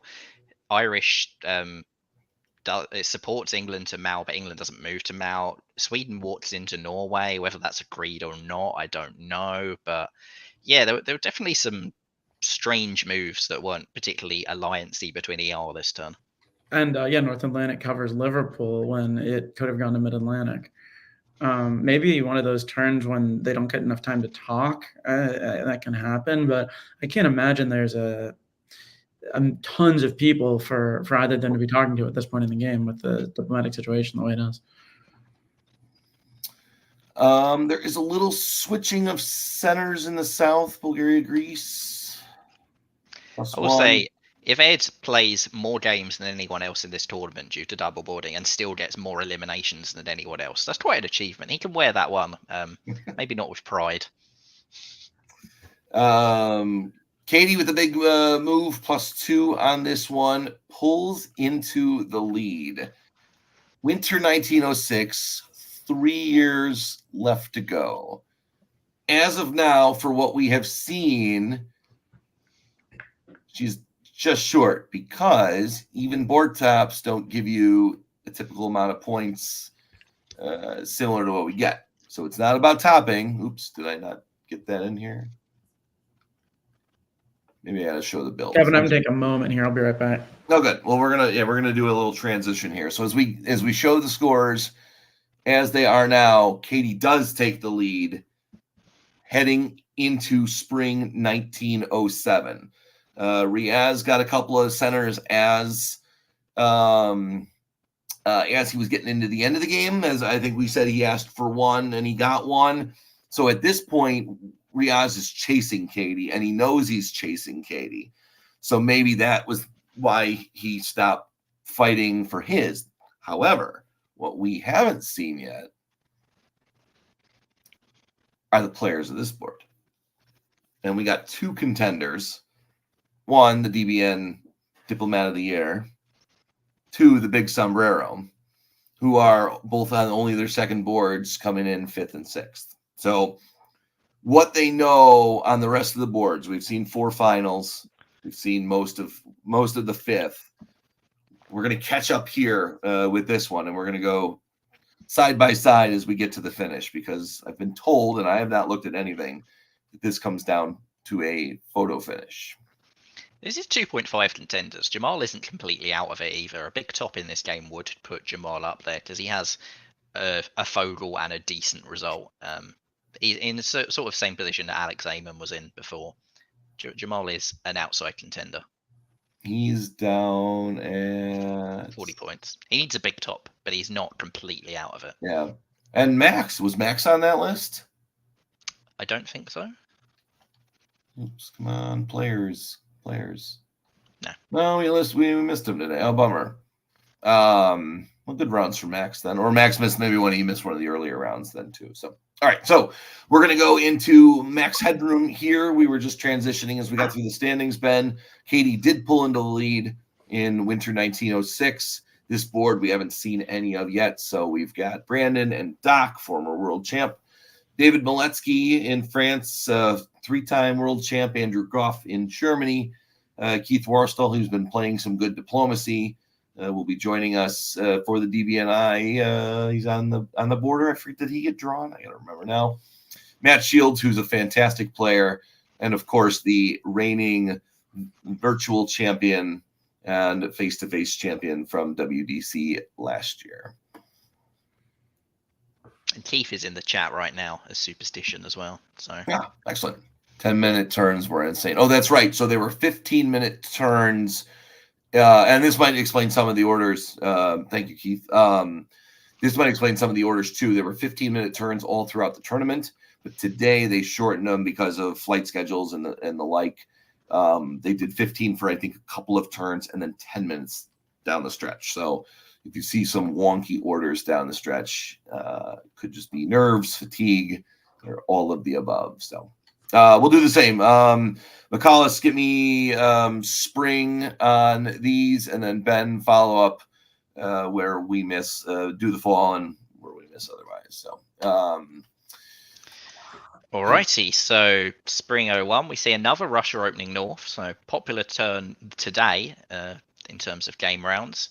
Other than that, we see Germany opening to Tyrolia and actually getting in, which you don't see very often, and Brandon holding in Vienna, something else you don't see too often. So a few unusual little facets going on there, but aside from that, it's all pretty standard. Yeah. To the fall. Fun convoy over, Ben. Let's no pressure on Belgium for France too. So David's got some good early negotiations going. He gets 3. We'll see if he builds 3, and then we have Italy doing the aggressive AI into the Aegean, while also bouncing Germany out of Venice. It's interesting, and then also Turkey going to Armenia. Lots of possibilities. Yep. We get another Russia going north and not moving to Norway. Interestingly, He had support, Yeah. so it would have made it anyway. Not going to Finland to build in St. Pete either. Unusual follow-ups to opening north. He does build all 3 in France, 2 fleets and an army, which I like the best out of that. Fleet Kiel, Fleet Eddy, no fleet in Trieste since that is occupied, but Fleet Smyrna. This could be a Western triple. This could be yet another Western triple, or it could be an FG against England. We shall see. Mm-hmm. It's looking more like the latter. North Coast Spain is the key move here. Mm-hmm. If that's South Coast, that can be dropping in on Italy. North Coast suggests it's probably not, although Mao could still go in against Italy. It looks like David is sort of just playing for time a little bit right now. Doesn't want to decide too much. EG are going to go after Sweden, go after St. Petersburg. We shall see what France does at the end of that. Yeah, Germany pushing a lot to the center of the board. Very trusting of his ally behind him. Yeah. Fall 1902, Ben. There's those southern pushes. Oh, so there was a mistyping. It was not North Coast. It was South Coast is where it ended up. So that changes my read a lot. Again, we had some backstabber issues earlier in the day, so I think they had to repeat some of these orders, which we appreciate them getting them right. I assume they wouldn't have changed anything without having it. So why doesn't Italy get into Bulgaria? That is a huge lack of a build for them. Yeah. Yeah, I don't. What are Serbia and Greece doing there? Right, that's what I pull it up. Let's take a look. Orders are Aegean to Con, Aegean to Con. Wait, but this isn't a click order. It's not a click interface. So, but I'm not sure why Brandon would want Milevsky to get that good a jump on Italy. They're the 2 that are competing for the top. Yeah, so maybe that was a click. Maybe that was a clicking problem then too. But there's no clicking, right? They're writing these orders on paper. Yeah, let's see. I did get. Or maybe it's a clicking on the backstabber. But then they would have gotten in. Well, but maybe here. So we'll fast forward through this and see if it did happen like that. Yeah. Yeah. So let's everything else. Army Norway into St. Petersburg. Fantastic progress from the Western Triple as they go that way. The retreat to Piedmont instead of Munich is interesting, but I guess it allows you to roll around and go south through Italy, which would be fun. Nope. They did not adjust it here, so clearly something didn't happen correctly. Wow. Really weird that Keith didn't just pull that and rebuild it as well. I'm quite surprised to see an actual retreat to Eastern Med at this stage from Keith. Yeah, unless he just doesn't care. I just think that Rome or Naples is a much better place to have another fleet anyway at this stage. You're not the chance to take stuff from Turkey is basically gone. So yeah, that is possible too. You get again these turns, faster turns. You think like I forget someone was saying earlier. I'm writing it, and you write Venice to Marseille instead of Venice to Piedmont. So things happen in these games. All right, so. Winter we did 19. this before with Turkey, the big beneficiary from a Western triple in the East. Like all the pressure was on Jamal, and now he's into Aegean Sea. Italy's under threat from France, and Black Sea is off the board. So yeah, all he had to do was survive for 2 years basically, and Jamal is back in this game as a player. Well, all right. So Bothnia's gone, Black Sea's gone. Russia stays on the ground. Let's see if this continues. Yes, bounce in Burgundy. Gascony and Marseille. Piedmont gets back into Tyrolia, while Tyrolia moves forward into Austria. So Brandon is struggling to find ground here in the middle. I think Keith sees it as a stab, whether it was a stab or not, because Keith is now all against Brandon. Yeah. Pretty nice position for Dave Miletsky, you got to say. Yeah. Looking incredible for Dave here. Yeah. And who was it? Was it Nicola, who was Austria in one of the earlier games, who was competing? Austria just not finding their footing in this final round. Yep. All righty. Anything else of consequence? Berlin down into Silesia. Nah, this is all Western triple moves. The key will be if and when Dave stabs. He's not got very easy people to stab in the West. That's his trouble. He's going to try and get one over on Dot Binder and Andrew Goff, 2 world champions, if he's going to stab them to take the board top. Yeah. So Keith piffs Aegean here. So as you were saying, Jamal just had to survive 2 years to find a chance. Sadly, that is popping in front of us. Serbia goes into Bulgaria. So Brandon. The loss of ball hurts, but it's also not that bad for him. Like he's not actually going to die anytime soon because of the Black Sea being gone. Yeah. Well, and Brandon doesn't get a build here, and doesn't even because he loses one as well as gaining one. He's off 2 of his home centers. This is not a good position for Brandon to grow from, even though he's I mean, the fact that France is this far into the East complicates the way we normally think about the East also. And it looks like he got Keith back on side there, which is pretty critical if Brandon's to have any chance. Getting Keith a build isn't actually unnotable here for trying to begin pushing Dave back or tying Dave up enough that EG go after Dave, because England's sort of already at the high watermark of where a Western triple gets them, and Goffey is squabbling around the center of the board. Maybe he's going to push for Vienna, Warsaw, and stuff like that, but you could also very easily see if Dave gets bogged down in the Med, those two turning around, and I imagine that's why Dave has built Fleet Brest just in case. Yeah, and I won't speak for Doc, but as a former world champ, not being in terrible contention here, or close, he may not want to ruin Miletsky's chance, and may play a good ally, similar to the conversation we had about Pixie and Ruby. Yeah. Back a while back too, so we'll see how that plays out. I struggle to believe that Doc and Goffey are going to sit there and do nothing just to help Dave win, though. I think they will do something, whether it's to push for a Fogel or whatever. Yeah. I'm not saying they're going to throw him anything or whatever, but the goal of stabbing, to get a best result for me in this case at the expense of a friend, different dynamics. Just these guys have known each other for 25 years probably. So let's see. Spring 1904. We're moving through this one pretty good. Thank you guys. In the spring, so Miletsky is in Eastern Med. So we've seen some Eastern fleets west. Now we're seeing some Western fleets east, which is fun. Maybe a convoy into Syria at some point would be fun. I mean, Denmark is the highlight here. Yeah. That's not a Fogel Western triple move. No. Maybe they just got sick of seeing the 4 German armies in the middle of the board doing, not a whole Even lot. if it's like, if it was the other way around, you could say, oh, they're going to piff it and rebuild it. But England doesn't rebuild fleets as armies in a Western triple. Yeah. Well, they don't have that much potential forward here at this point. I mean, I guess they do from the fleets in the south, but we'll see. Germany doesn't have much to do. And they proved us wrong by piffing the fleet.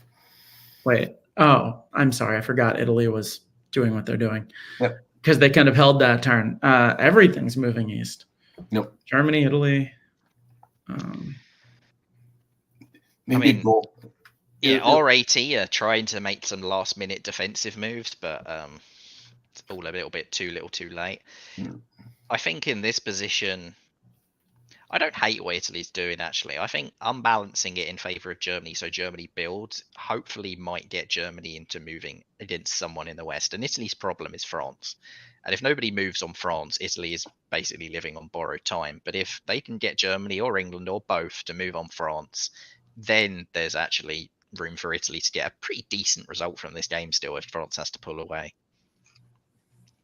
They've just got to get rid of that sword of Damocles that's holding over their head at the moment.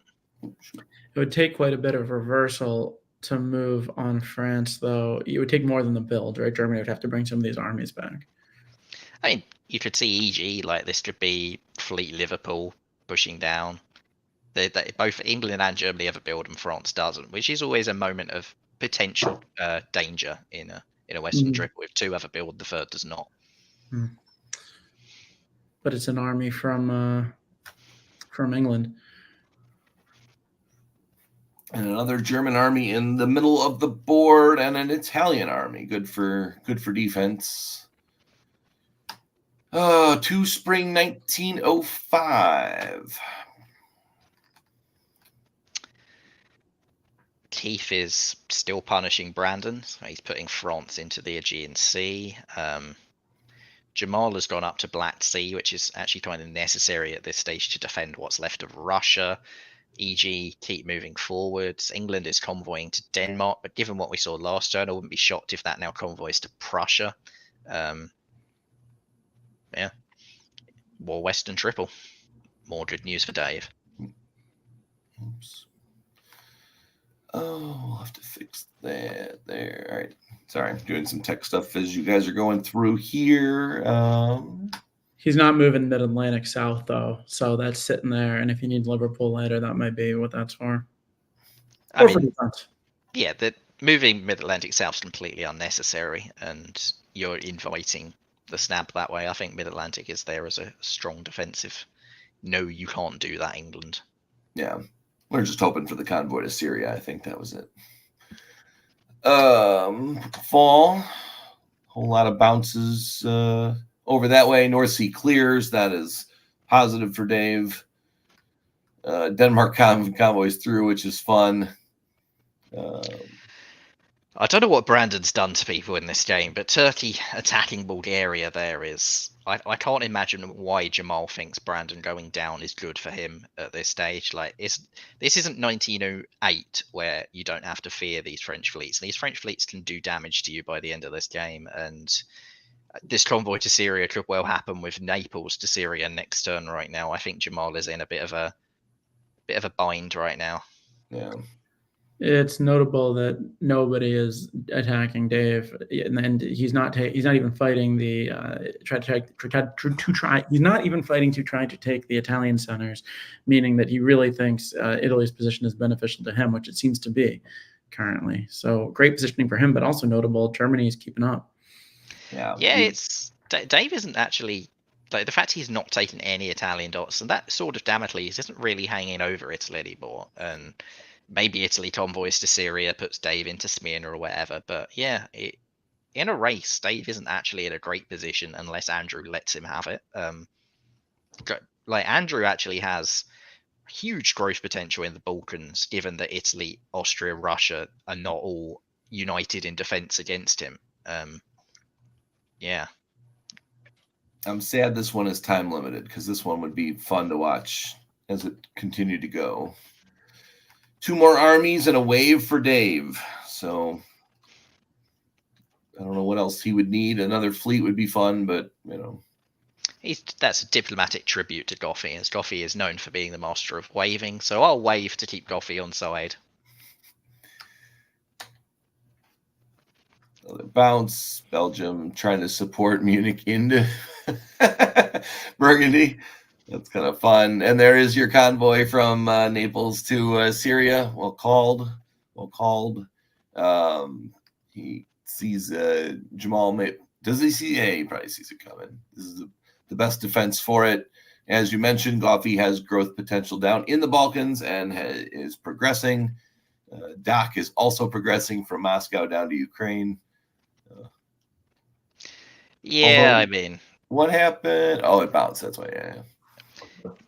Jamal has woken up to the threat that France poses now, but this is still, with 3 years left, there is no tactical way to beat the Western Triple for what's left of the East, given that Italy is sided with the Western Triple. Yeah. So this is very much diplomatic. You have to somehow unseat it, and Goffey is still the one getting into better and better position. Like, Dave's in a great position to maybe support an attack on Smyrna. Goffey has Rum right now.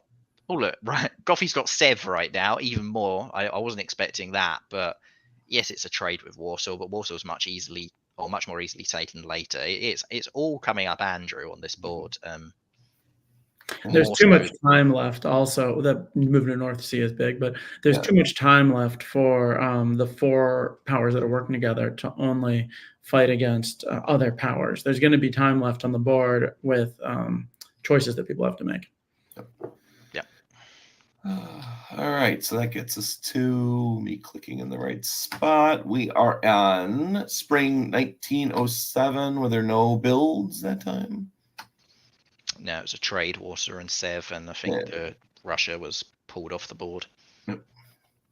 All right, and to spring 1907, Goffey continues to make progress and gets his army in Armenia, which is just fun. Maletsky into Aegean now, Western Mediterranean, so maybe some attack. Brest out to Mid-Atlantic, uses that waved build. So they must have not put the builds in and just adjusted it then, because that was not where it was before. Baltic tries to bounce with Kiel and Holland, clearly not possible, but just fun. And they're taking the shorter route on convoy, Yorkshire to Norway this time, instead of all the way around the boot. Or the top. I mean, this question now is basically, will Andrew Goff pull the trigger in this game? Because the huge top is there for the taking if he wants it. It's not really there for Doc. It's only there for Dave if he can get Italy to let him have it. But Andrew is the one who can force these positions and go, all right, I'm going to take Budapest, Warsaw, Moscow, stuff like that. Ankara. Because apparently that's a center Germany should be looking at in a 1909 game. I wasn't aware of that before this game, but apparently it is now. Doc's up against 2 of Goff's centers, but you would think that they would arrange some sort of balance or something here in the fall. Or even a trade. Yeah. Hey, McCallis, we aim to teach here on the Diplomacy Broadcast Network, so even a fantastic player like you can still learn from one of the masters, we will say, for sure. Fall 1907, Serbia supporting Greece into Bulgaria. There goes Brandon. Came in with a strong chance and then ran into a buzzsaw. Italy to Ionian is interesting. It suggests to me that Italy is willing to put France into dots, but is not willing to give their own dots to France. That looks like the way to defend Rome and Naples and say, I'm not going to throw you anything on top of this. Yeah. Got to be a lot of trust there, though, because Apulia doesn't move to Rome or Naples to create a possible defense. Interesting to see. I mean, France is in 2 more here. Be interesting to see whether they he's got to be thinking about making a move, especially since we know Katie is near Riaz's score and Dave scores at 30 here. Do you need more than 30? I can't quite remember. Something around that. So this is 1907. So we're a year ahead of the other game at this point. Right now, Miletsky is still trailing by 2.2, which is approximately 1 center. So he needs a little more, and he's also got to be worried about Katie growing further. Yep. So you'd think he's going to try to maximize his score here. Yeah. I'll be curious to see how much time he wants to leave. I mean, the 2 Turkish dots, I would imagine, will go before the end of this game. I see no reason why Jamal would survive, and this is exactly what we see. This is still a question of whether Andrew decides to make a move for himself or is going to let this go to Dave. Well, look, Doc makes this move.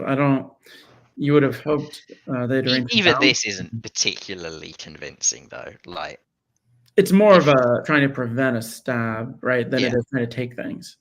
Yeah, this looks, I think, a lot bigger than it is, unless Andrew is going to side with Doc and they're going to attack Belgium or something. But I don't know.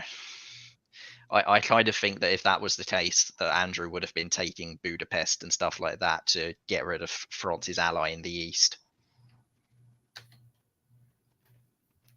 Well, nope, they do go for Belgium. Okay, all right. Game on, I guess. Traded. Germany does get Ankara, which is critical. and France finally picks up Naples. Yeah, as a trade for Smyrna. Yeah. Jamal is out. Dave rebuilds one, but does not build one. So still 2.2 points. 2.2 points down. Let's see, we're gonna get an army there to shore up the middle. I mean, Dave can only get more if he's thrown dots, probably by Italy. Like, Rome can easily be thrown, and Smyrna can potentially be thrown. Yep. The fleets are in not good position to take more. No orders. Okay. So that is it. That is what we have for this game. Miletsky comes up 3 point, because we have a shared top now, so 3.8 short. And Katie has a 1.2 point lead with 3 years to go. Now, as we just saw in this game, Dave was closer and then dropped points because someone else aimed for that board pop. So first here, let's go back to this game. I mean, I said it before. Nice, the result of this game would depend on whether Andrew Goff let Dave Miletsky have the top that he needed to win. And in the end, Andrew Goff has not done that. He's played for a shared top himself, which in turn has meant Dave hasn't won. I think there was actually potential for a higher shared top, but it would have been them both stabbing Doc, and it doesn't look like the interest was there for them to do that. So, and cheers to Keith. Keith fought it all the way. He didn't give away any centers. He supported in, but he fought to the end. So good on him on that part. And Doc took part in that also, right? I mean, I don't think Goff could have done that by himself. Reverse the situation there. I mean, I can see that Doc probably had more to fear from Dave than Goffy did. Like, Dave actually had stabs on England before Doc came back that weren't really existent for him on Germany.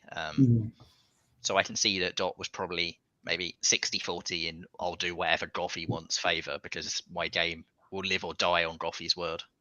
It is good. You don't normally see it is impressive. You don't normally see a German in a triple where they don't have Belgium and they end up topping the board. That's impressive. Yeah, it's been a long time since I've seen German Ankara. And the free Greece ball con for France is quite unusual as well. So here was the inside info from that miscommunication on con and ball. Maybe Brandon had it in his mind that con was the answer and it wasn't the actual move that would have worked. So good game, fun to watch. Thank you guys. Old school game here. Let's go back to the map. So we just see the builds here. We're in a similar situation. Craig's fighting for a board top. Katie's gotten a couple builds in the last 2 years to take it as of now, but certainly enough Austrian armies to keep Katie honest back at home. So the difference this time is that Katie will win the tournament with a Fogel. That was not the case for Dave. Dave was a bit further behind because of his poor round 2. So Katie could still give the top to Craig and Liam whilst topping with them and still win this game if it can be done in the remaining 3 years. Yeah. And at this point, I think a center count matters even more. So even if she gave Craig 2 and even Liam 2, 3 310s gets you to 29.8, and she's at 27. Yep. And also, Craig has a very good position on Romania here, but he doesn't necessarily have position on a ton of Katie's dots. So as long as the rest of her allies stick with her, there's still a chance for her to win, even if she loses that one. Yep. A good chance. All right, let's see it. McCullis, call him out, Ben. Fill in where you see something fun. All right, so Katie gets into Holland. It looks like whatever disagreements we saw before we cut away from this between Sabi and Katie in the last full phase have been worked out, and it's now all kill Ed Sullivan once again. Looks like Irish Sea tried to support Western Med into Mid-Atlantic Ocean, which is always delightful when it's Russia and Italy doing that. And in the East, it's all very much, let's keep working together. Armenia is surely agreed upon. I'd imagine Warsaw was as well. Munich, I wouldn't be surprised to see walk straight through. This is looking very, very good for Katie. And Ed, you invented the 11-11-11-1. Now you're receiving some karma for your creation. It's looking like Katie might pick up Holland here as well. So we'll see what happens in the fall. But yeah. I thought she'd walk out of Munich, but not Holland, given that Sabi was picking Belgium up. Liam makes some progress there too. Liam picks up 2, so getting closer to the Fogel. Builds north. Romania still under threat, but that's about it. So the thing is, if they're not going to cut Sabi out, and it doesn't look like they're getting in position to cut Sabi out, then, 10-10-10-4 is doable, and I think that would win it for Katie. I'm not sure that 9-9-9 whatever would. So there's definitely either someone's going to be a loser, or she's got to take a couple of dots at the end from Sabi, like Belgium, for example. Something like that might need to happen. Yeah, well, Katie's up by 1.2 here at 27.5. So her magic number at this point, with all other games final, is 26.3. She's got to be above 26.3. So with 30 now, even losing a center or giving a couple away. She can take Belgium if she wants to, without, and I doubt Sabi, changes how she's playing that much if that does happen. Yeah. Sabi goes to Sweden, so we'll see. Other than that, it doesn't look like there's going to be any sort of breakdown between the rat. It looks like if there is a breakdown, it's going to happen between Sabi and Katie, or Liam is going to storm up and take a top without stabbing him. Does it notable he's got Spain and Marseille, and that is a change in his favor. Oh no, he gets Portugal. Oh, but Katie goes into London and doesn't lose Sweden. But does lose Warsaw. But can take it right does back. gain Munich. This suddenly got very stabby. So just like the last game, it was 1908 where the Western Triple fell apart. The rat falls apart here in 1908. I don't quite understand why not go to Romania if you're doing this, or at least Galicia. I wonder if some weird agreement was made. Yeah, mate. I can't imagine Warsaw was agreed, but maybe Munich was. I don't know. Maybe Craig was supposed to get Belgium and Katie actually supported it instead of supporting Craig into Belgium. That would explain that attack. Sabi going to Sweden in spring really surprised me. I really didn't see a reason for Sabi to stab Katie, but it looks like Sabi's paid the price with London. I don't know. Maybe relations had already broken down and Katie was going to take it either way, but that looked a bit optimistic from Sabi. So end of winter 1908. So everyone on the other boards are around the same time. This is when Riaz didn't push forward because Katie is now 5 points up, 6 points up. I think we'll go back if we need to. Well, Liam's score would be enough for Katie to win as well. So Craig's would not, but Liam's would. So sort of an 11-10 is, by the looks of it, good enough for Katie, even if she loses one this year. And the orders are in the box. They will play to the end, so we get a photo finish. Katie makes the play for Warsaw to take it back, loses Romania. Not surprising. And it looks like Katie's got Sabi on board. Like Belgium, Denmark, this is only happening with Sabi's agreement. And if Katie has Sabi and Sabi doesn't now turn around again in fall or whatever, then Katie has this. And even without Sabi, I think we can count the dots afterwards too. So Yeah, they can't take enough off of Katie without Sabi's help. Basically, that's my point. Yep, agreed. And they do play to the end. They finish it out. Katie holds in Denmark, holds in Belgium, holds everything else that she owned except for lost Munich. So picks up 2. Lost Rum, but she's up 3, down 2, which is congrats to Katie. Yeah. Picks up 1. No orders for winter 1909 because that is the end of the game. And as we will show the final standings, congratulations to the 2024 North American DipCon winner, Katie Gray. That's topped all 3. Topped all 3, 100%. That's, I think, even the closest. Oh, Riaz had 50. How do you get a 56% top share? It's weird. Like you play 3 games. That's not it's shared tops and stuff like that. Shared tops. Yep. Yeah. No. Oh man. Oh, so all right. So Chris has some fun things on his website. Let's go to the highlights of the board here. We'll keep this on the map. I think that was a great game by Katie, tactically and diplomatically. More diplomatically, but also doing some interesting things, making the ER work for her in the best way possible. Yeah. At the end of the day, it was the relationship with Sabi that won her that game. Like, yes, the rat was good, but Sabi was the one who broke the West Open. As we said before, if you're a triple, you need fighting on the other side of the board, and the Ed and Sabi relationship broke down pretty early, and Katie was the one who got Sabi on board. Even though they had a lot of fleets next to each other, they both put a lot of trust in each other to unwind from that, and in the end, it's won Katie the tournament.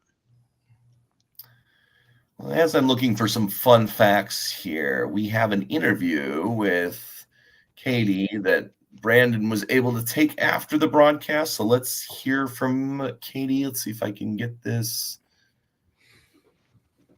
That clearly didn't work. I need some technology help here because I'm a noob. Ben and I will struggle to do imitations of Katie and Brandon if that's what you're going for. There you go.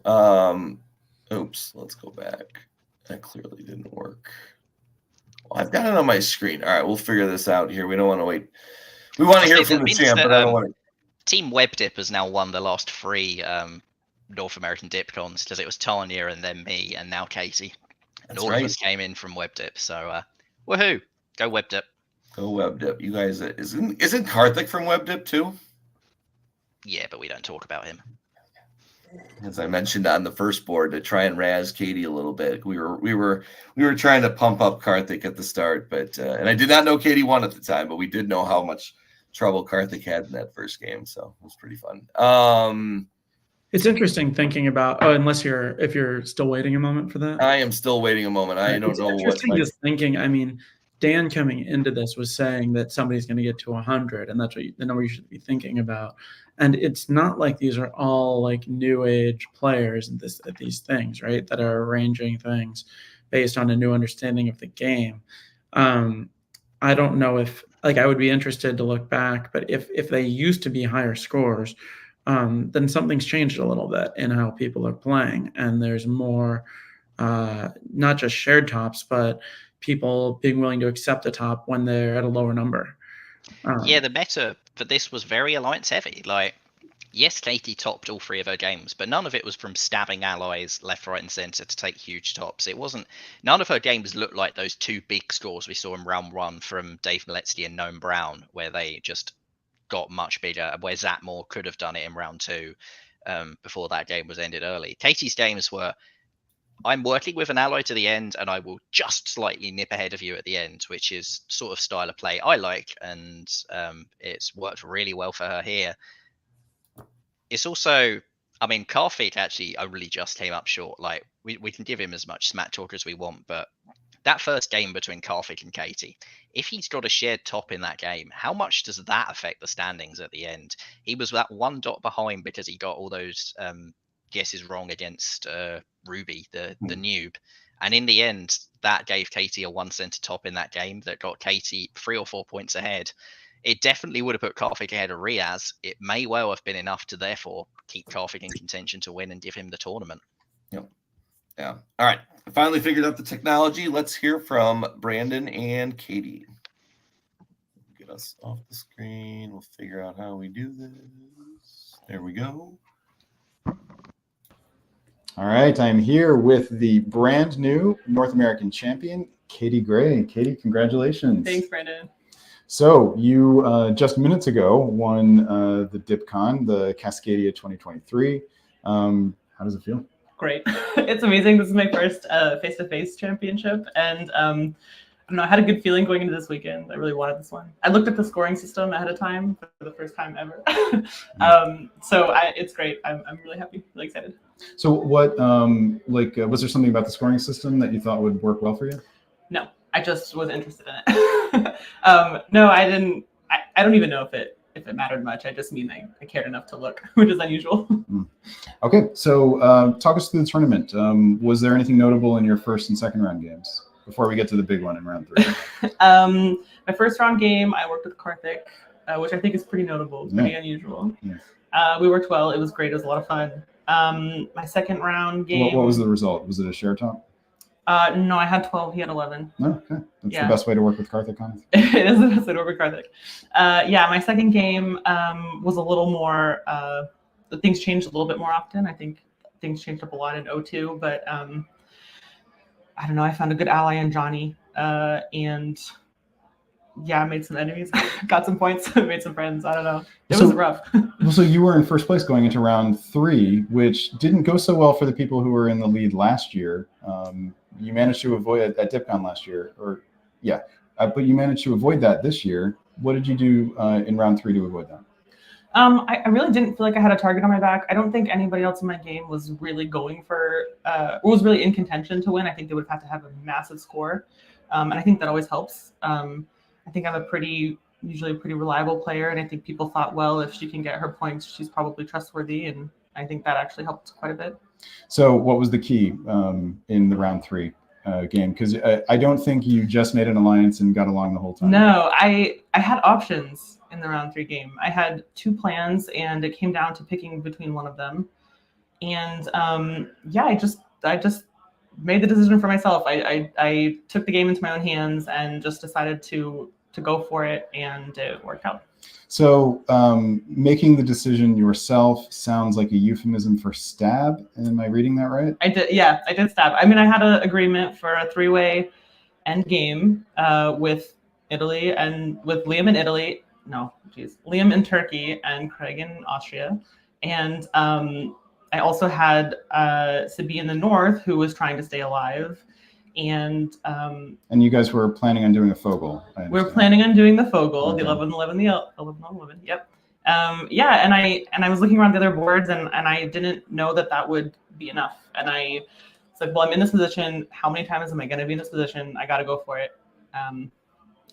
Was it nerve-wracking to go for it like that? Like, did you? Was it an emotionally difficult thing to do? Yeah, it was rough, but I know that the 2 of them, the people that I were stabbing, would have done the same thing. And in fact, I asked Craig afterwards. I was like, "You would have done the same thing, right?" He said, "I would have done it years earlier." So it was a little hard, but I think I thought at the time it was the best chance I had, and I knew that they would respect that. Okay, so I happened to catch one of the later adjudications. I think it was in fall of 1908. So you were already fighting Craig, and it looked like you made a misorder Sure did. that you were pretty upset about. Yeah. So how did you calm yourself down? What was the process? 'Cause I think a lot of people in that moment might get so upset with themselves that they have a hard time refocusing, and it seems that you did. Yeah, I think I got lucky because the misorder was not anything that was like disastrous or catastrophic.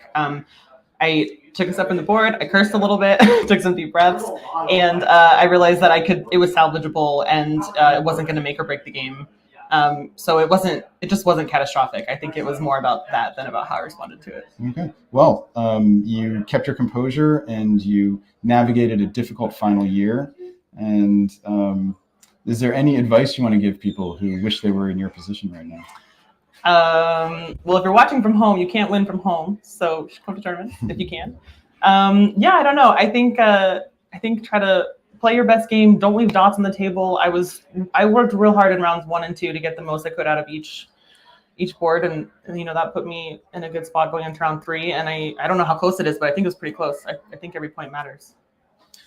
All right. So congratulations to Katie Gray, the 2024 North American champion. Thanks.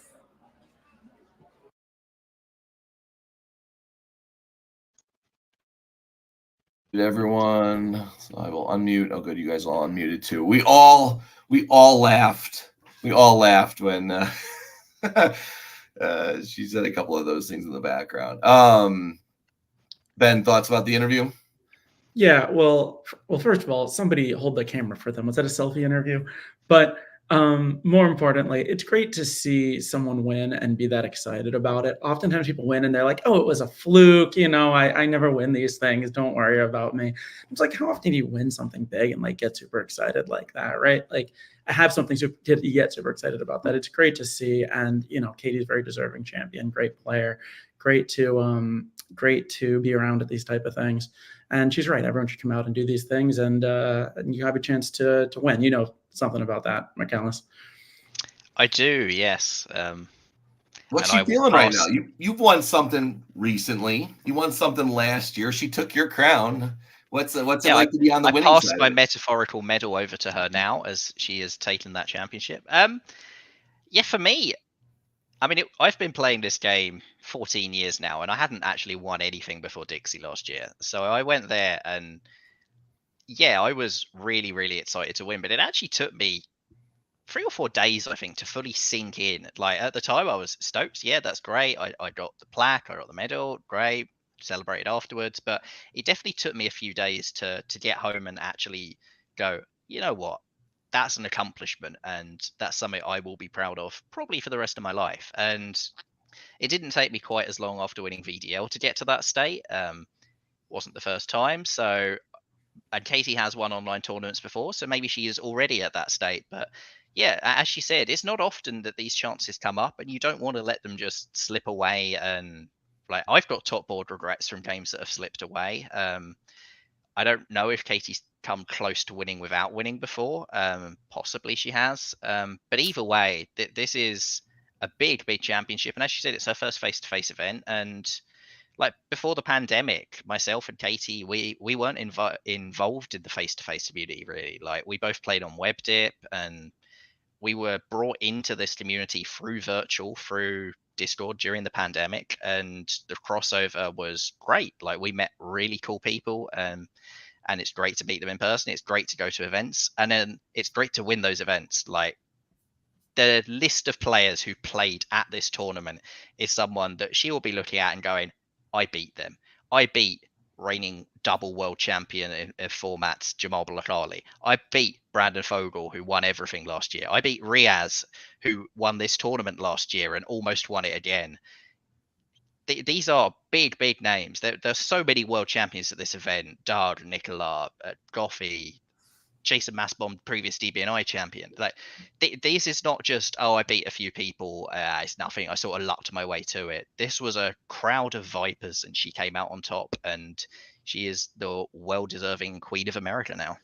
Yeah. So I'll run down the list of accomplishments. Katie won her first online e-Carnage in 2021. It was the spring one, so it was kind of things were still kind of figuring it out. Had come close at whipping like 3 weeks prior to that, was finished third, so she was close there. She was the second place in the 2022 DBNI. So that would have been the one that Jason won. And then won the Summer Classic in 2022 as well. So she had a good 21 and a great 2022.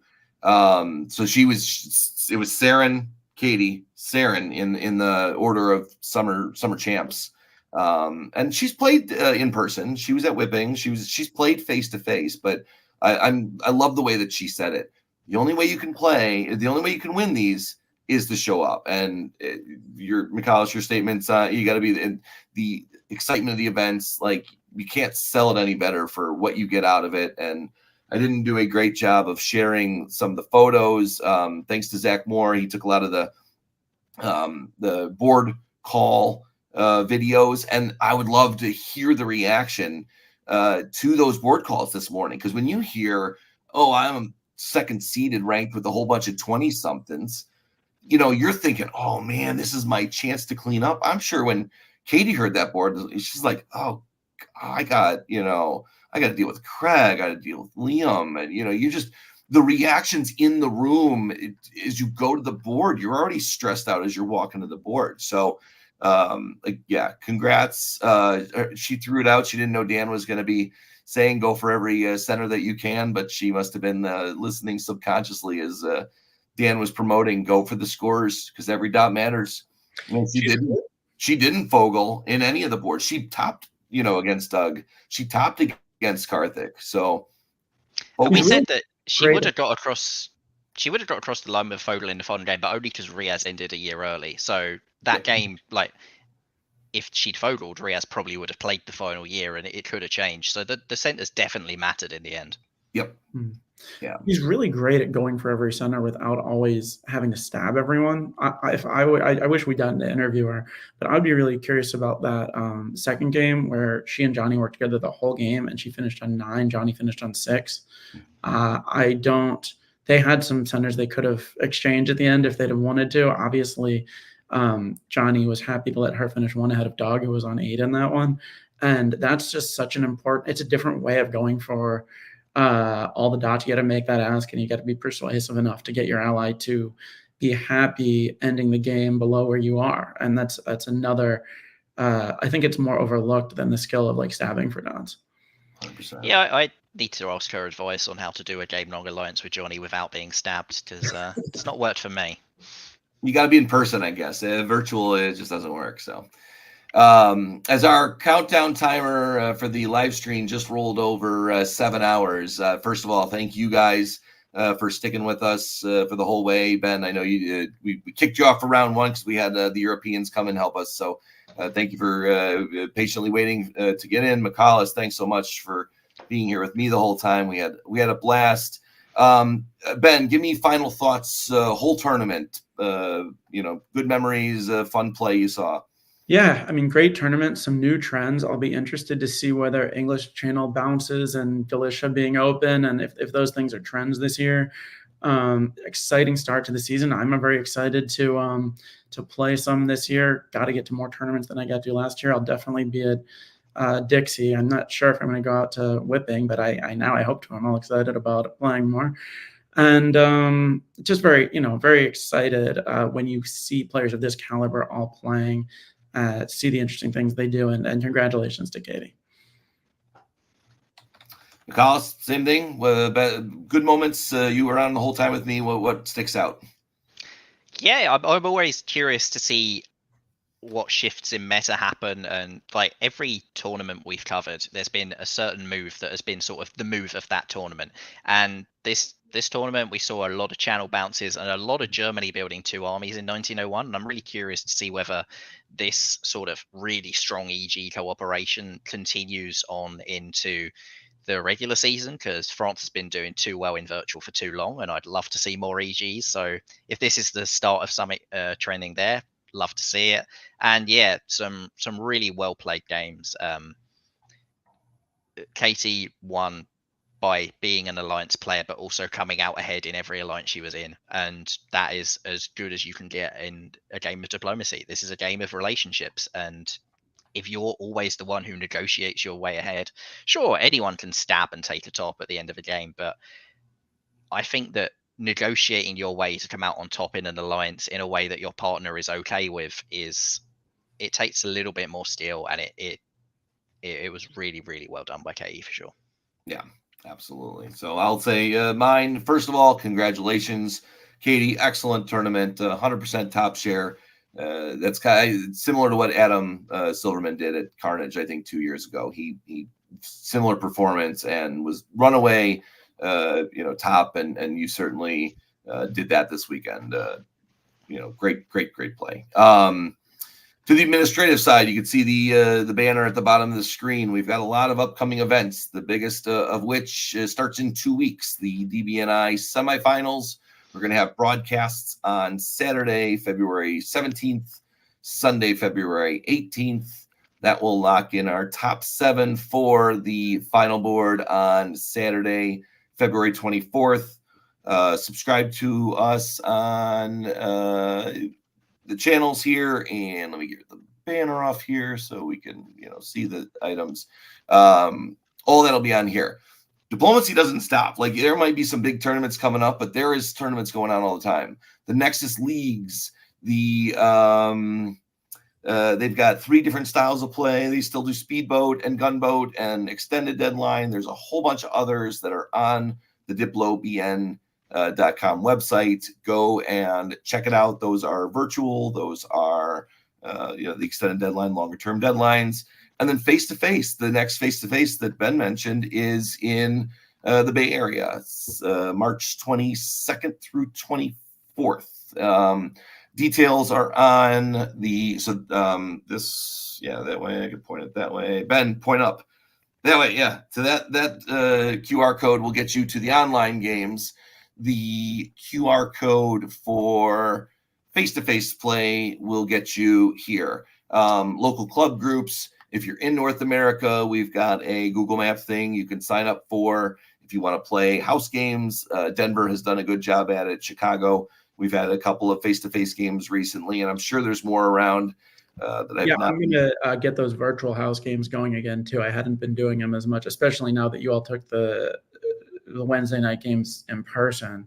We're going to try to get some of those going online on weeknights on the VWDC server. That's not here. There it is, right there. Get on there, get the house roll in the rolls channel. It looks like a little emoji of a house. And if you're especially, anyone can get in those, but especially if you're a newer player who maybe wants to play a little bit before they get into tournaments, or to get some practice to get ready for tournaments, or I've got to get in some of them too and knock some rust off because I didn't play very much in the second half of last year, but definitely excited to run some of those coming up in the next few months. Yeah. And there's never been a better time to play virtual leads. Europe's just started a English and European language lead, the 7 Years War, which should also be run through that server. I believe there's now a Pacific one for Australians, New Zealanders, and West Coast Americans that Josh Hennessy is running. And Peter McNamara is going to run a one-off weekend tournament without a top board, I believe, at the end of April that's virtual as well on VWDC. So there's a lot more virtual coming up for people who want to just play a couple games and see how they fit in. Leads can be a good way to just sort of dip your toe in the water as well as house games. And yeah, that one-day tournament, bit less stress than the Summer Classic and the VDC that are a lot of games and then the top board. This is, I believe Peter is looking for a slightly more relaxed one for that. I think his idea is to do games without time limits. Yes. Ooh, I like those. And speaking of Peter, the next face-to-face event is the Melbourne Open, which is March 2nd. So if you're down under, please contact Peter. You'll find him in the VWDC server, which has been shown a couple times. There's a link in the description. I think I did that right as we put it in. If not, we'll make sure it's right. And then, one more time, I'm going to say it's, we are so excited for the DBNI. 2 weeks, you're going to see, I don't say the same list of players playing virtually over the next time although at least one of us on this stream will be playing. Some of us will be watching. I mean, look, I'm the number 1 seed. This season can be Katie's season. Last season was my season, and I'm going to win it. You heard it here first, folks.